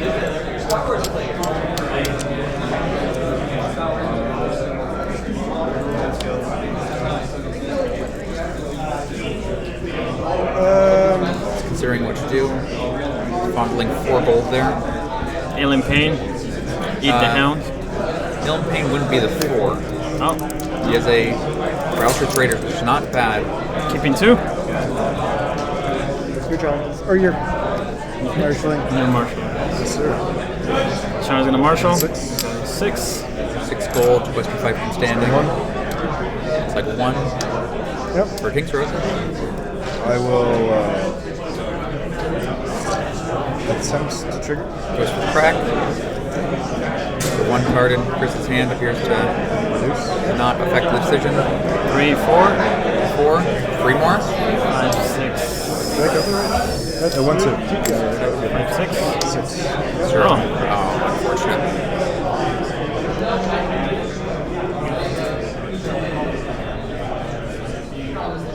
Serlin better served as the defender this round rather than the executioner that he is. Nom nom nom. Yeah, Birdman is not ideal to take out in a when you got 2 link block coming at you that can close out the game. 2 claim military, it's gonna be rough. Who you kill? I mean, dragon and hound. Yeah, it's rough. Might have to be Serlin or the hound. He needs a chud or something. He needs another soak.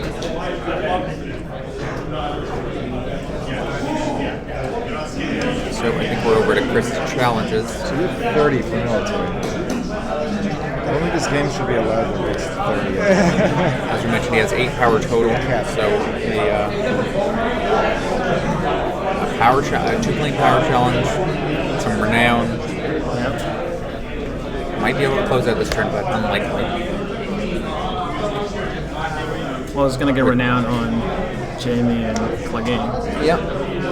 Yeah, opening with a. Oh, he does he's like choosing- check kill the Birdman, so maybe he's expecting. Oh, treachery. Interesting. I won't kill the Birdman. Interesting. It might be a bit of overconfidence using it for that measure.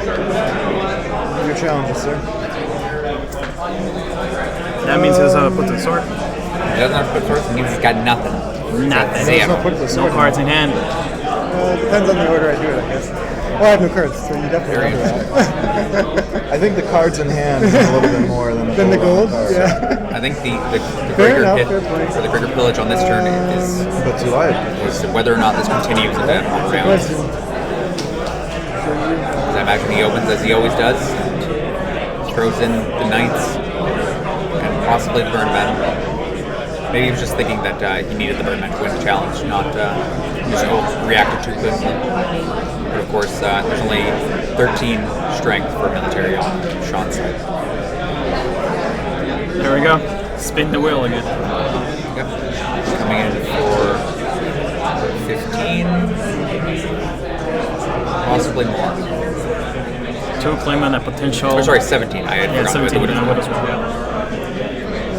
You know you want to, just do it. Told you, there should be a limit on your numbers. 1, 2, 3, past that.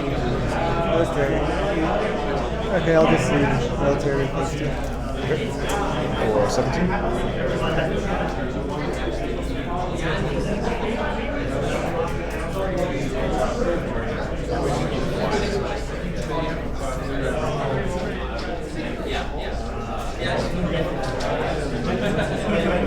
Just chump block it and. Yeah, What else, for the right? best. You can't win it. Yeah. Not threatening anything, so yeah, just throwing Viserion because you're going to be claiming him anyways. Yeah, maybe that was his thought for Dylan Payne is I'm just going to be claiming him, so I might as well kneel. Yeah. There we go. I figured. So, and same clutches for now. Alright, let's see what happens. It is a chud. Really hate my reducers. I guess so. So we're not going to see many unopposed challenges this turn. So it's not If you let me get characters on the board, then I can trigger that. Could be wrong. I think he needed that chud though. Yeah, he did. I think he needed to draw that Yes, he chud. I'll do power. Oh, power. The hound. Power selling the hound. Not bad. Never wins games. Power does win games, so I've been told. Of course, it's 2 claim. He has 5 power left to win the game.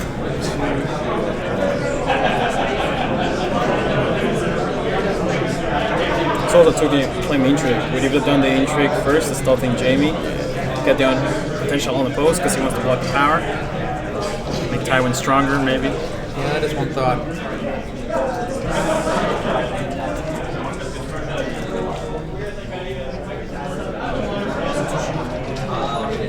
He might just be more thinking about the returning power challenge. Good point. After a Winter Festival. Well, Tyrion can just so yeah, you no, so he's thinking, so since he stealthed the hound, he's thinking whether or not he's going to defend with Tyrion.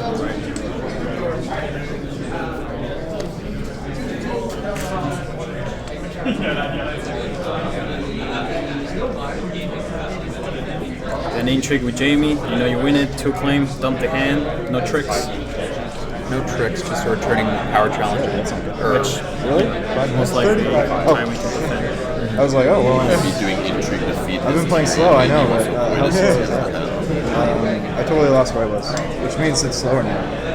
No problem.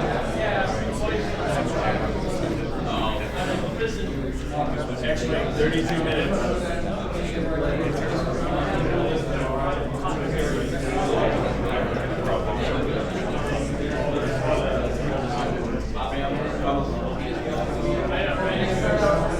Tough choice. Okay, that will be Very tough, yeah. Oh, unopposed.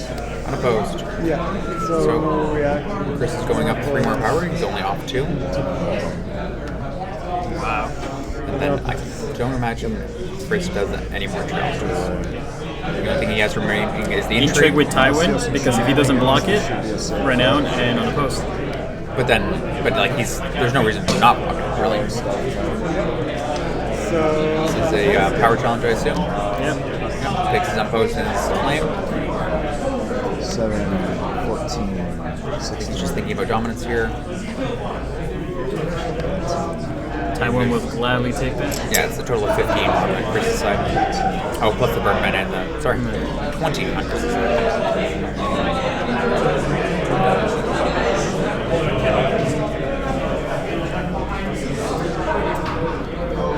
Good turn for Counter Coppers finally after this. Every turn's a good turn. Every turn's a good turn, yeah. When Tywin's out, they're all good turns. They're all good turns. They're all 4 gold plots.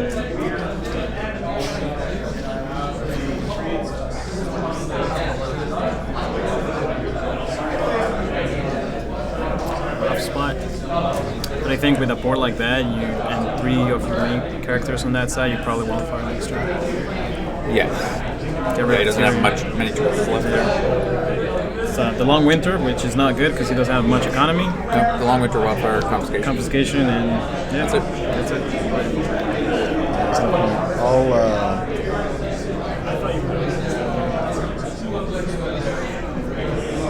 pass. okay. So I didn't add it yet. Is my dominance on the scene? My Sean's dominance? thinking about no Yeah, more challenge. an end of, just to get the Winter Festival comes out, and then Christmas Oh, yes, sorry. dominance. There's a festival for all the people. Is he putting his power token on the plot? Accidentally, yes. Alright. I'm sure he'll notice when he has to do it in plot. There we go. There we go. I was celebrating how horribly. Sean does have wildfire. I 95% expect to see that.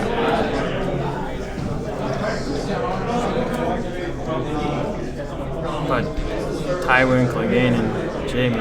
Look at Jamie's. He has 5 power of himself. Yes.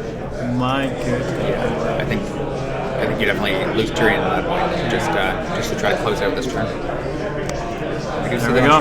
Hey, counter coppers, finally. On both sides. So I win initiative. I decide first. Sean looks like he's thinking about making himself first player just so that the renown doesn't choke him out. And I will trigger my effects. Yeah, of course he doesn't want him to draw cards. Yeah. Although, even if you drew another card, Tyrion will still kill him. Yeah. So you've chosen to save no one. Okay, that's ballsy move. Bold. Sean is begging the gods for some sort of good draw here. Doesn't know what would save him. I don't know, man. Multiple copies of milk. Yeah, 3 milks all around.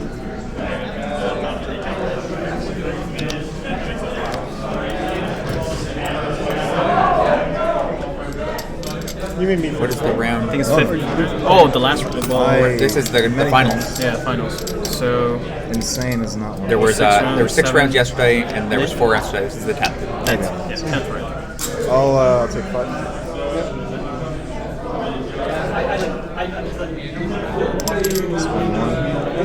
That is 1 gold for milk and coffee. There we see more. There is 1 gold or 3 gold. 3 gold. Ricochet. Would you have put it on Tywin or you put it on Clegane? Take it if you want it. That's fine.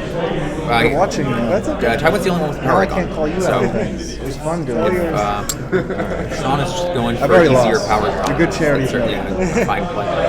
Okay. Lanny collectible card game all over. Yes. Okay.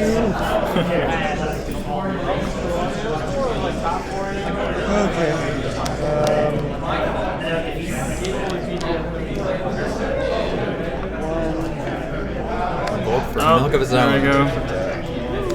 Just preventing the hound from making multiple recurring. Chud. It's not good. He's gonna sit on 3. He's gonna sit on 3. Maybe. The Hounded Shake could have won if the Milkwood did, or sorry, the Hounded Shake can still win, but Hound won't be coming back out. Oh no, a Milk and Jamie. I draw 2 2 milks. Wow. County Coppers when it rains it pours. I'll take Tywin on turn 1 instead. Duke Tywin? It's on 2 gold. Okay. You're right. Your turn. Looks like he should have 1 card in his hand and start at 0. He played Do that challenge. the reducing location, the reducing character, and the 2 challenge. That's right.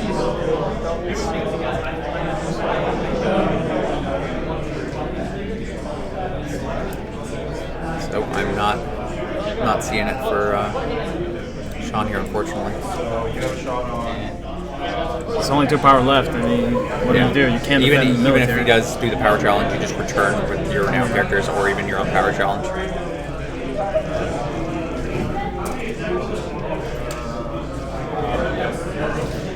Yeah, I think Chris got this in the bag. Yes. Renowned too strong. The old Lanny bag. Get that Full of renown. money. Full of money. Get that gold. Oh, money.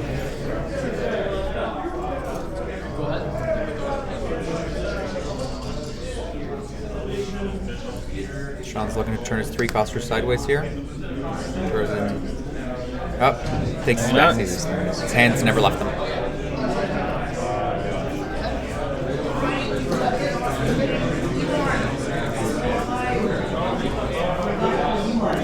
Takes a look at his 2 cards in hand, it looks like. 1 card in hand? I think it's over. Probably. Rubbing his face in frustration. Indeed. My start was ridiculous. Yeah. Yes, it was. Can we get a judge's ruling on that? Start was ridiculous. Red flag. Yeah. No, we can do it again. I'll play from the south. South round should be. Yeah, let's see a way out of this one. I will. It's not in the rules? What kind of game have we been playing? It's too renowned, and you probably win Dom. He only needs the renown, and then he can do a power challenge of his own. Even if it was stolen. Oh, power. Chunk power. It's probably the best choice. Yeah, Force the Neil 6'11" Tywin. over there. So I can Or defend Shade. Or the Lance Swimmers. Oh, he's Mill. I think you do the. I think you defend with Tywin, because if Tywin did a returning power challenge, he could still win it with Tyrion in hand. No split up rings. He only needs the 2 for the renown in the military. The only real thing that Sean could do is nightmares, I believe. Ethan has it. Yeah. Yeah, I don't think it matters, but I don't. There is. I could play Quickly Sword off this power challenge. Yeah. What's this bro his? What is bro this? There we go. Blocking with Tywin.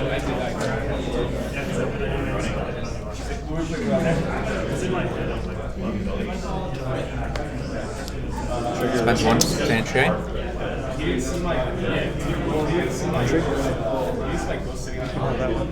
you sure? No, it's fine. I believe Oh, we managing tears on Clegane right now. But then I'll still win before he dies. I think you win no matter what. Okay, so I'm just gonna let it go unopposed. Oh, unopposed. Oh, you can't. Unopposed on the intrigue? I win before. Yeah, looks like. Yeah. Looks like no So tears. that was no reaction card. And it was No, the it's ham. It's my only thing I can do.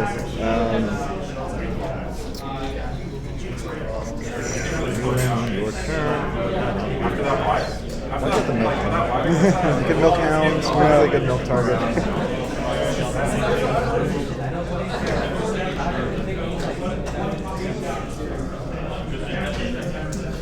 I think it's over, but I don't want to pass. Then just run into me so I can double block. I don't think there's going to Let's go out on my own terms. You'll attack me otherwise, so you have 2 power away, right? I'm not crazy. Yeah. 3, 4, 5, 6, 7, 8, 9, 10, 11, 12. Why didn't he play the hound? Didn't feel like it.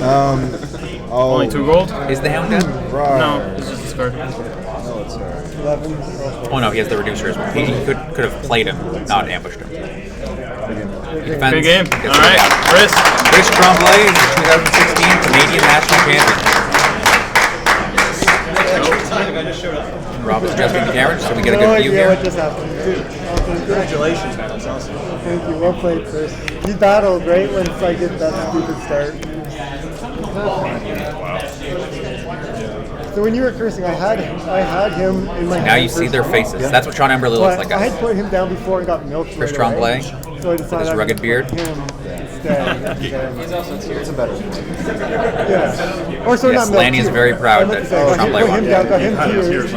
Yeah, so that Stays. gets him into Yeah, Sean did basically. Yes, absolutely. Does not leave the boundaries of the city. I drew the mountain after he died to tears. Yeah. If I lived another round, I would be unhappy. I was bottom 3 cards. He drew a top deck of mountain. So we'll try to get the guys over to talk about the game in a sec. Yeah. See if either of them want to chat. Anyway, good job, man. Thank you. Thanks for making me 3rd place. Yeah. So much music. So good. During our game, he wasn't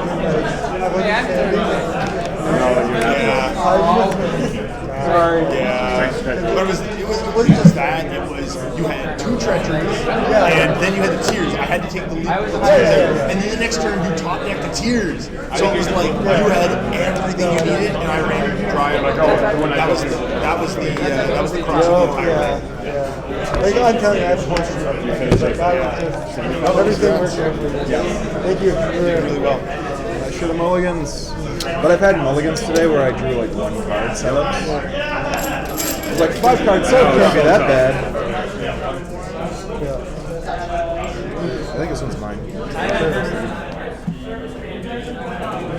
guys are still on chat.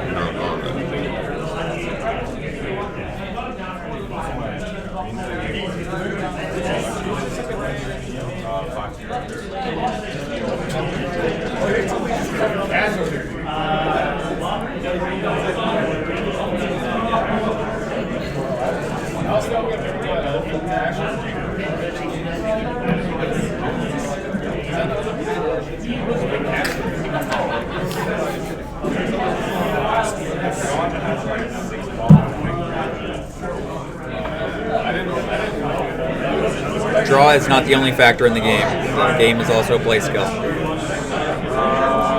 Yeah, you gotta know what to marshal, when to marshal, right? Yes. You gotta know what to turn sideways, when to turn it sideways. I mean, Sir Gregor Clegane only having one icon is pretty obvious, but...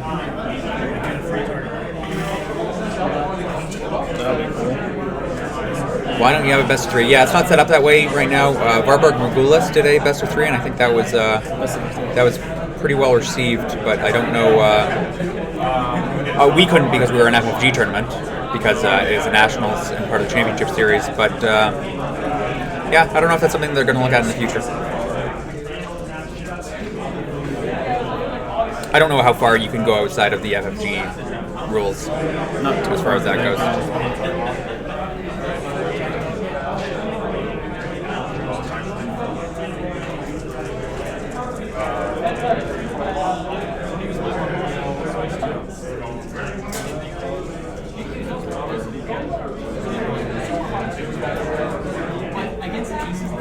Boys are just packing up as well as St. John's, so we're just gonna see what we can get here. Sean's gonna come over. So we're gonna have Sean Emberley, the second placed contender here, to come over and have a quick chat regarding that match and the rest of his matches over the weekend. Hey, here we have Sean Emberley. You did. On my game? Yeah. On the Pastor game. You? My setup. You didn't set up Tywin. Yeah. Did you mulligan? No. I think you should have. Do you know Not because you didn't have Tywin, but like all your guys were pretty. Do you know how many mulligans I had where I came into a 2 or a 1 card setup? And I was like, well, I'd rather. How do I shove? Hey, man. Well, I guess Billy and I were trying to eat corn. And we're like, all right. That makes you right up. It's easier. Cool. Say hi to the crowd. Hello, crowd. You just watched me get crushed. So, what I learned today is that if you don't have Tywin, you don't Tywin. He who sees Tywin wins first. Would you say? Yeah. Yes. The chat agreed with you. Well, here's the thing. Like, I didn't see Tywin all day on setup. I didn't have a Tywin setup. But I still managed to win all those other games. Yeah. I was like scrappy. Like, I don't know if you just saw that. I'm not gonna say I don't know if you just saw it. Yeah. You just watched it, probably with more attention than I did. And I was just fighting for every inch that I could. Yes, absolutely. You was always on the back foot that game. And that's how I played the entire tournament. I didn't have like an easy match where it was like, oh, well, I get the win now. Yeah. I got Tywin. Run down. It's like, okay, I got Tywin turn 3, which is nice, or I didn't see Tywin at all. Yeah, it's hard to slug out there. Do you have any questions for me? Do we have any questions? Do you have anything unique about your deck list that you want to point out? I saw your one copy of Shay. Did that turn out well? Did you get her in many other games? I love Shay. As you saw in the last game, she actually did some work there. She won a kneeling Tywin contest. Yes, that was a very good contest. Without getting him renowned. It's always good. Yeah. Shay's usually good when you go second, and you always want to go second. You block big, you get renown on the blocking. You surprise them by like kneeling Jamie, and then Shay just goes in for those little unopposed chunkies. And she did that all day. I run a Lannisport, which I regret. I don't know if you remember. No, I did mention. I said like, oh yeah, it's a dead card. Good, because in a Lannister matchup, it's usually good. And against the Night's Watch like reserve chokes, it's really good. In a Lannister Dragon that's already really gold hungry, it's really crap. So I discovered throughout the playtesting of the tournament that was the one card I'd rather check. This isn't exactly playtesting, Sean. It was playtesting for me. Oh, okay. What are you building to?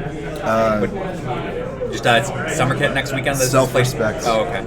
Yeah, I had played Lannisport in earlier versions of mine, and I dropped it as well. Yep. First I dropped it for a wheelhouse, but then I got deterred from the wheelhouse as well. So I do like the concept of the card, and I don't like running Counting Coppers as a draw plot. Right, neither I feel like it holds me back. But you need the draw. There's not enough there innately unless you get lucky. And you're like, oh, I drew Tywin. Oh, great.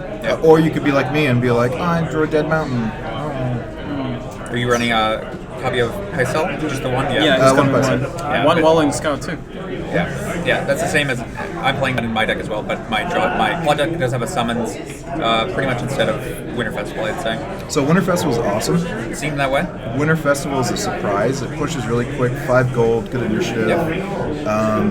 I play the Long Winter, and I love the Long Winter. I actually, in the last turn, instead of playing Wildfire, I almost played Long Winter. But I was convinced that he'd win initiative and I wouldn't get to 2-frame. And that paring down Tyrion was more important than putting the pressure. But more than that, it's also removing the 1 power from him, because he was already at a place where he was at like 2 power. Yeah, and then ideally you can still claim a couple of them. The whole back foot strategy I had was let him flood and then Wildfire. Yeah. But that only works if I see good characters that are worth keeping after the Wildfire, and yeah, we were kind of expecting you to do it a turn earlier or so. Yeah, that was the plan when I set him up with the characters. I think I probably misplayed the first turn when I flooded with Burn Men, but I was trying to stop the put and still do. And then I realized, oh wait, no, I knelt everything. I'm an idiot. It doesn't matter. He still has Tywin. At that point, I probably should have just been playing safe, blocking, and keeping those cards in hand for the Wildfire turn. Right. With the Winter Festival, is one of the big considerations versus start for the Winter? Oh yeah. I run 2 Winter, 2 Summer, just for that reason. If I go up against the Kings of Winter or Kings of Summer, or go against the Stark, I know how to adjust my plot deck and how I play it.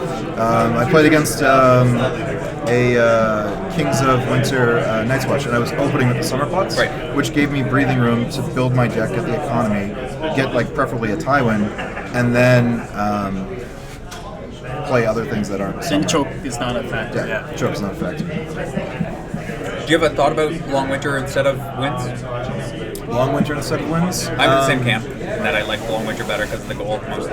Because of the gold. And the initiative, I mean, yeah, you win initiative more likely on wins, and winning initiative on claim is good. That's kind of the logic. But I think the power has more effect than people realize. And I also like opening with Long Winter against Winter.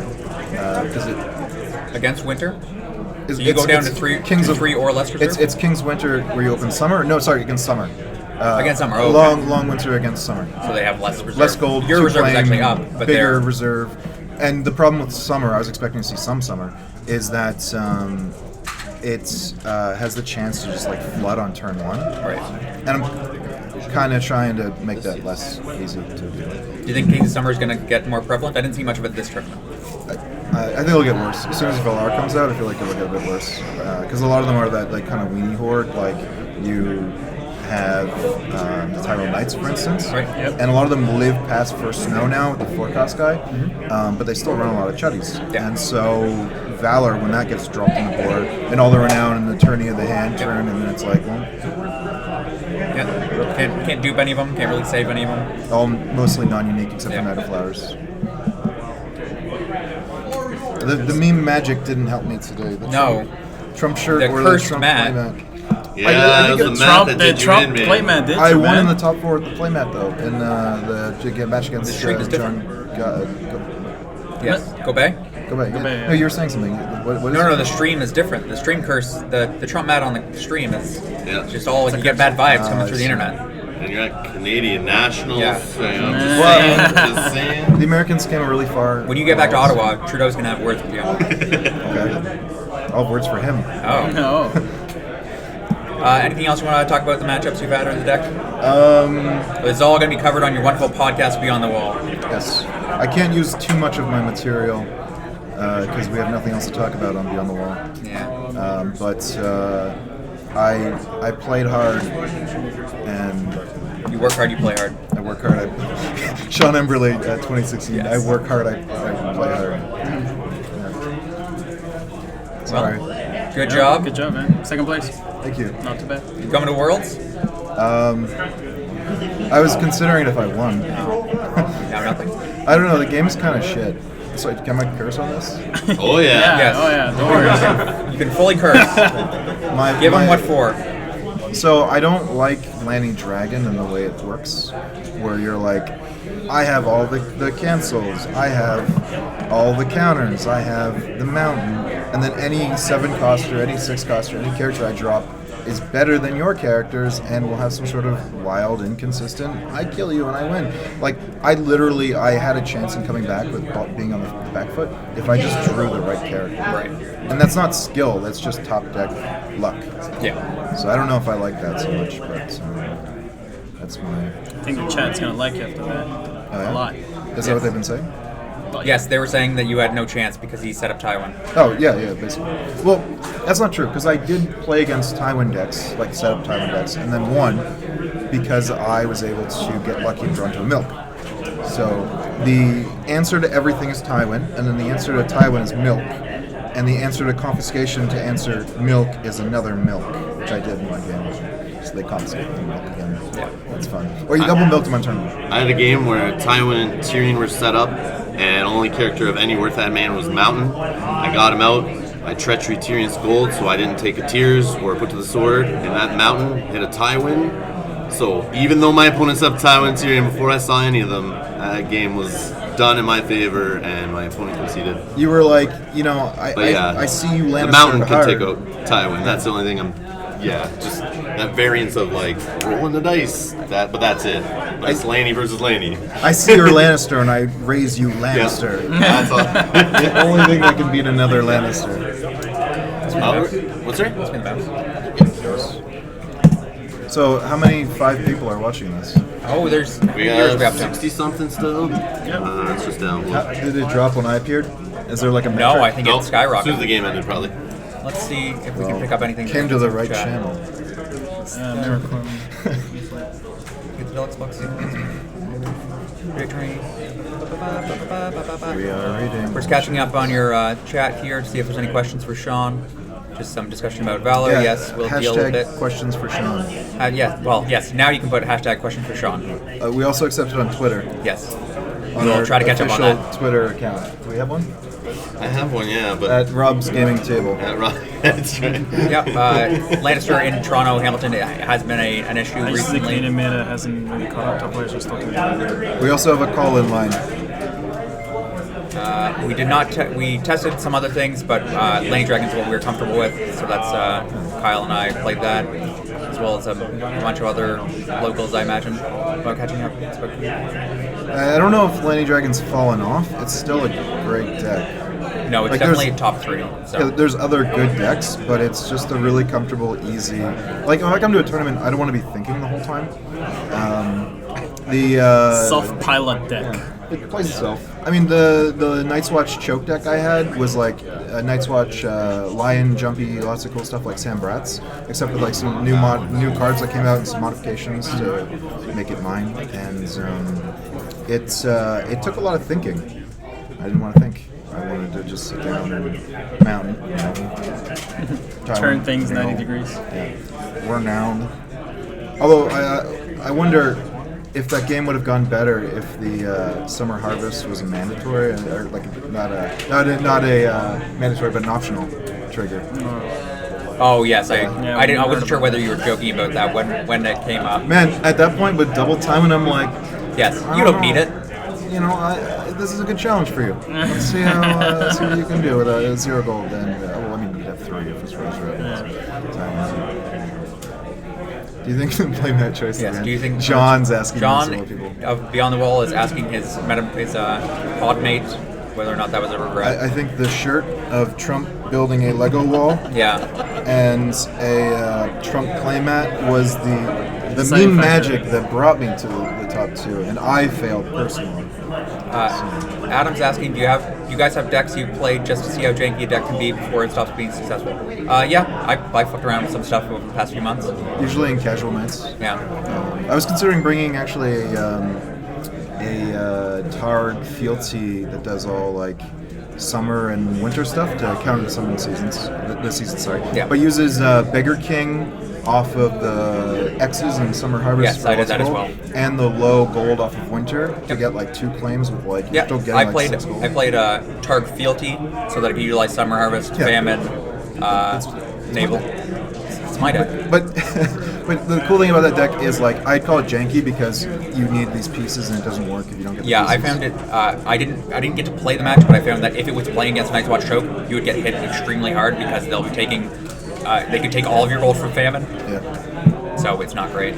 And plus, I just thought it was again a deck where you do thinking. Yes. Who needs it? I mean, what am I going to Dracarys? Thinking is for the birds. Hashtag questions for Sean, were you considering any other decks to bring? Asks Michael. The Targ double seasons deck I was considering. The Night's Watch Lanny banner I was considering. But at the end of the day, it's just Lanny stuff, yeah. Yeah. Everything else is like Lanny flavor of this, but it's like, well, Dragon's better. You got 2 more questions? 2 more questions. Dark Notch is asking, Sean, how much did Kid help you get ready? We know he's your mentor / trainer. Do you think it helps a lot, or just a lot? Kid? Kid. Does he mean Kid Seafeld? He must mean. I do not know of any other kid. Yeah, that's the only kid I know. Well, there's the kid, Carter. Oh, true. True. Did you get any mentoring from him that we don't know about? Yeah, so he's a really strict teacher. And very strict. Yeah, he keeps. It's strict because he has to go to school and stuff, so we have like a very small window to practice. Yes, exactly. And then he has to get to bed. Yeah, he has an early bedtime. He's not in the chat. Kevin, why no Martel Roast this time? Am I a Martel Roast boy? I don't think I've ever played Martel Roast. Because you wanted to win? I've played Tyrell Sun, but no, I don't think that would last very well. The name of my deck is literally Someone Wants to Win. Yes. Is it? It's not written on there. Oh, it's not written on there. Targ Night's Watch for the win. Yes, thumbs up. Okay, Dark Notch is all for Targ Night's Watch. Question for Sean. Question for Sean. Last question, Kyle Duncan, go. It better not be that's Lego TM. And if you guys want to get your questions ready for Chris, the national champion, he's going to be up next. So get those questions ready. Kyle, come on.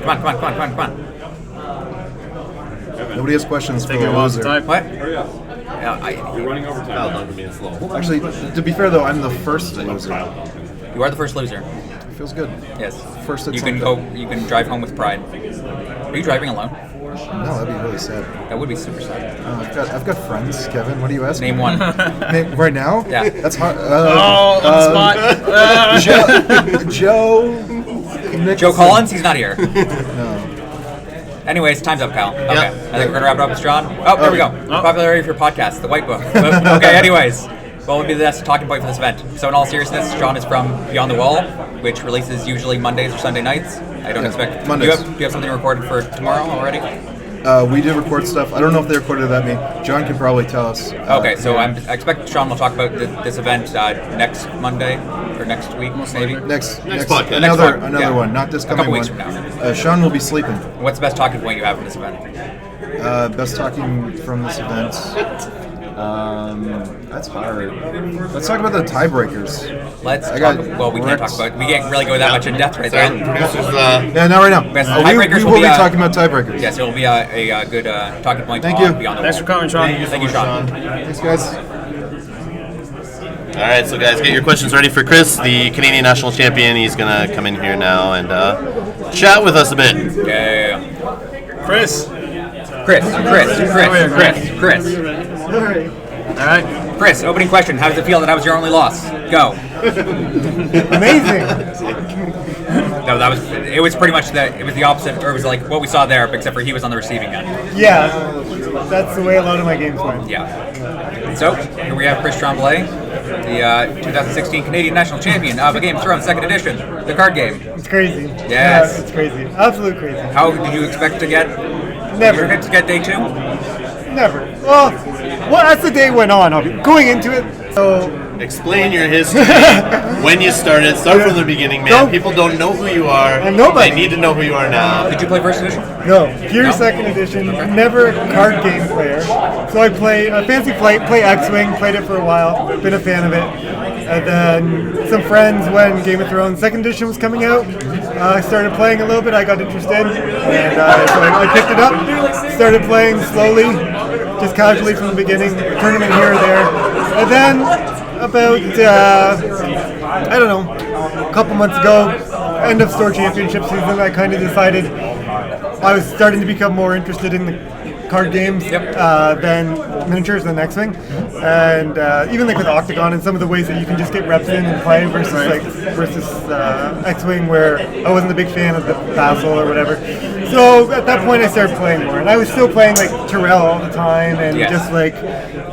He's a big Tyrell fanboy. Yeah, having fun with them, and exactly, them crossing stuff, but having no success. And being newer to card games, about after regionals where I did not do very well, I decided if I want to see what it's like to play a meta deck and what it's like to be competitive and see if the deck. I know the deck is super strong, and see if it can.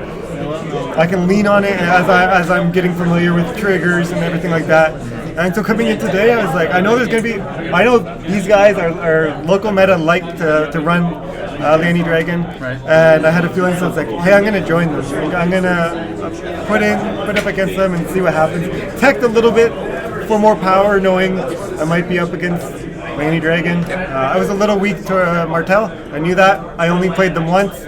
It's on stream. Rob's got it. I played awful. Missed every single trigger I could miss. But he had one of the worst setups I've ever seen, and just wasn't able to do anything about it. But other than that, yeah, it's just. The one other thing I'll just mention up at the top. So I did play X-Wing on Friday all day. Yeah, you did too, didn't you? Yeah, I made the cut. So then I was humming and hawing that night. Didn't sleep very well, and I was like, really want to play Thrones. Like, I don't have any expectations, but I really want to play Thrones, and I don't want to play the first round of the cut of X-Wing. If I crap out, go right to Thrones. So I just said, I'll drop, I'll have a good breakfast, I'll take my time, get here, and then I'll just play Thrones. And you regret that right choice. It was a good decision, yeah. It was a good decision. So we have some questions here? Yeah, we have some questions. Carter's just asking, are you going to Worlds? You making the trek? I'm not. You are not. So I was just talking, I don't know the whole pass down, but I'm hoping I'm able to pass it down. Yeah, there is we'll discuss within the top 8 there, where that gets handed down through the rankings, so we'll see whether or not some people are able to make use of that buy. Exactly. I definitely want to pass it down. I've decided. I was contemplating Worlds again because I play X-Wing going there. Yeah. But I decided, and this would be the last year to do that, but I decided that I'm going to do Gen Con. I'm going to start doing Gen Con. So I'll pass up on Worlds, and hopefully somebody gets to use that buy. Right. Fair enough. What else do we have? What's it like to win? Sean Purley asks. Surreal? Absolutely surreal. It was surreal yesterday, and like, to be honest with you guys, so leaving yesterday 5-1, just insane. Trying to eat all week or all the weekend, not eating great food. Stop at the mall on the way home, get some Asian food, and puke it all up when I get home. Just super tired, just like stomach's going crazy, and just it all comes back out, and then I'm like, oh crap. But I ended up just crashing hard. Woke up this morning feeling a lot better. And so yeah, it's been a whirlwind. It's unreal. Like, Sean knows me. Like, it's unbelievable that the world came together. Like, I feel like Miracle Nice, like the U.S. hockey team back in the 70s. Like, I don't know how I got here, but I got here. He accused me of stealing his Cinderella story yesterday, Yeah, exactly. but it seems like I didn't put a stop to that. It worked out, yeah. Dark Notch says Tyrell will be very good soon. What Tyrell deck are you looking forward to the most? I assume you're up on the spoilers? Yeah, I'm excited for like Valor Reset deck. I'm excited for just having a ton of Chudge, different Meta Summer type of guys, like non-unique, decent guys that you can just kind of flood the board, reset, flood the board, and just try to power rush and stuff like that. So just, use the Arbor and just lots of Terrell characters. That feels, actually Sean's the one that kind of talked to me about Terrell and thematically how they had the big army and how they should, and then as soon as that kind of got me thinking about it, I'm like, yeah, that's how I want to play them. I want them to just have a lot of guys and just see what you can do with them and see what happens. That's fair. Dark Notch also comments, good call on Gen Con, it's amazing. Yeah, Gen Con's a good time if anybody has ever considered taking the trip. Yeah. What about Tyrell Reigns? You consider that? Tyrell Reigns, yeah. Yeah, I don't. I still worry about them with intrigue challenges a little bit, but as more stuff comes out, I don't know. Yeah, it definitely could be a thing. Like, again, I'm new. I'm definitely not somebody who's gonna tell you guys how to build decks. That's for sure. I'm here for the ride, and my big thing today and yesterday when Rob was recording me was try to not look like an idiot, try not to miss all my triggers. After the semifinals game, get texts from friends saying, you're an idiot, you missed all your stands in the dominance phase, and I'm like, great. Oh yes, we were mentioning that. I look like an idiot. That's all I didn't want to do was look like that. So anyways. So in defense though, you now knowing about those mistakes, because people saw you, you were going to learn to become a better player versus the guys in his basement who's making the mistakes over and over again and nobody tells him. That's right. No, it's been a good experience. It's a good thing. I was crapping my pants going on stream. The first one was against Rob. And I was oh my God. That footage may get lost. Yeah, and it just, the card setup, everything was just beautiful. Rob was a good sport, played it as long as he could. But it's like, that was the highlight. Honestly, that was the third game. I just ran and told all my friends in X-Wing, I was like, there's a streamer, I just beat him. It's on camera. New achievement. I was like, oh my God. So, yeah, it's just been a whirlwind, just absolute blast. Everybody's been good spirits. Even so if I'm beating, especially the Martel game, he had the worst luck. I'm missing all my triggers and beating him, but he was still the best sport. Everybody I played was fantastic. I had a great time with everybody. Kyle's just asking one person you can thank. Who is it? Is it Dark Dodge? I'll say yes. One person I can thank? Too slow, it's Dark Dodge. Sure. No, Sure. who is it really? I don't know. To be honest, it's corny, whatever, but Rob and everything that he did, the camera, playing on camera was the scariest thing, but actually a blast. And then everybody I played against, so yeah, the community as a whole. Yep. Yeah. There, he picked everybody, Kyle.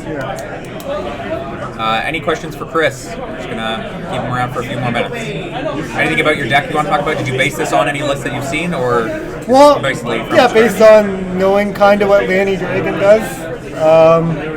So I don't think when you look at it, there's anything that really stands out. The couple decisions I made that I think are the Boy King. And there is, I don't know if it's going to get on stream, but there's a game I played against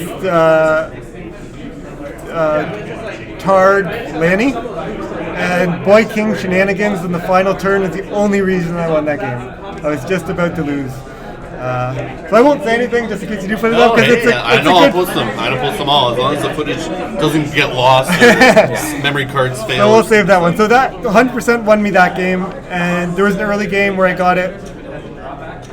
Actually, there might have been two other games where I got it right away and just piled power. And that was when meta call against Lannister, where I feel like they're slow on power. Yeah. And I was like, if I can just cheese out a few powers here.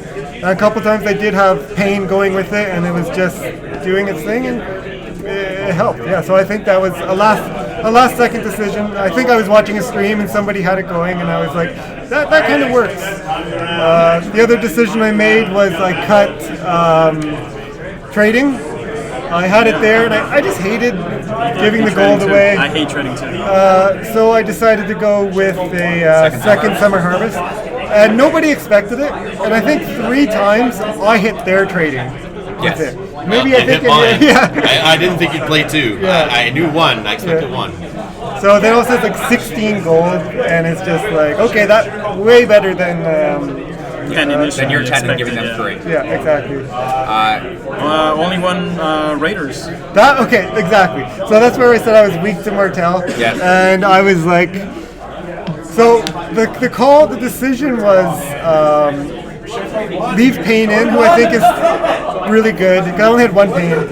And he combos with the Boy King, so I was like, okay, I'm going to leave him there. Then I'm running 2 Grand Maesters. And that was a decision. I said, okay, I'm going to sacrifice some of my attachment control and try to get some more draw. Yeah. Because I always, too often, I'll puke out all my cards and I'm playing my counting coppers, and then I'm just sitting there the rest of the game. Even like in the finals, I just had no hand, one card, no hand, yeah. And I decided I wanted a little more consistency with being able to get some draw. It did turn out because there seemed to be very few Martel players throughout the tournament. Yeah, I got lucky there. Yeah. And that's the story the whole day. Like that setup in the finals, like you can't. As soon as I saw it, I almost threw up. I was like, this is like about as lucky as I can get. We just have a question from Andrew Vernon about that last game. What was the reason to cancel Pain killing the Burn Command during that 2 claim? Yeah, I just wanted. I had a feeling I might lose it to Intrigue because it was my only card, and then I still wanted to have, just in case, for whatever reason, the way things worked out, if I wanted to have some claim, I'd rather just use that for military claim. But the big thing is, one, I thought there's a good chance I was going to just lose it anyways, and use it or lose it, and then again for claim. Just like ice. Yeah, exactly.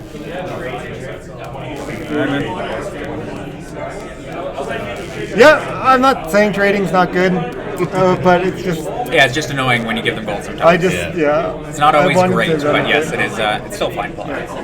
What did you think about Chronovice Death Rock? Did you get any good hits, or is it just a... I decided I wanted the intrigue, the low intrigue icon. I know some people ran one of the dragons or something like that, and I said, hey, I'm fine with that. And then if she's there and I'm able to maybe use her for her ability, great. So no, when I played her, she never really did. She actually won me a couple of chump intrigue claims, so it seemed to work out whatever. a few times there. Rob, anything else you want to ask? No, I'm good. Just want to say congrats to Chris. No, man, you did well. Thank you so much. Surreal. Thanks, thanks everybody. Thanks for not being too hard on me in the chat. I'm sure I'll read it and cry myself to sleep. But I don't know if the chat's included. Okay. Yeah, no, chat's not included. Don't worry about all this dirty stuff they're saying in here. Alright, cool. Okay. But if I do post the finals later, I'll probably post it later with some commentary, so you can go read the YouTube comments Okay, there we go. of then people trolling. Exactly. Yeah. Or the comments on this video maybe later. Okay. Alright. Thank you so much, Chris. Good job. Thanks, guys. Alright, so that's the tournament. That brings to a close the 2016 Canadian National Championships, live from the Holiday Inn Yorkdale here in Toronto. But yeah, thank you, Kevin. Thank you, Alfredo. Thanks to Danny who joined us earlier, Brad who stopped in, Chris, Sean, and Kyle who joined us on this. And I appreciate all you guys watching. And you can hit subscribe to support the channel, and you can also do it on patreon.com/Rob's Gaming Table to help us out here. And yeah, just leave comments below in this video, and if you like anything you see, and hit that like button. It looks like this. Yeah, the one that looks like this. But yeah, thanks a lot for watching, guys. I appreciate everyone in the chat for participating and joining us on this. And yeah, we'll see you guys in the next video. Thanks a lot. Bye.